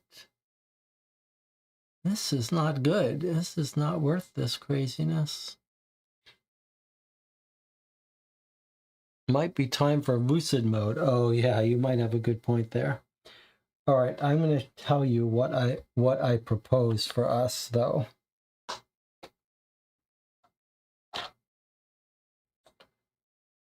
Okay, here's what I'm kind of thinking.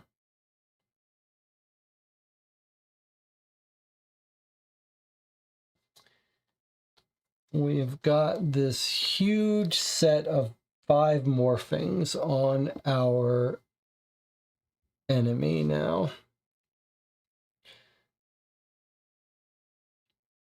And when they take their turn, they're going to morph again. And then they will... Where are the puppets? Oh, I can't even read them. There's so many of these. Okay. Dreamer in range suffers 1, and their range is now 3.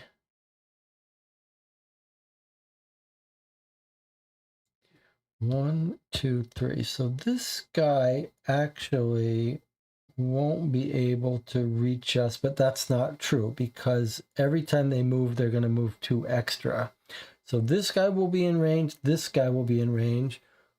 1, 2, 1, 2. This guy won't. So 2 people would be in range. However, they don't add up. So whether 1 is in range or 2 is in range, it's still the same penalty. You only suffer 1 distress. We need to remember that. Doesn't matter how many entities are out, you only suffer this once.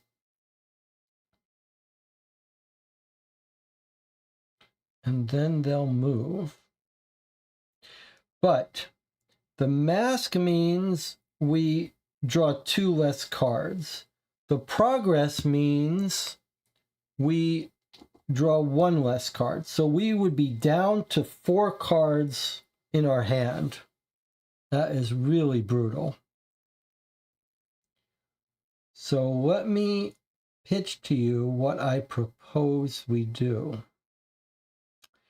What I propose we do is a bit of a Hail Mary.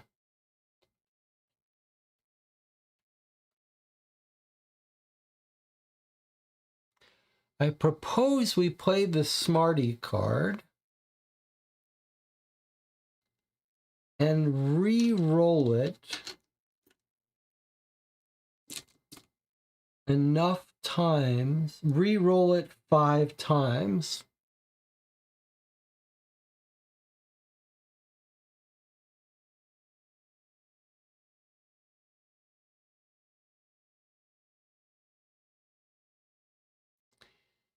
In fact, I think maybe, I was going to say come down here. Well, what we could do is we could do this. We spend this card, the bag, to add a morphing. Oh, this doesn't add a morphing right away. That's too bad.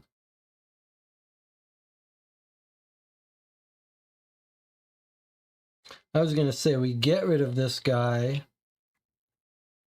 and then but that doesn't work.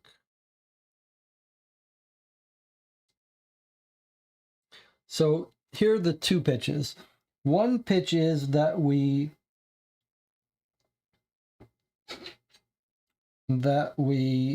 try to use Smarty to get rid of all morphings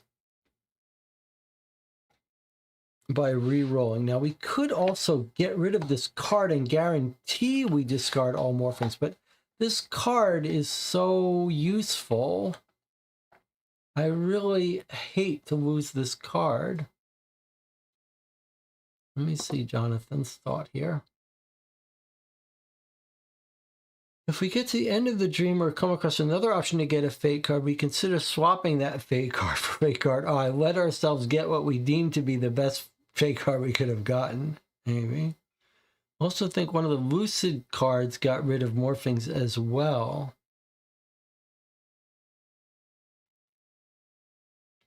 That is interesting idea. What we could do, certainly, I mean, it might be time to enter lucid mode no matter what, but what we could do is we could try my Hail Mary, and if we fail to get it after all of these rerolls, then we lucid mode.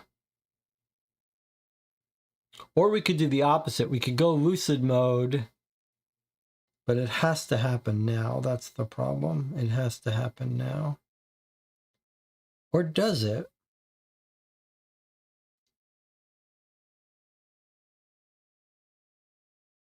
Or does it?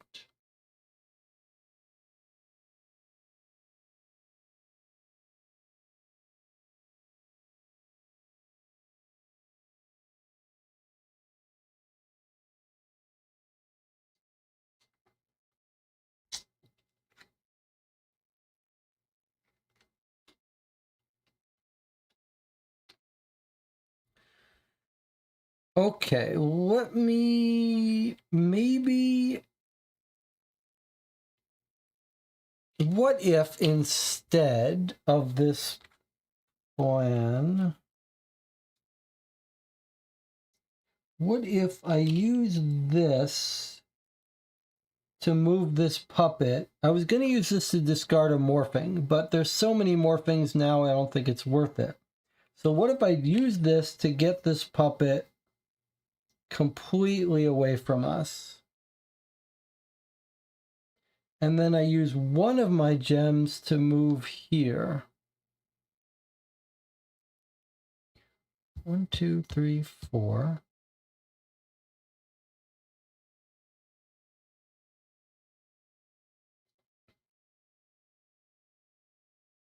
And then maybe let these guys attack us. Maybe go into lucid mode. I mean, actually, lucid mode is perfect to do when our hand is empty.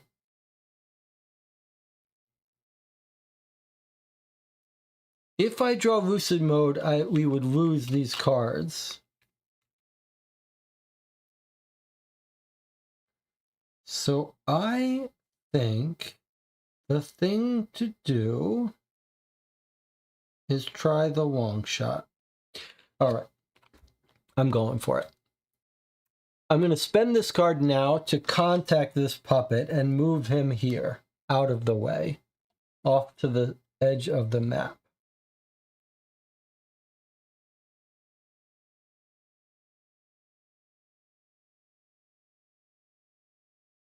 Now I'm going to try to trigger this. We're going to go into lucid mode if this doesn't work.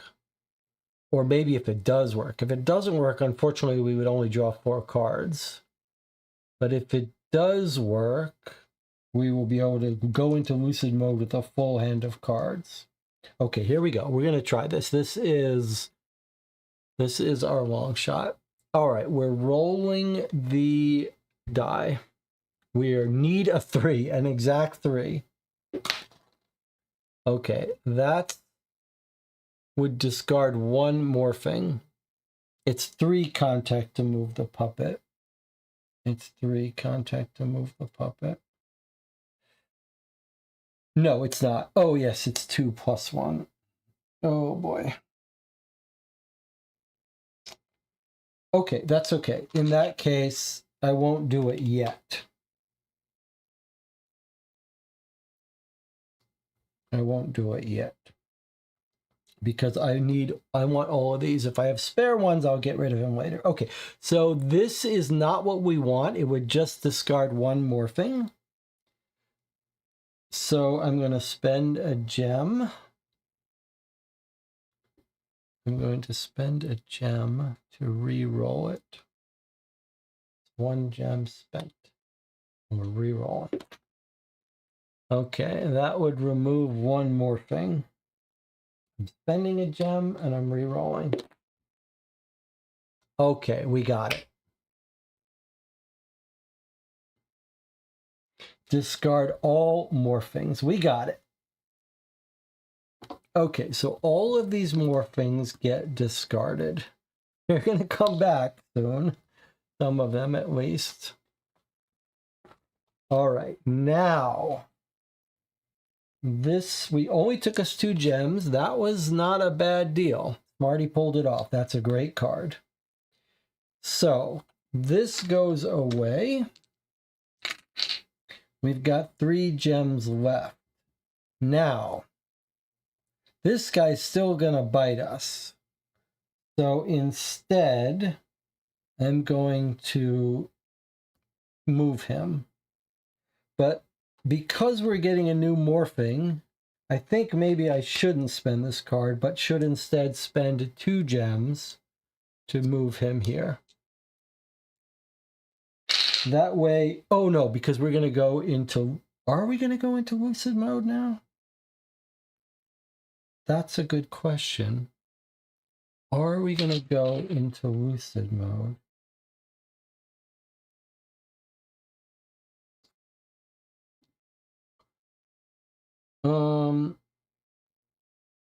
If we're going to go into lucid mode, then I might as well spend this.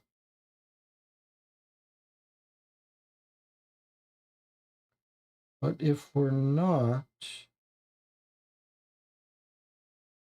it wouldn't be crazy to put off lucid mode until we could use this to get rid of a morphing. So I think what I'll do is I'll spend 2 of these gems to relocate this guy, not go into lucid mode.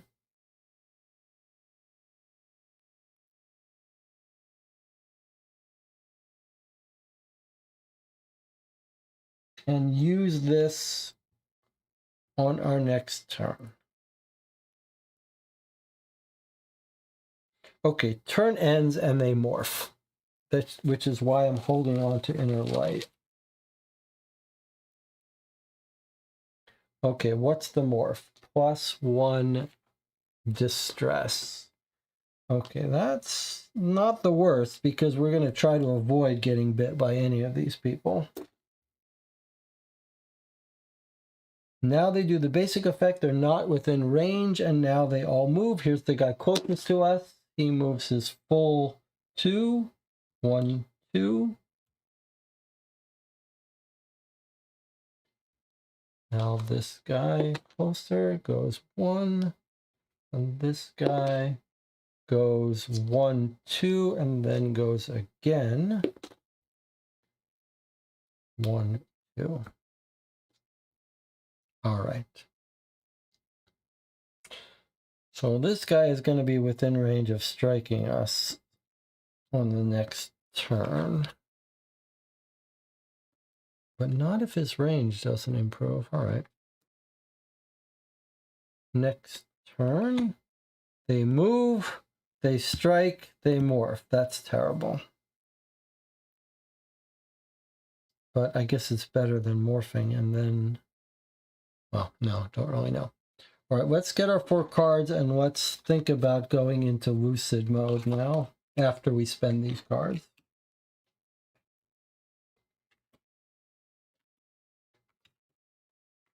Terrible cards.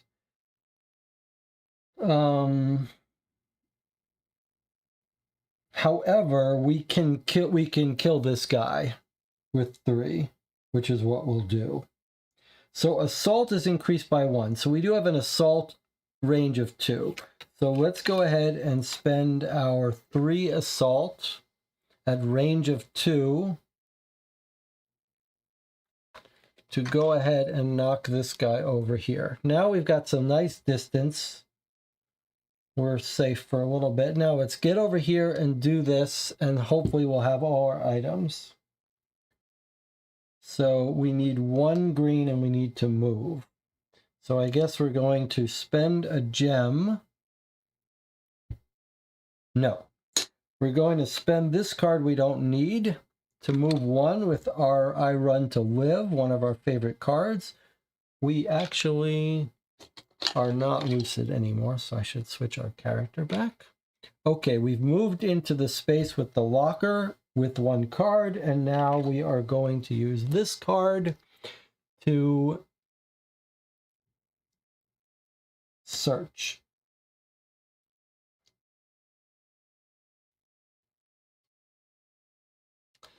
Could we use the Inferno to move the locker?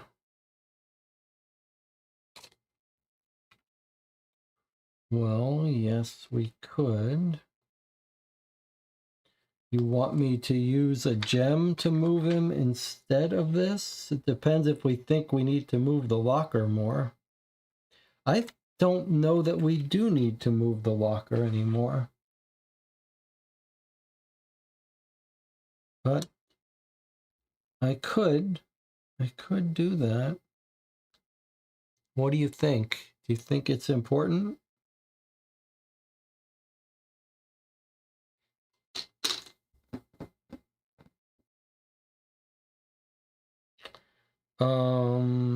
Do I have to decide yet? I think I do have to decide because I'm moving out of that space. We either spend this for our 2 wrath to kill that guy, or we spend this.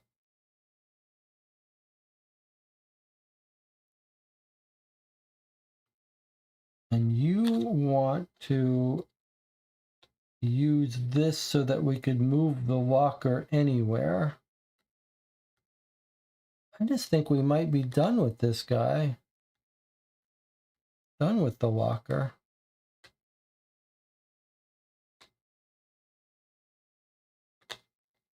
I mean, we're using him to climb. I think that's it, isn't it? I don't know. We don't know what's in there. We might have to move him again.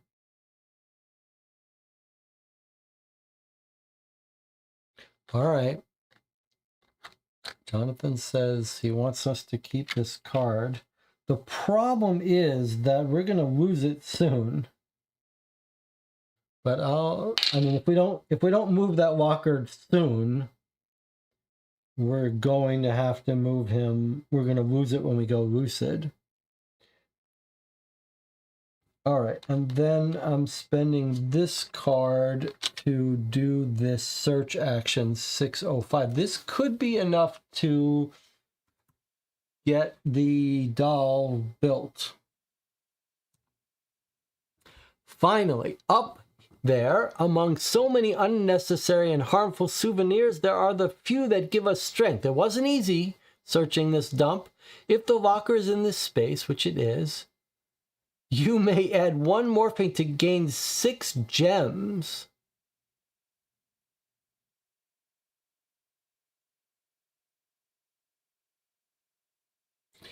All right, the thing is, light bulb, bag, and stick. Have we only really found 2 of these things? Oh my god, this stream is crazy. All right, well, we are doing this. We're adding a morphing, and then we're going to probably just get rid of it. Let's see what the morphing is. +2 seal. When they cause you to seal, it's +2. But these creatures don't cause you to seal, so actually that does nothing to us. So we caught a break there. And now we gain 6 gems.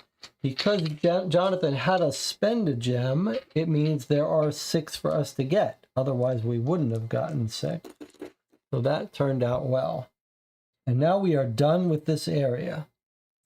We can move the locker 2 spaces. So we definitely want to move the locker 2 spaces. We're done with this whole area. 1, 2. And we're not allowed to do this again. So this corner of the map is done, and Jonathan was right. We need to go over here and do this. Look at all these guys here waiting for us.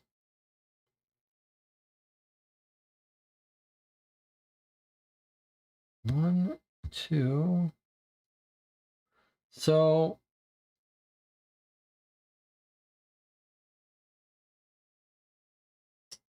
we don't need to do anything dangerous now. We allowed to be in the dark, so that's fine, but we have nowhere to go. Probably we should move the locker, but we might as well hold on to it and move it later, in case we need to use it for something else.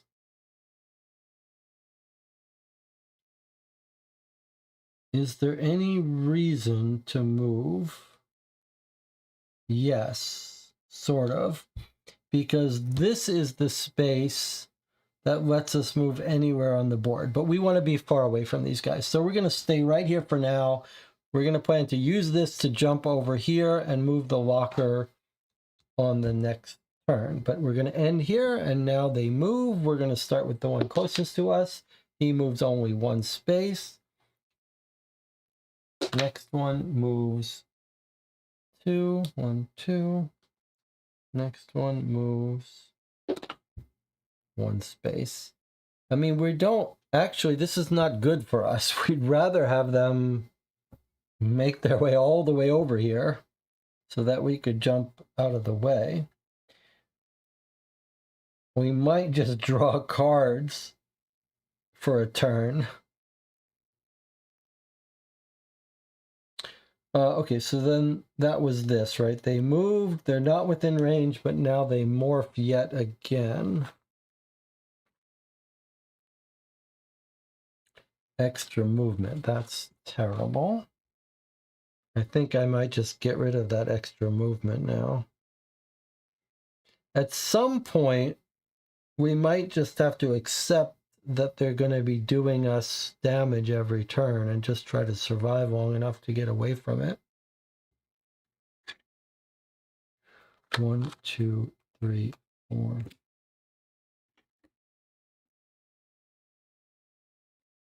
There's our steam bomb. Amulet.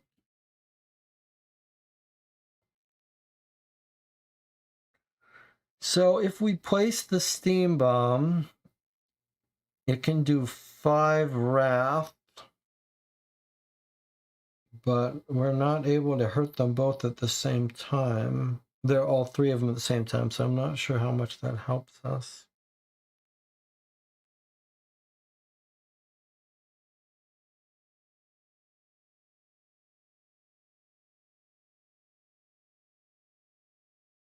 1, 2, 3, 4, 5, 6, 7, 8, 9. So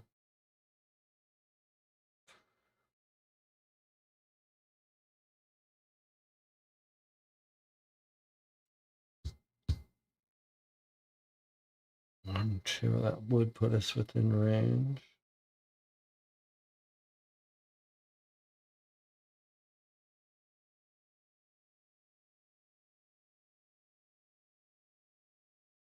We have lots of gems, though.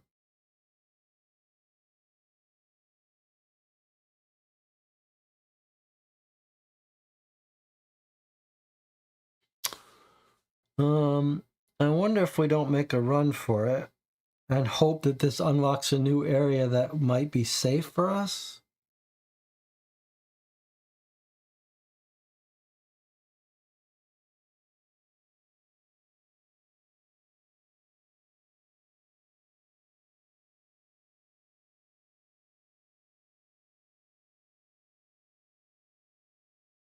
So what does that look like for us?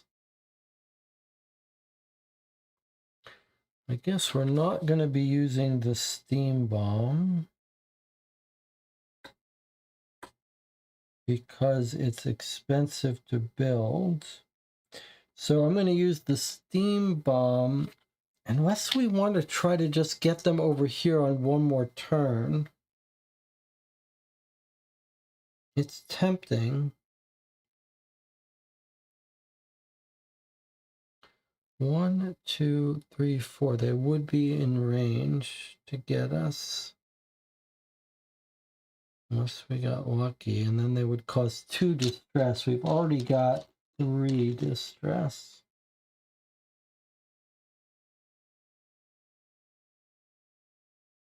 I suppose waiting for them to come here is not really that helpful, because these guys are not going to make it all the way. So maybe it's time to rush towards this, which is what Jonathan was saying.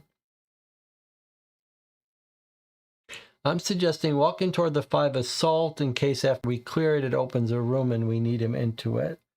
Yeah, I don't disagree with that. So I guess what I'm saying is, let's do this. It does say push together.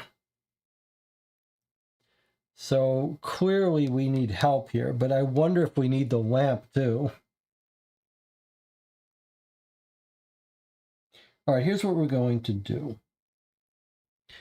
We are not going to be using our steam bomb. So we're going to use the steam bomb to walk to 1, 2.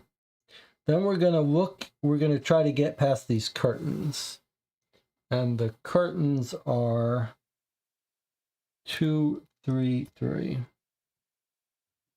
Flip 1 progress card to relocate to any space, and that's what we're doing. We're going to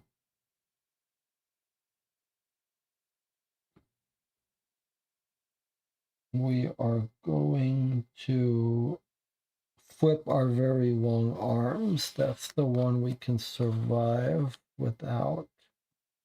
And we're going to relocate ourselves all the way over to here.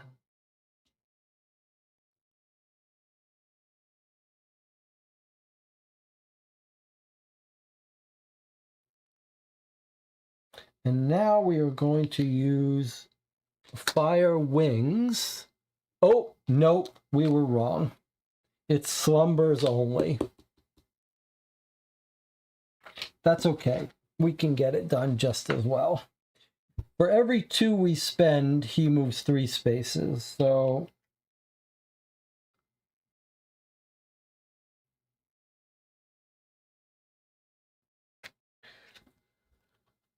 here's 4 to let him move 6. 1, 2, 3, 4, 5, 6. So we could get him here with these 2 cards.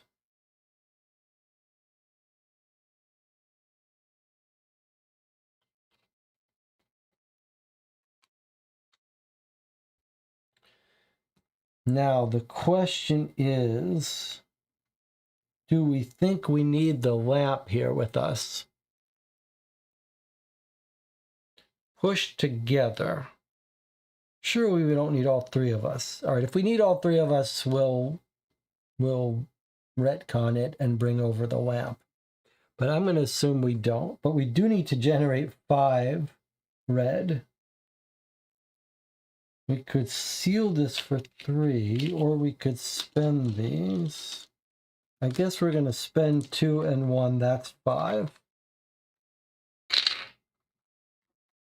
And we'll hold on to this in case we need it.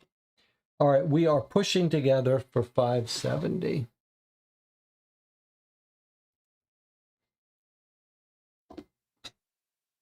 If it needs the lamp, we'll pay for the lamp. We hear voices coming from the corridor.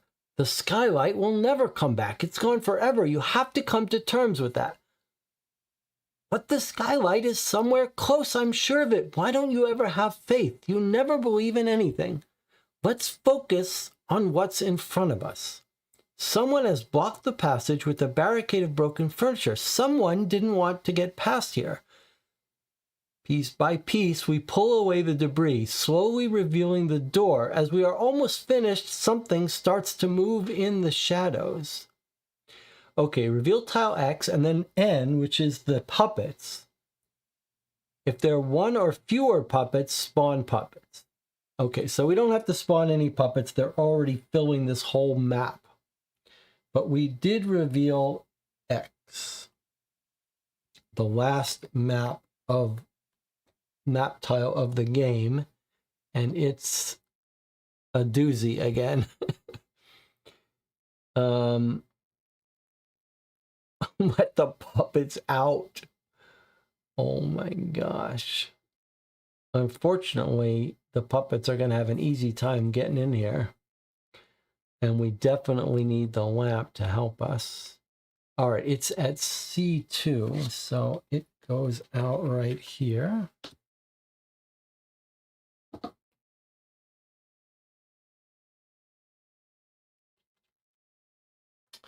We have only 3 turns left, but we do have the ability to add more hours to the clock.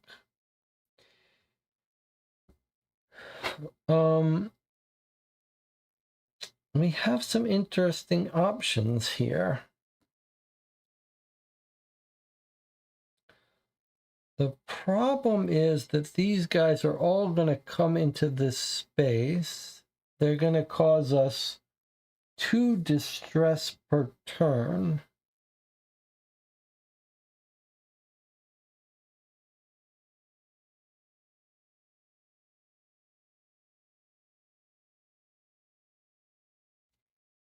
Our next turn, they're going to move, attack, and then morph. Move, attack, and then morph.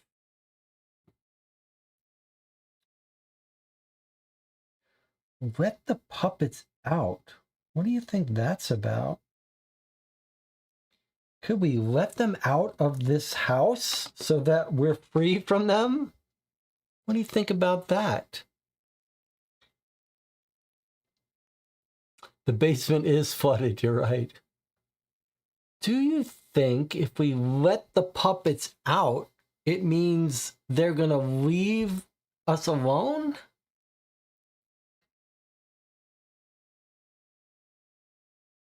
Or does it mean they're going to come get us? Or does it mean we're going to bring more of them out to come get us?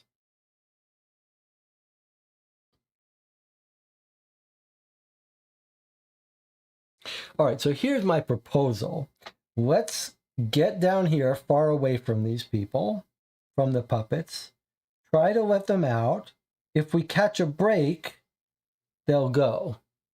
If we don't catch a break, then maybe we use inner light to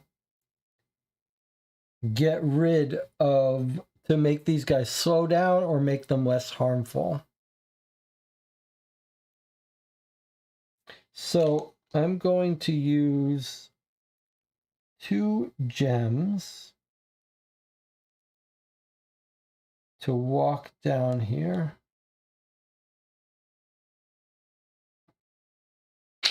And then I'm going to try to let the puppets out. Jonathan says it's going to spawn more puppets. But we might need to do it to find the item we need. All right, so we are going to try to do it. I'm letting the puppets out. God help us. It says, why so dark? I guess before we do that, we need to bring the lamp over here. So I'm going to spend 3 green to bring the lamp here. Boy, this is rough. All right, let the puppets out. 490.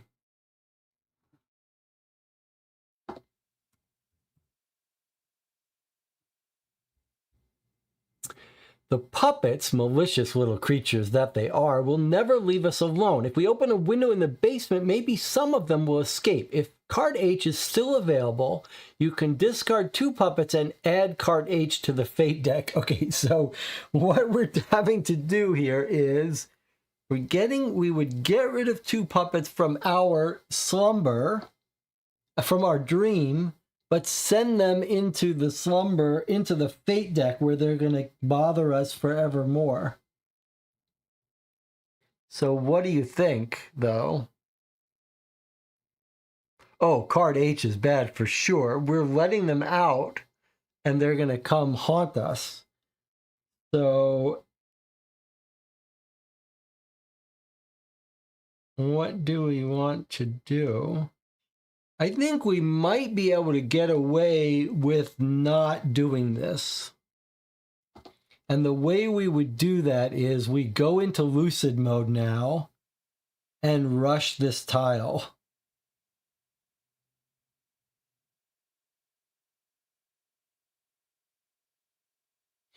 We use inner light to get rid of one of these morphings.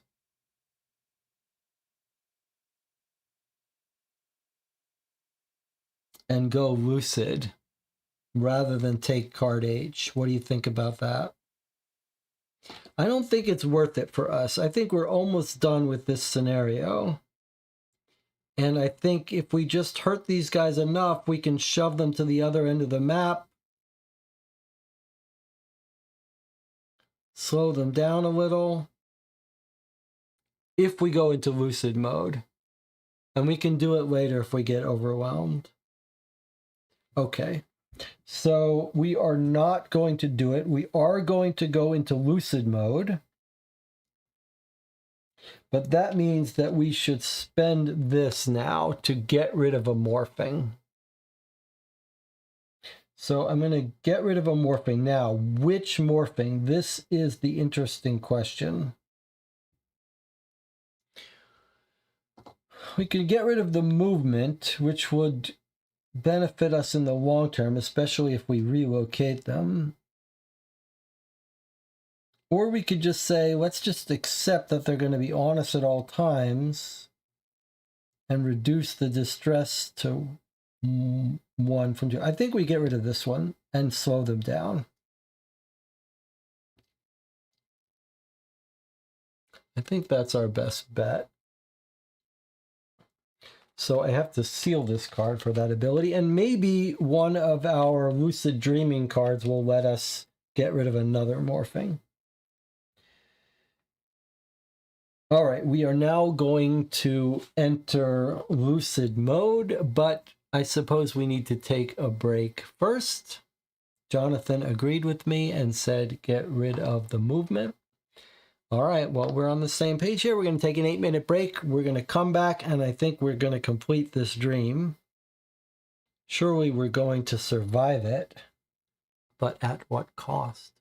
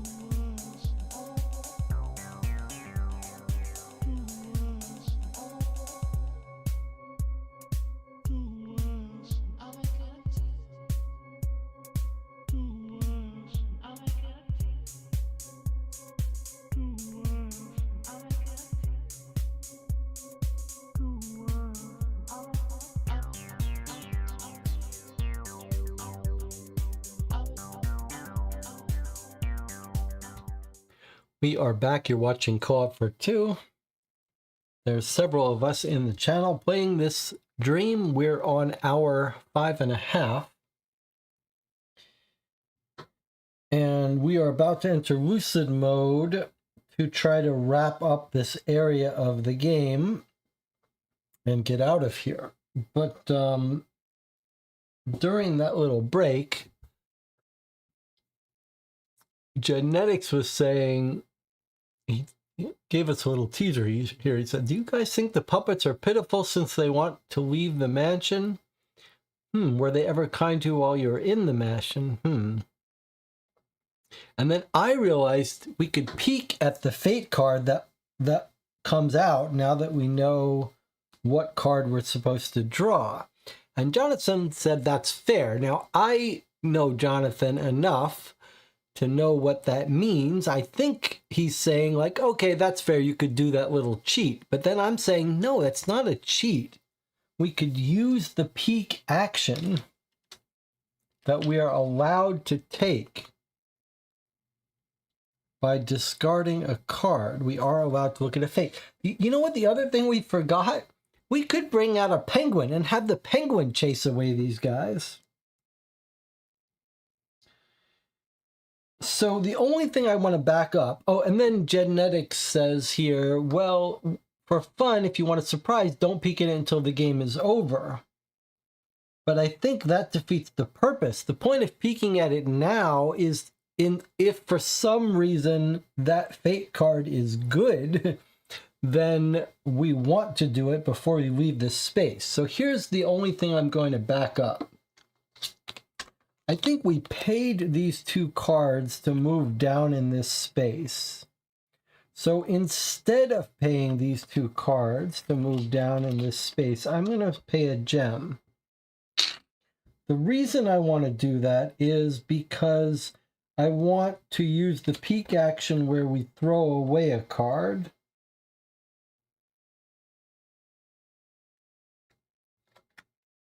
So I'm going to throw away this card in order to peek at the card H that would come out into the deck if we let the puppets free. And the reason we're doing this is because if I think this is going to make the puppets come attack us in the dream world, but if for some reason it's good, then we'll let them out.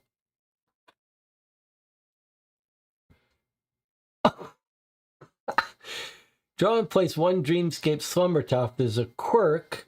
Put this card there. The puppets are in the indicated quirk spot. I don't even understand myself. I'll just sit and watch. Add 2 morphings at the start of each slumber. Give me a break. Now, it's a quirk card, so it won't trigger that often, but it'll just stay in the deck forever. In the Fate deck forever, making our slumbers more painful. Okay, I don't see any symbol here, so we are not going to free the puppets as we suspected. They are evil, and we don't want them.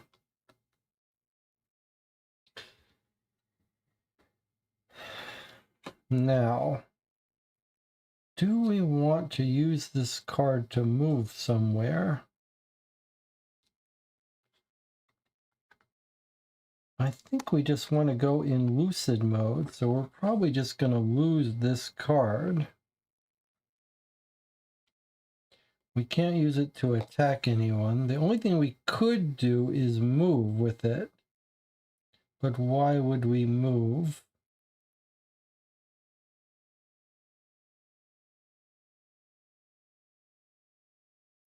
We could move for efficiency's sake, but I'm more worried about the gems. So we are going to enter lucid mode is what we're going to do because these guys are coming for us. So we need to rush this game now. All right, so spend 3, discard all cards from your hand. So there's our 3 ether. I am spending. We're going to lose this card. Is there any way we could instead use it? I don't think so. I don't think there's any sense. The only thing we could do is use a gem to do this search and then move. It's just one movement, though. It's not worth it. So I'm discarding that, and I'm getting our entire Lucid deck. Draw up to your hand size limit, which is amazing because we managed to Hail Mary, get rid of the morphings that have been limiting our hand size, and now we have a hand size limit of 9. So that was, it was that card we've been saving, that Smarty card, which lets you discard all morphings. We've been passing it by dozens of times, waiting for the one time when we really needed it, and we made it work. Jonathan says, I'm still Team Walker. I just want to add the good feeling once you finish the dream. Saving your reaction for when you realize it's a good thing you didn't let them out. So yeah, oh, Jonathan is asking Genetics whether you're on side locker or lamp. Now, don't answer that if you know the answer, but yeah, I think we're still going to have to decide who to help. I thought we were going to find a way to help them both, but 9 cards, that's amazing. Draw up to your hand size limit. That is amazing. All right, let's see what we've got here. Instructions to cure a distress. That's great for us. Restore 3 items. That's great. Ether ring. Gain an ether. There's our 5. There's our quick fix. Another instructions. Wow, we could cure a lot of distress. I mean, curing distress is very useful for us now because we've got quite a bit. Also, we went into Lucid mode right before we were going to have to reshuffle our deck, so that was great. It's only Alchemy that's kind of a hard card to make work.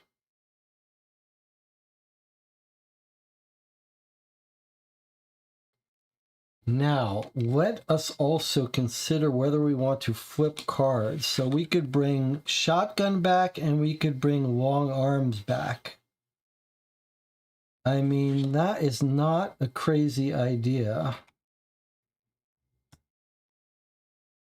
We could do it for free if we spend one of our Lucid cards. I suppose we don't have to do it yet, but let's remember we can do that if we need to attack these people.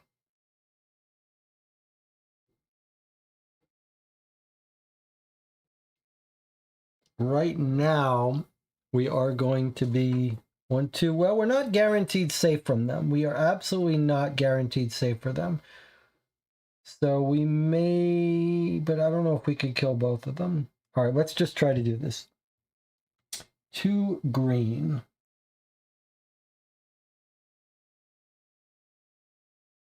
It is a heart, though.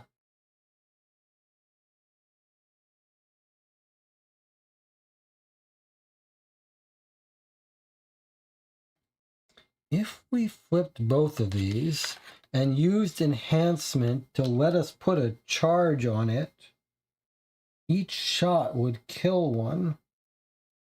And that would be increased by 2. I think this is what we're going to do. This is what we're going to do. I'm going to flip these 2 cards. We're on the spawn space that would let us get an ether. Yes, but is now the time. I'm going to do this, though. I'm going to spend 2 cards, 2 very powerful cards. Not even going to look at them. I don't want to, it'll break my heart. To flip up our shotgun and our long arms. And then we're going to use enhancement on a heart turn to put 3 charges on this shotgun.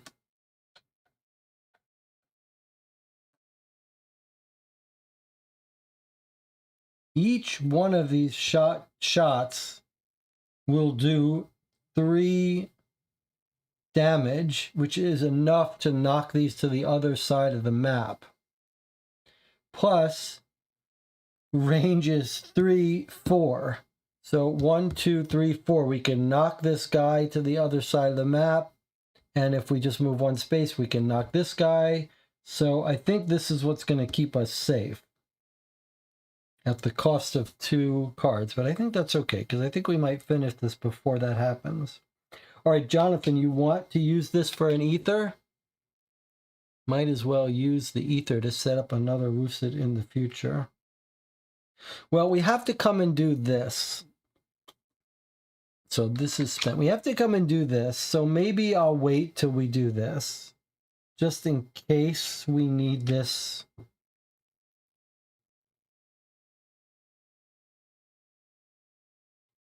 And I guess the same thing with the curing. I mean, I think that curing is probably worth it. But let's go ahead and do this. And if we could get gems, that would be nice.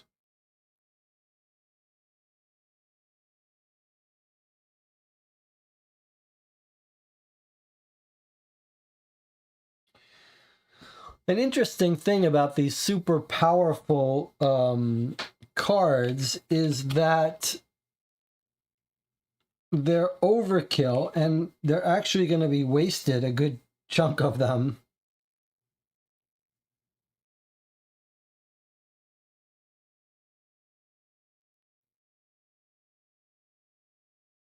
Like, this 5 is not going to help us.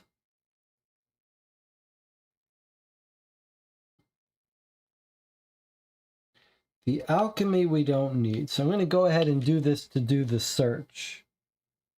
Unless we think there's a way to get more charges and convert them. Not really. Restore 3 items. That might be more powerful. That might be worth it. Because those 3 items are likely to have intent that we can use.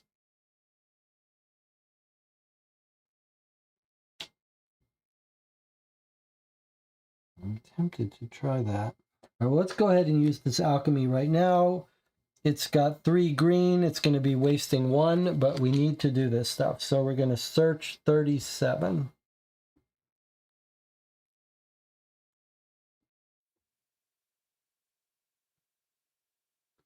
Obsessed with the passage of time and passing away forgotten, we collect souvenirs. We're lost in either memories or visions of the future, always absent, always thinking about tomorrow or yesterday. It's like wandering in the dark. But here, at the bottom of the chest lies a light bulb. Maybe it still works. If this is a light space, you can add a morphing to reveal card E. If it's a dark space, then bad things happen. And then finally, you can move the locker or relocate the lamp. Okay, so it is a light space because the lamp is here. So we're going to add a morphing. These damn morphings are going crazy on us to get card E, which we need because it's the light bulb that we need to create the thing. Let's see what we've got here. +1. Now these people, if they reach us, are doing 3 distress. Yikes, that is a lot of distress. All right, but we've done that in order to get card E. Card E is the light bulb. So active until the end of the dream. That's pretty cool. To light up a space, but we don't want to return it. We want to use it to fix the skylight doll. We just need to find a stick. So you might want to keep your eye open for which of these locations a stick is most likely to be on.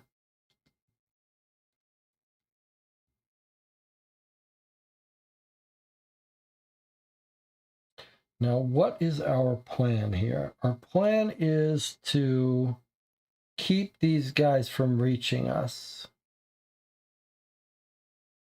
which I think we're going to be able to do. But I am going to relocate one of them for sure.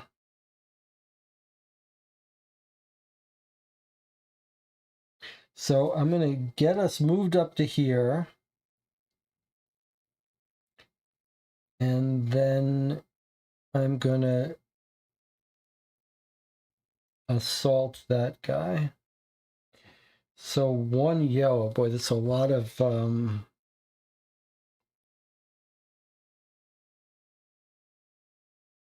Okay, we don't care about this quick fix. This quick fix is not that good. It's from the item market. It could be a fun way to discover the item market, but it's not that useful. Okay, it's a 2 movement. 1, 2, 3, 4. 1, 2, 3, 4. 1, 2, 4. 1, 2. 1, 2, 4. So no matter which way I move, I can reach these people. So I'm going to just spend this card to move 1 space instead of 2.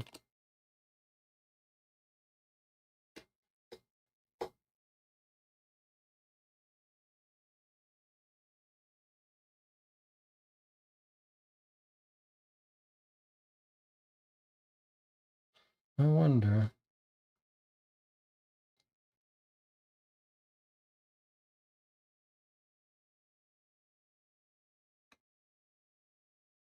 I mean, we could do this instead to draw a card. How does it help us? It really doesn't. Okay, now, before I move on and do stuff, I'm going to take a shot at these people.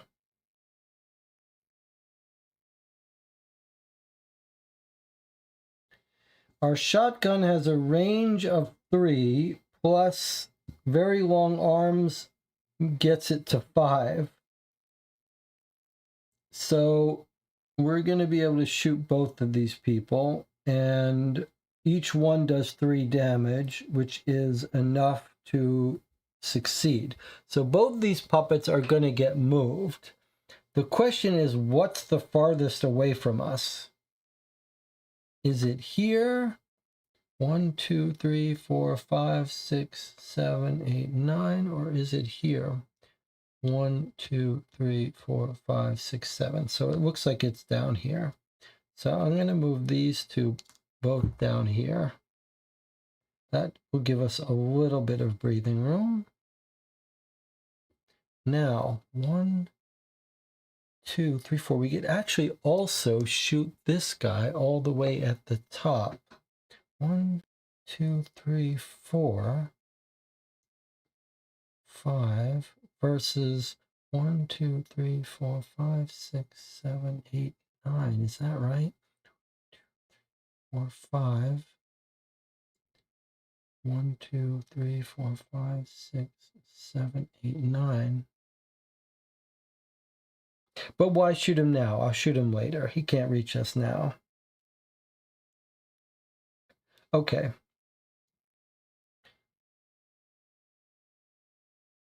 Surely we're going to have to search this space before we move on. What a wasteful thing we're going to have to do, though.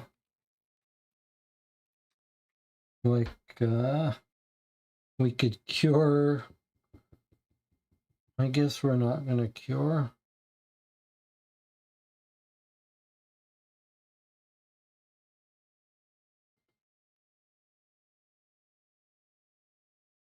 Restore 3 items, though.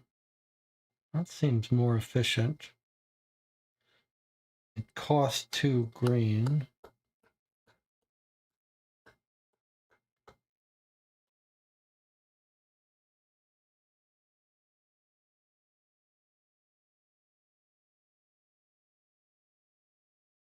I'm going to try this because I think it may be able to get us. I'm going to spend 2 cards to get 3 items. Is that really smart? I'm not sure that is. Might as well spend but what if it's useful stuff? But 2 cards for 3 items seems like we'd be better off just using the 2 cards. But we can always discard a card to move 1. 2 cards for 3 items.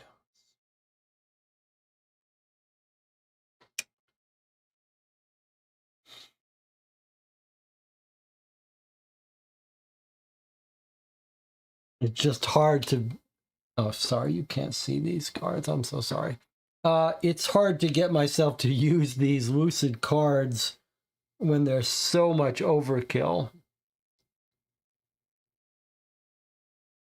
Like, we're going to be throwing away 5 green.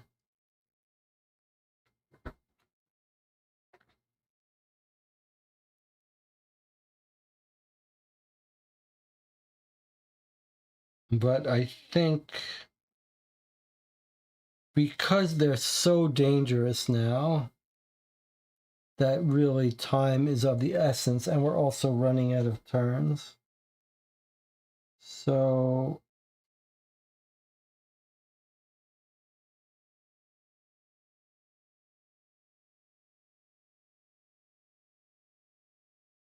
I'm trying to think what items we have.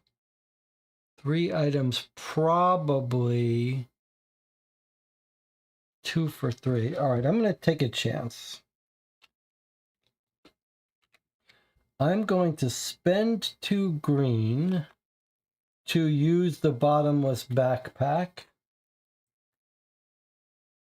to restore 3 items, and my hope is that the 3 items give us 3 things worth of movement in green on their intent. 1, 2, 3. Okay, let's see what we've got and see if I made a mistake. Okay, so here's a 2 green.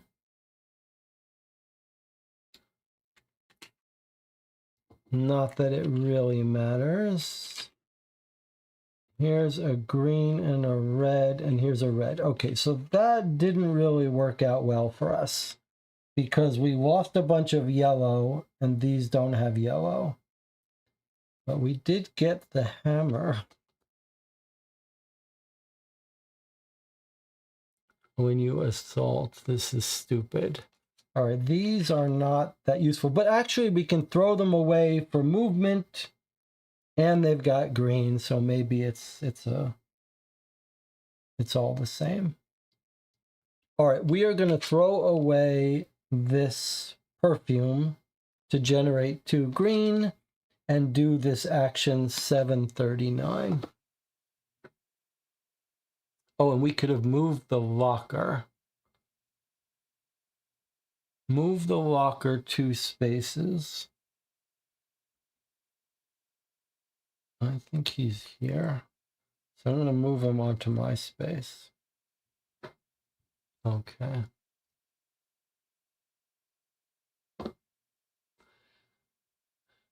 What did I say? 739. Souvenirs, mementos, countless trinkets, pleasant and unpleasant, as if it was a duty to hold on to both. Why do people keep such sad things at all? Do they like suffering?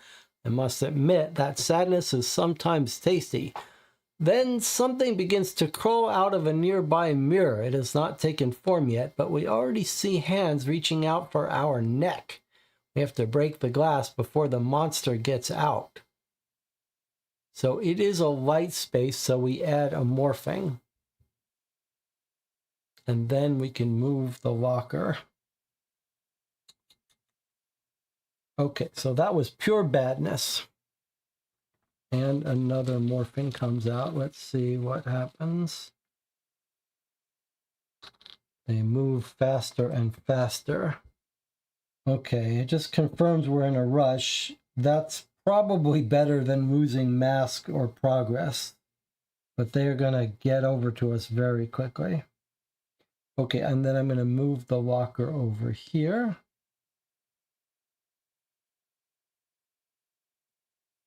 And now what I'd like to do is go accomplish both of these if we can. So I wanted to cure distress, but now I think we shouldn't. Quick fix is pointless. So we are going to spend quick fix to move over here. And then we are going to throw away our strategic plan and waste 3 of these green. Unless you think we're going to need it to move. Is there a better thing to spend? I suppose if we're going to waste, we might as well waste this. We are going to spend a 5 green to do a 1 green action, which is insane. But it is better. It is a smarter thing to do, I think. Just because being able to move 6 spaces could be huge. All right. That's what we're doing now. Why are we rushing it? Wait a minute. Why are we rushing it? We're rushing it because if we can get 1 space further from this guy, it would be good, I think.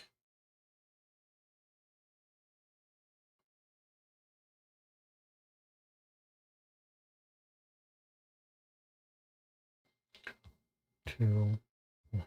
Wow, he's gonna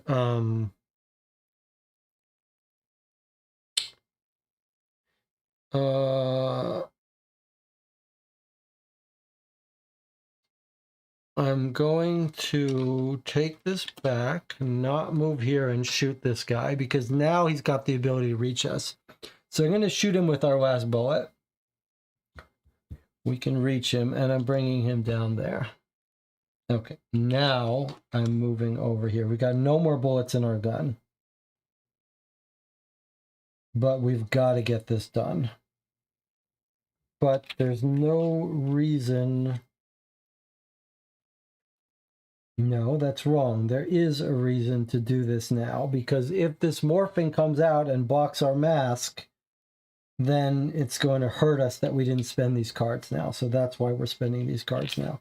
Okay, we're going to spend this 2 green to do this 1 green action, and we're going to give up the ability to heal. 0-21. We just got to rush it now. Jonathan wants that ether ring used before the dream ends. You have gotten greedy for ether, Jonathan.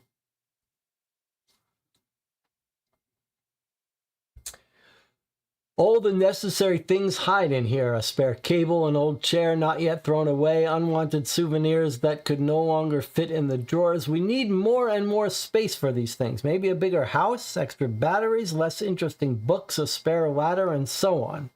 They'll definitely come in handy someday, right? Maybe not now, but they will for sure, I guess. If this is a lit space, which it is because the lamp is here, gain 3 gems or restore an item. We're going to take the gems for sure.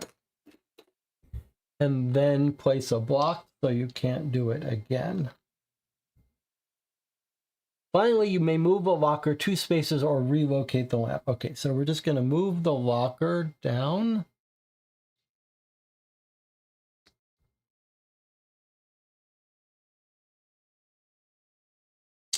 And now we've got...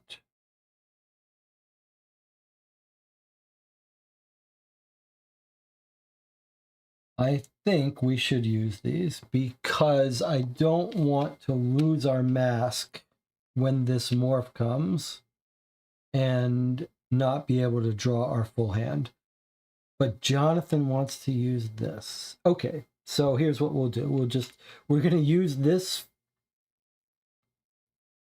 No, we're going to discard this card to move one space. An item, so it goes back. So we're going to move one space. And then we're going to do Jonathan's Ether Greed Addiction to spend this card to gain another Ether. But before we do that, we're going to go search this crate because maybe it's important. So I'm going to use this card for that so that I preserve our movement if we need the movement. So we're spending 5 to do a 2 green action. 182. This should be the last thing we need.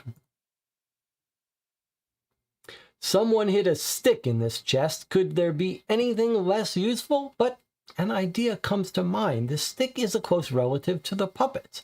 And as the ancient adage goes, fight fire with fire. If you hit a puppet with this stick, maybe it'll have the desired effect.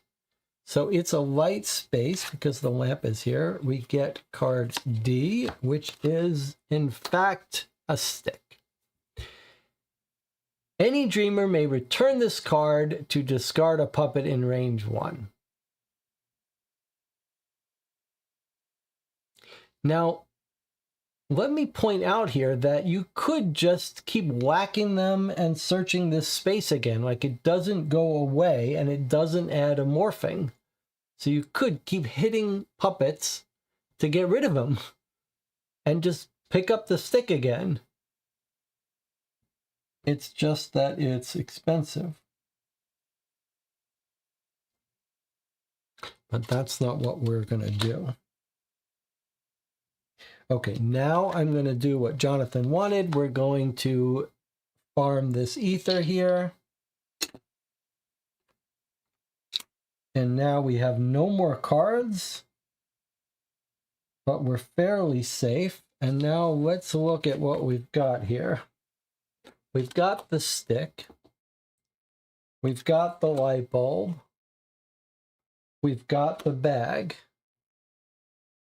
And it says, discard those 3 at once to reveal card B. Is there any reason not to do it now and to draw our cards first?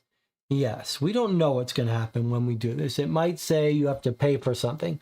So let's go ahead and do this now. No, I mean, let's wait till we have cards in hand.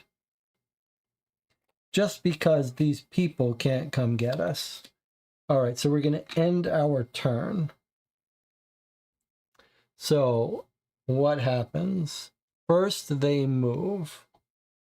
So they're all at the same space. So let's see. 1 movement, but +2. 1, 2. Next guy. 1 movement, +1, 2. Boy, how great would it be if this guy only moved 1? Hey, look at that. 1 movement and 2. Okay, so the puppets are coming, but they're coming slowly. Now I wish we had used those cards to cure our distress, but all right, it's okay. 4 cards. A nice ladder for good movement. A way to stop the turn marker, the alchemy we don't care about, and enhancement, which gets us more gunshot. Okay, too bad we don't have ways to cure distress. That would have been nice. Okay, that turn is done. Here's a new turn. It's another morphing. God, there are so many morphings in this turn deck. All right, but we don't care.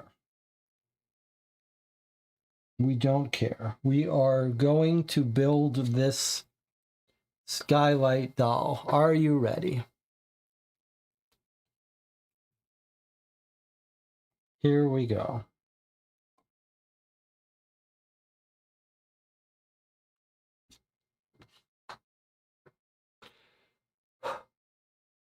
Light bulb.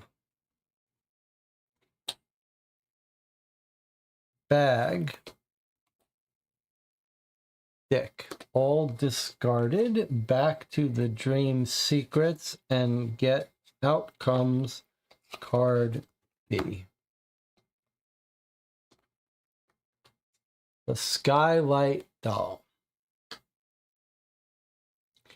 If all dreamers are on the living room tile, and the lamp and the locker are both on this tile.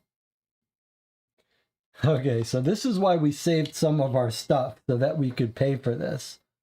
So here is the living room tile, so we just have to get here. And we have to get everyone else there with us. But that's not so, that shouldn't be so hard, right? So that's why I saved this card. Each dreamer can move up to 6 spaces. So we're going to use that to move 1, 2, 3. We only need to move 3, huh? Maybe we could use this instead to move the lamp. No, we don't really have a... I guess, actually, yeah, I guess it's better to use this 5 to move us, since the yellow has no other purpose. So I'm going to use this to move 1, 2, 3. We're going to keep this. Okay, so that's our pocket ladder.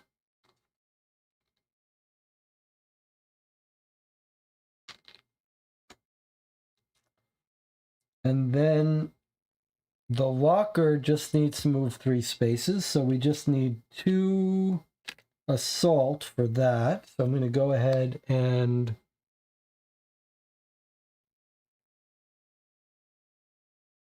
where is the... I mean, we don't know what's going to happen here. So maybe I need to save this in case we need to shoot someone.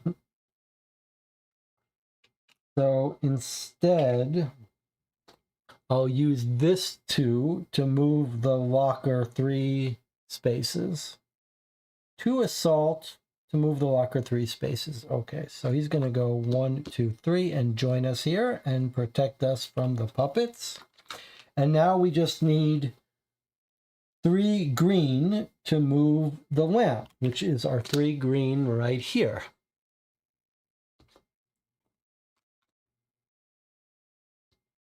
So we are now all in the living room. The puppets are right next door, ready to come in and kill us. But we do have enough to get shotgun, and in fact, we should put those shotgun there right now. If we don't use them this dream, we'll use them on the next dream.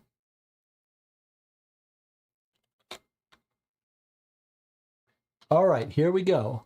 We're all on that tile, the living room tile. I mean, surely this is going to end the dream, but look at this crazy scarecrow-like toy weird creature, the Skylight Doll. I hope this works. 388. If we need to pay anything for anything, we do have gems, so we're in pretty good shape here. Oh shit, look at this. See who came home. It's Skylight. Finally, it's back. I can finally take it and cherish it forever. No, I'll never let you. It stays with me until the end of my days. But it's mine, not yours. Gimme. Come on, let's go. So it looks like we did not help. The problem was elsewhere. It wasn't the lack of Skylight. Let the court decide. All eyes of the house are on us. Discard the Skylight Doll. So it's not that it failed. It's that we now are choosing between the locker, the lamp, or a third option. Okay, so the Skylight Doll is gone. Now, what is happening here? And we better make the right choice.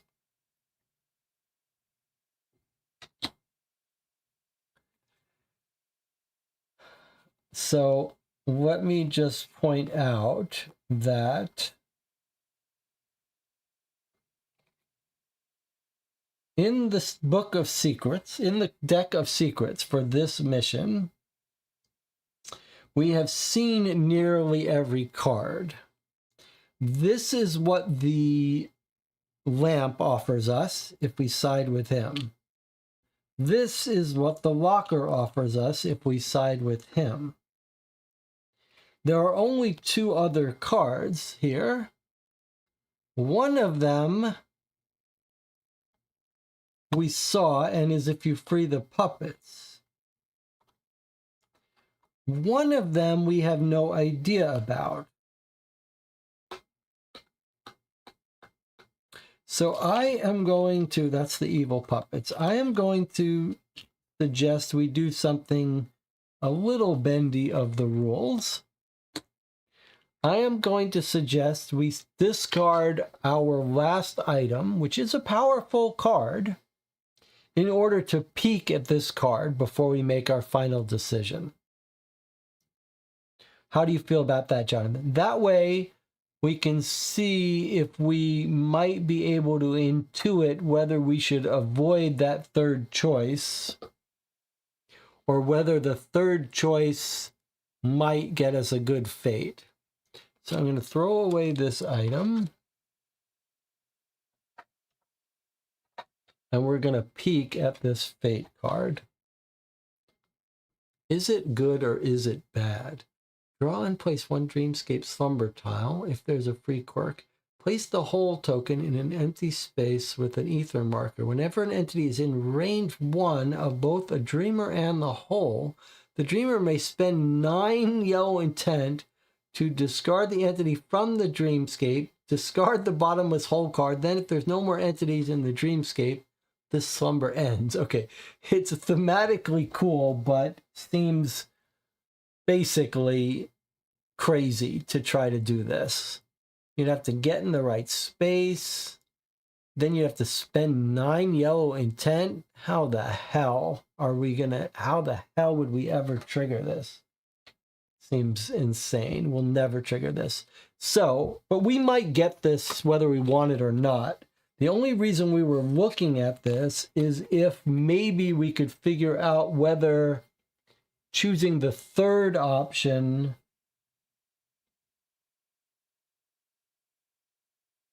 would get us something better. But I guess the answer is we don't know. So what do we think here? It's almost like these are two kids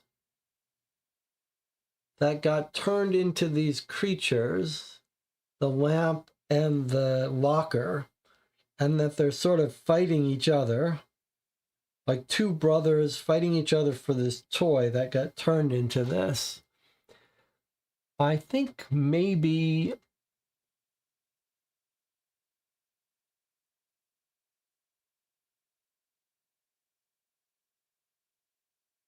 it wasn't the lack of skylight.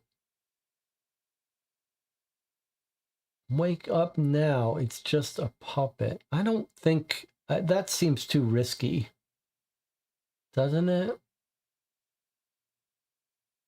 Sounds like we got shown both of them what they wanted to give us, and we should just pick the one that the person that we liked.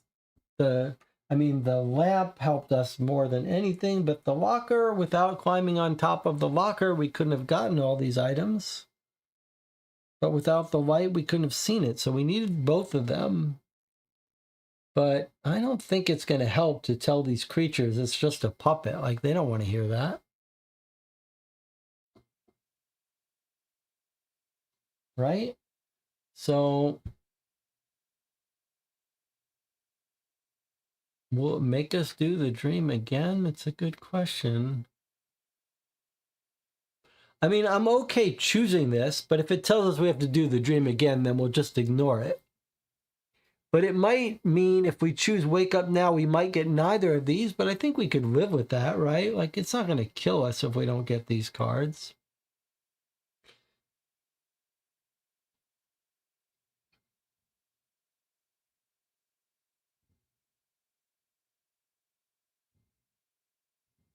I mean, I don't like this vintage car. I just can't imagine taking a 1/3 chance that it has anything and guarantees to lose an hour, and you might suffer a distress. So I don't want that car. But we don't know. Choosing this might get us other stuff. Like, it's very possible that choosing the lamp gets us this vehicle and a lamp car.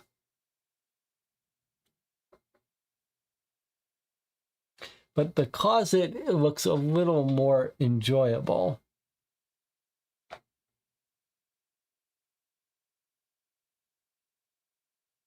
All right, let's befriend our locker.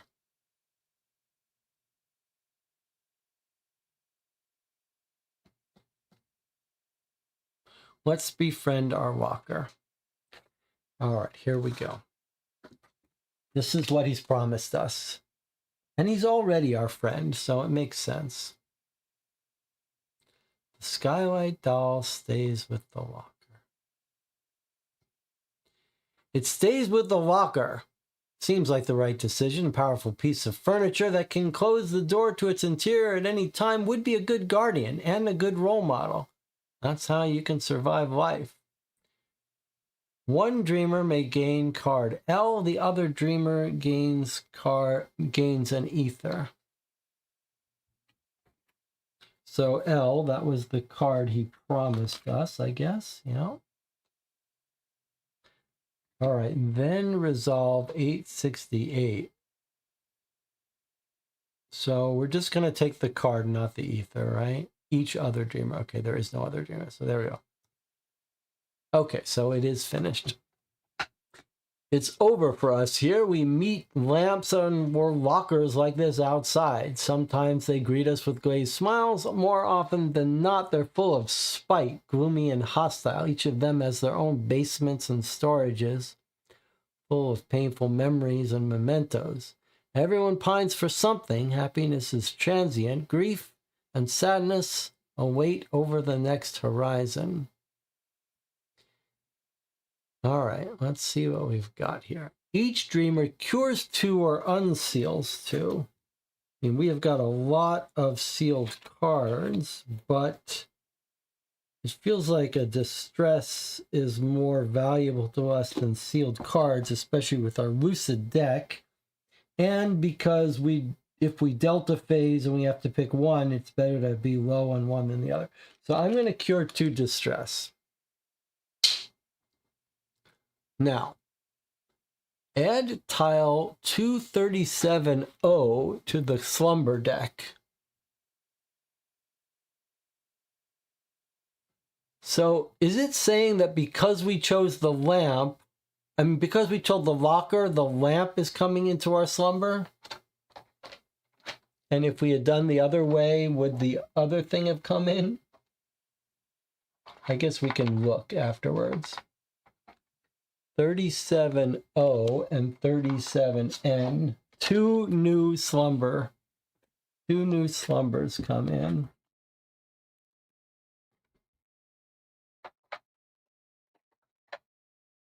And genetics is reminding us to celebrate for our victory.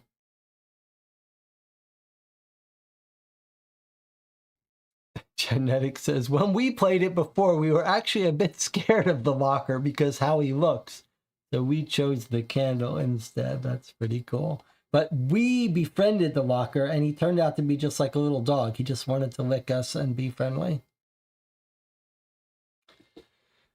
Okay, the candle and the puppets have been added to the slumber deck. We now get our shopping cards back, which are 241C, which I wish I had a special place for since they keep coming down. We have a lot of ether to go shopping, but on the other hand, we think the days of shopping might be over. All right. Change the season to Season of Secret Paths. What is that about? The Season of Secret Paths? I've never heard of that. Let's take a look. What is the Season of Secret Paths?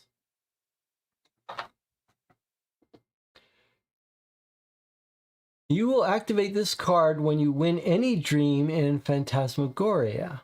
The season of secret paths. A knowledge of this place awoke in my heart. When I look around, I feel like I walked these paths countless times. Dreamers ignore the penalties of traveling through shortcuts. Oh, pretty cool. All right. What's next? Discard the dreamscape. Add all items and influence cards of the dream that you did not gain to the item or influence market. So basically the vintage car goes into the item market. And was there influence that we didn't get? I don't think so.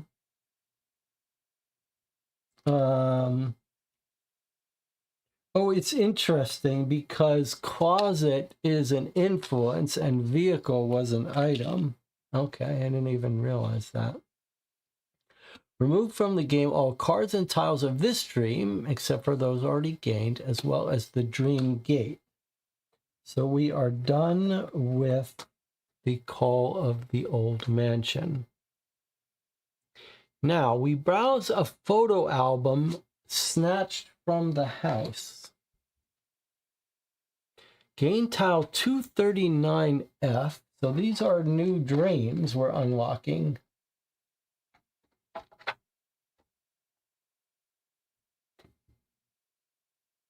$239F.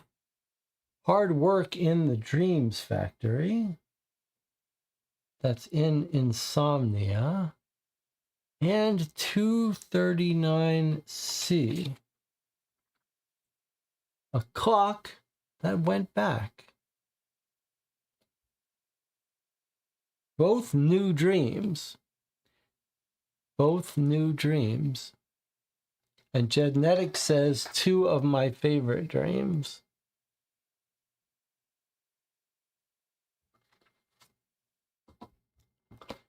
Let's take a look at what these dreams are. So it's a 1 key and a 3 key dream. It's a clock hand 10 turn dream and a 12 turn dream. From 9 a.m. to 5 p.m. still only dreams, dreams, and dreams. When we grow up, everything gets smaller and there's more to it.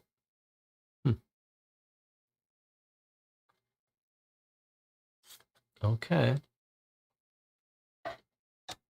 So we finished a dream and we got 2 new dreams. So we are moving downhill.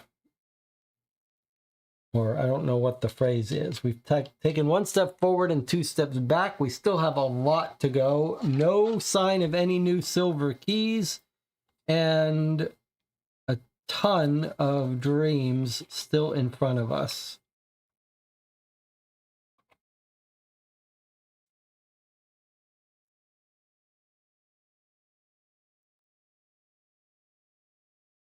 Wow, that's a lot of dreams.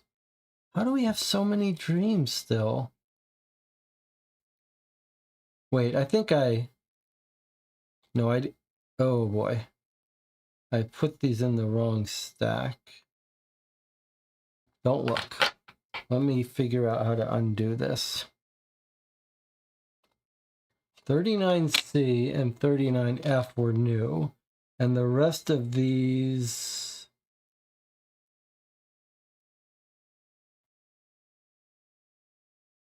Happiness was the one.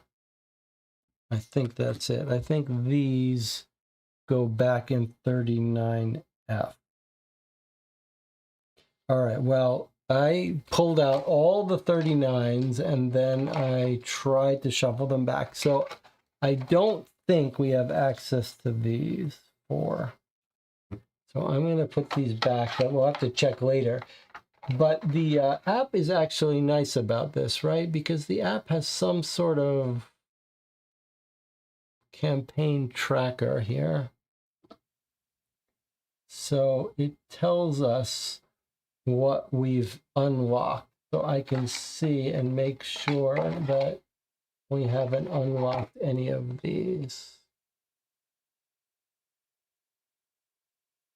Yes, we haven't unlocked any of these. And I can make sure that the ones we have unlocked are here. Happiness, we know that. Z, X, U, W, V, A, G, F, and C. Okay, so thanks to this wonderful app, we can see everything is now back on track. Look how amazing this is. Finished gates. So here are the gates we finished. Look at this. Look at how wonderful this is. So we finished these gates. Started playing 2 months ago. And we've unlocked about the same amount left to go. And then we've got another. So we've done like 1/3.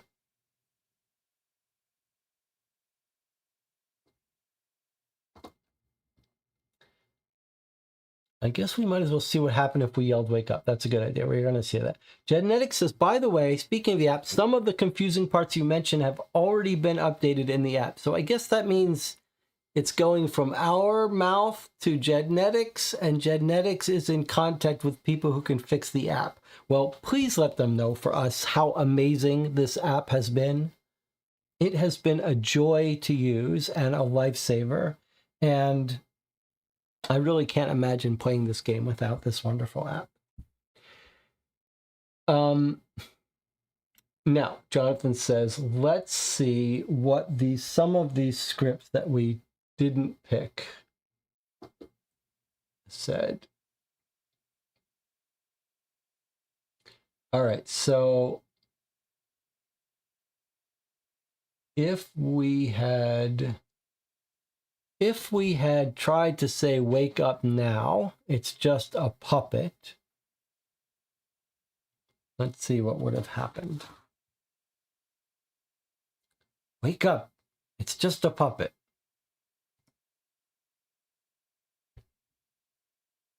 It's just a puppet, nothing more. Enough of this. Look around. This house is a dump, and you furiously, both Lamp and Locker, grab the puppet out of your hands and smash it again and again against the floor. We hear the cracking of breaking floor panels. The puppet is shattered, and now just scraps of fabric and wood surround a gaping hole in the floor.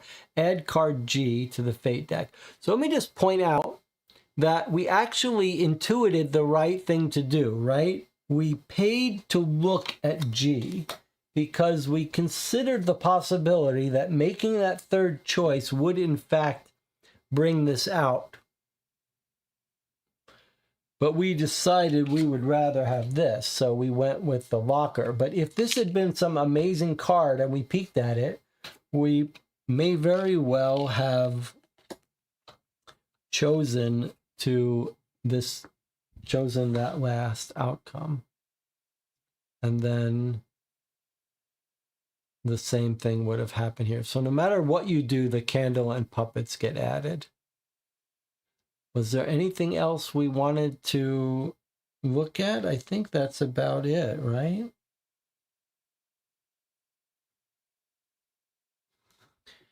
This was a pretty epic 6.5-hour session with these puppets. I mean, these morphings are so scary, but you got to appreciate what they do with the game. They make these creatures that start out feeling harmless and then getting crazy. We also had one of the coolest moments where we used that one card we had been holding to get rid of a whole set of morphings and basically save our lives. That's how we won this game. And also the lucid dreaming. I mean, we really could have survived quite a bit more brutality, but the lucid dreaming made it possible.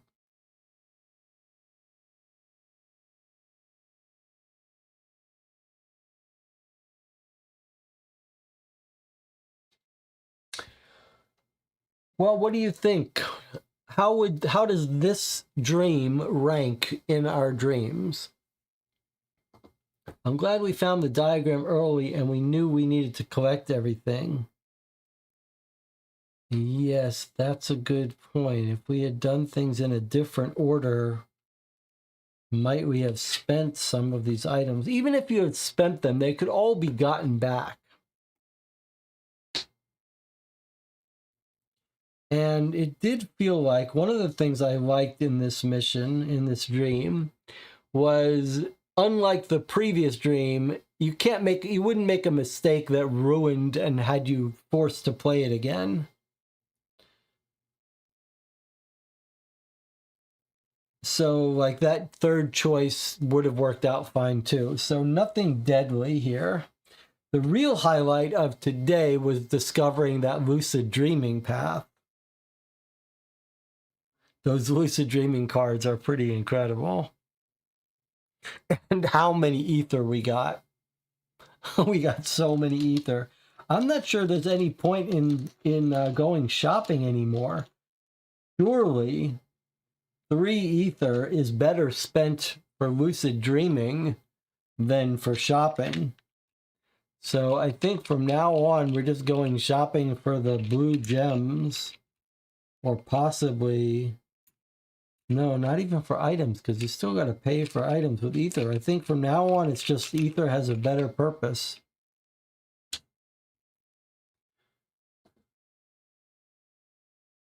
I'm not sure it's top 3, but pretty good. I think this might be top 3 session for me, but that's half because of the lucid dreaming.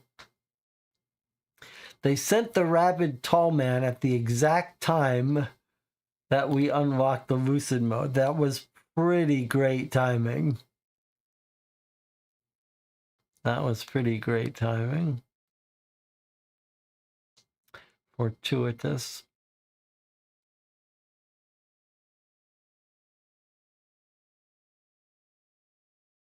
Jonathan, any final thoughts? We're walking into the next setup with 6 ether, 4 blue gems, 1 distress, but a whole pack of sealed cards. At some point, we may want to just push this button for fun, because I'm not sure, like,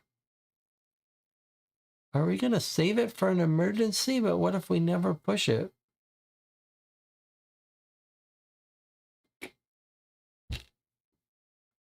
Another thing that was fun this session is shooting the shotgun.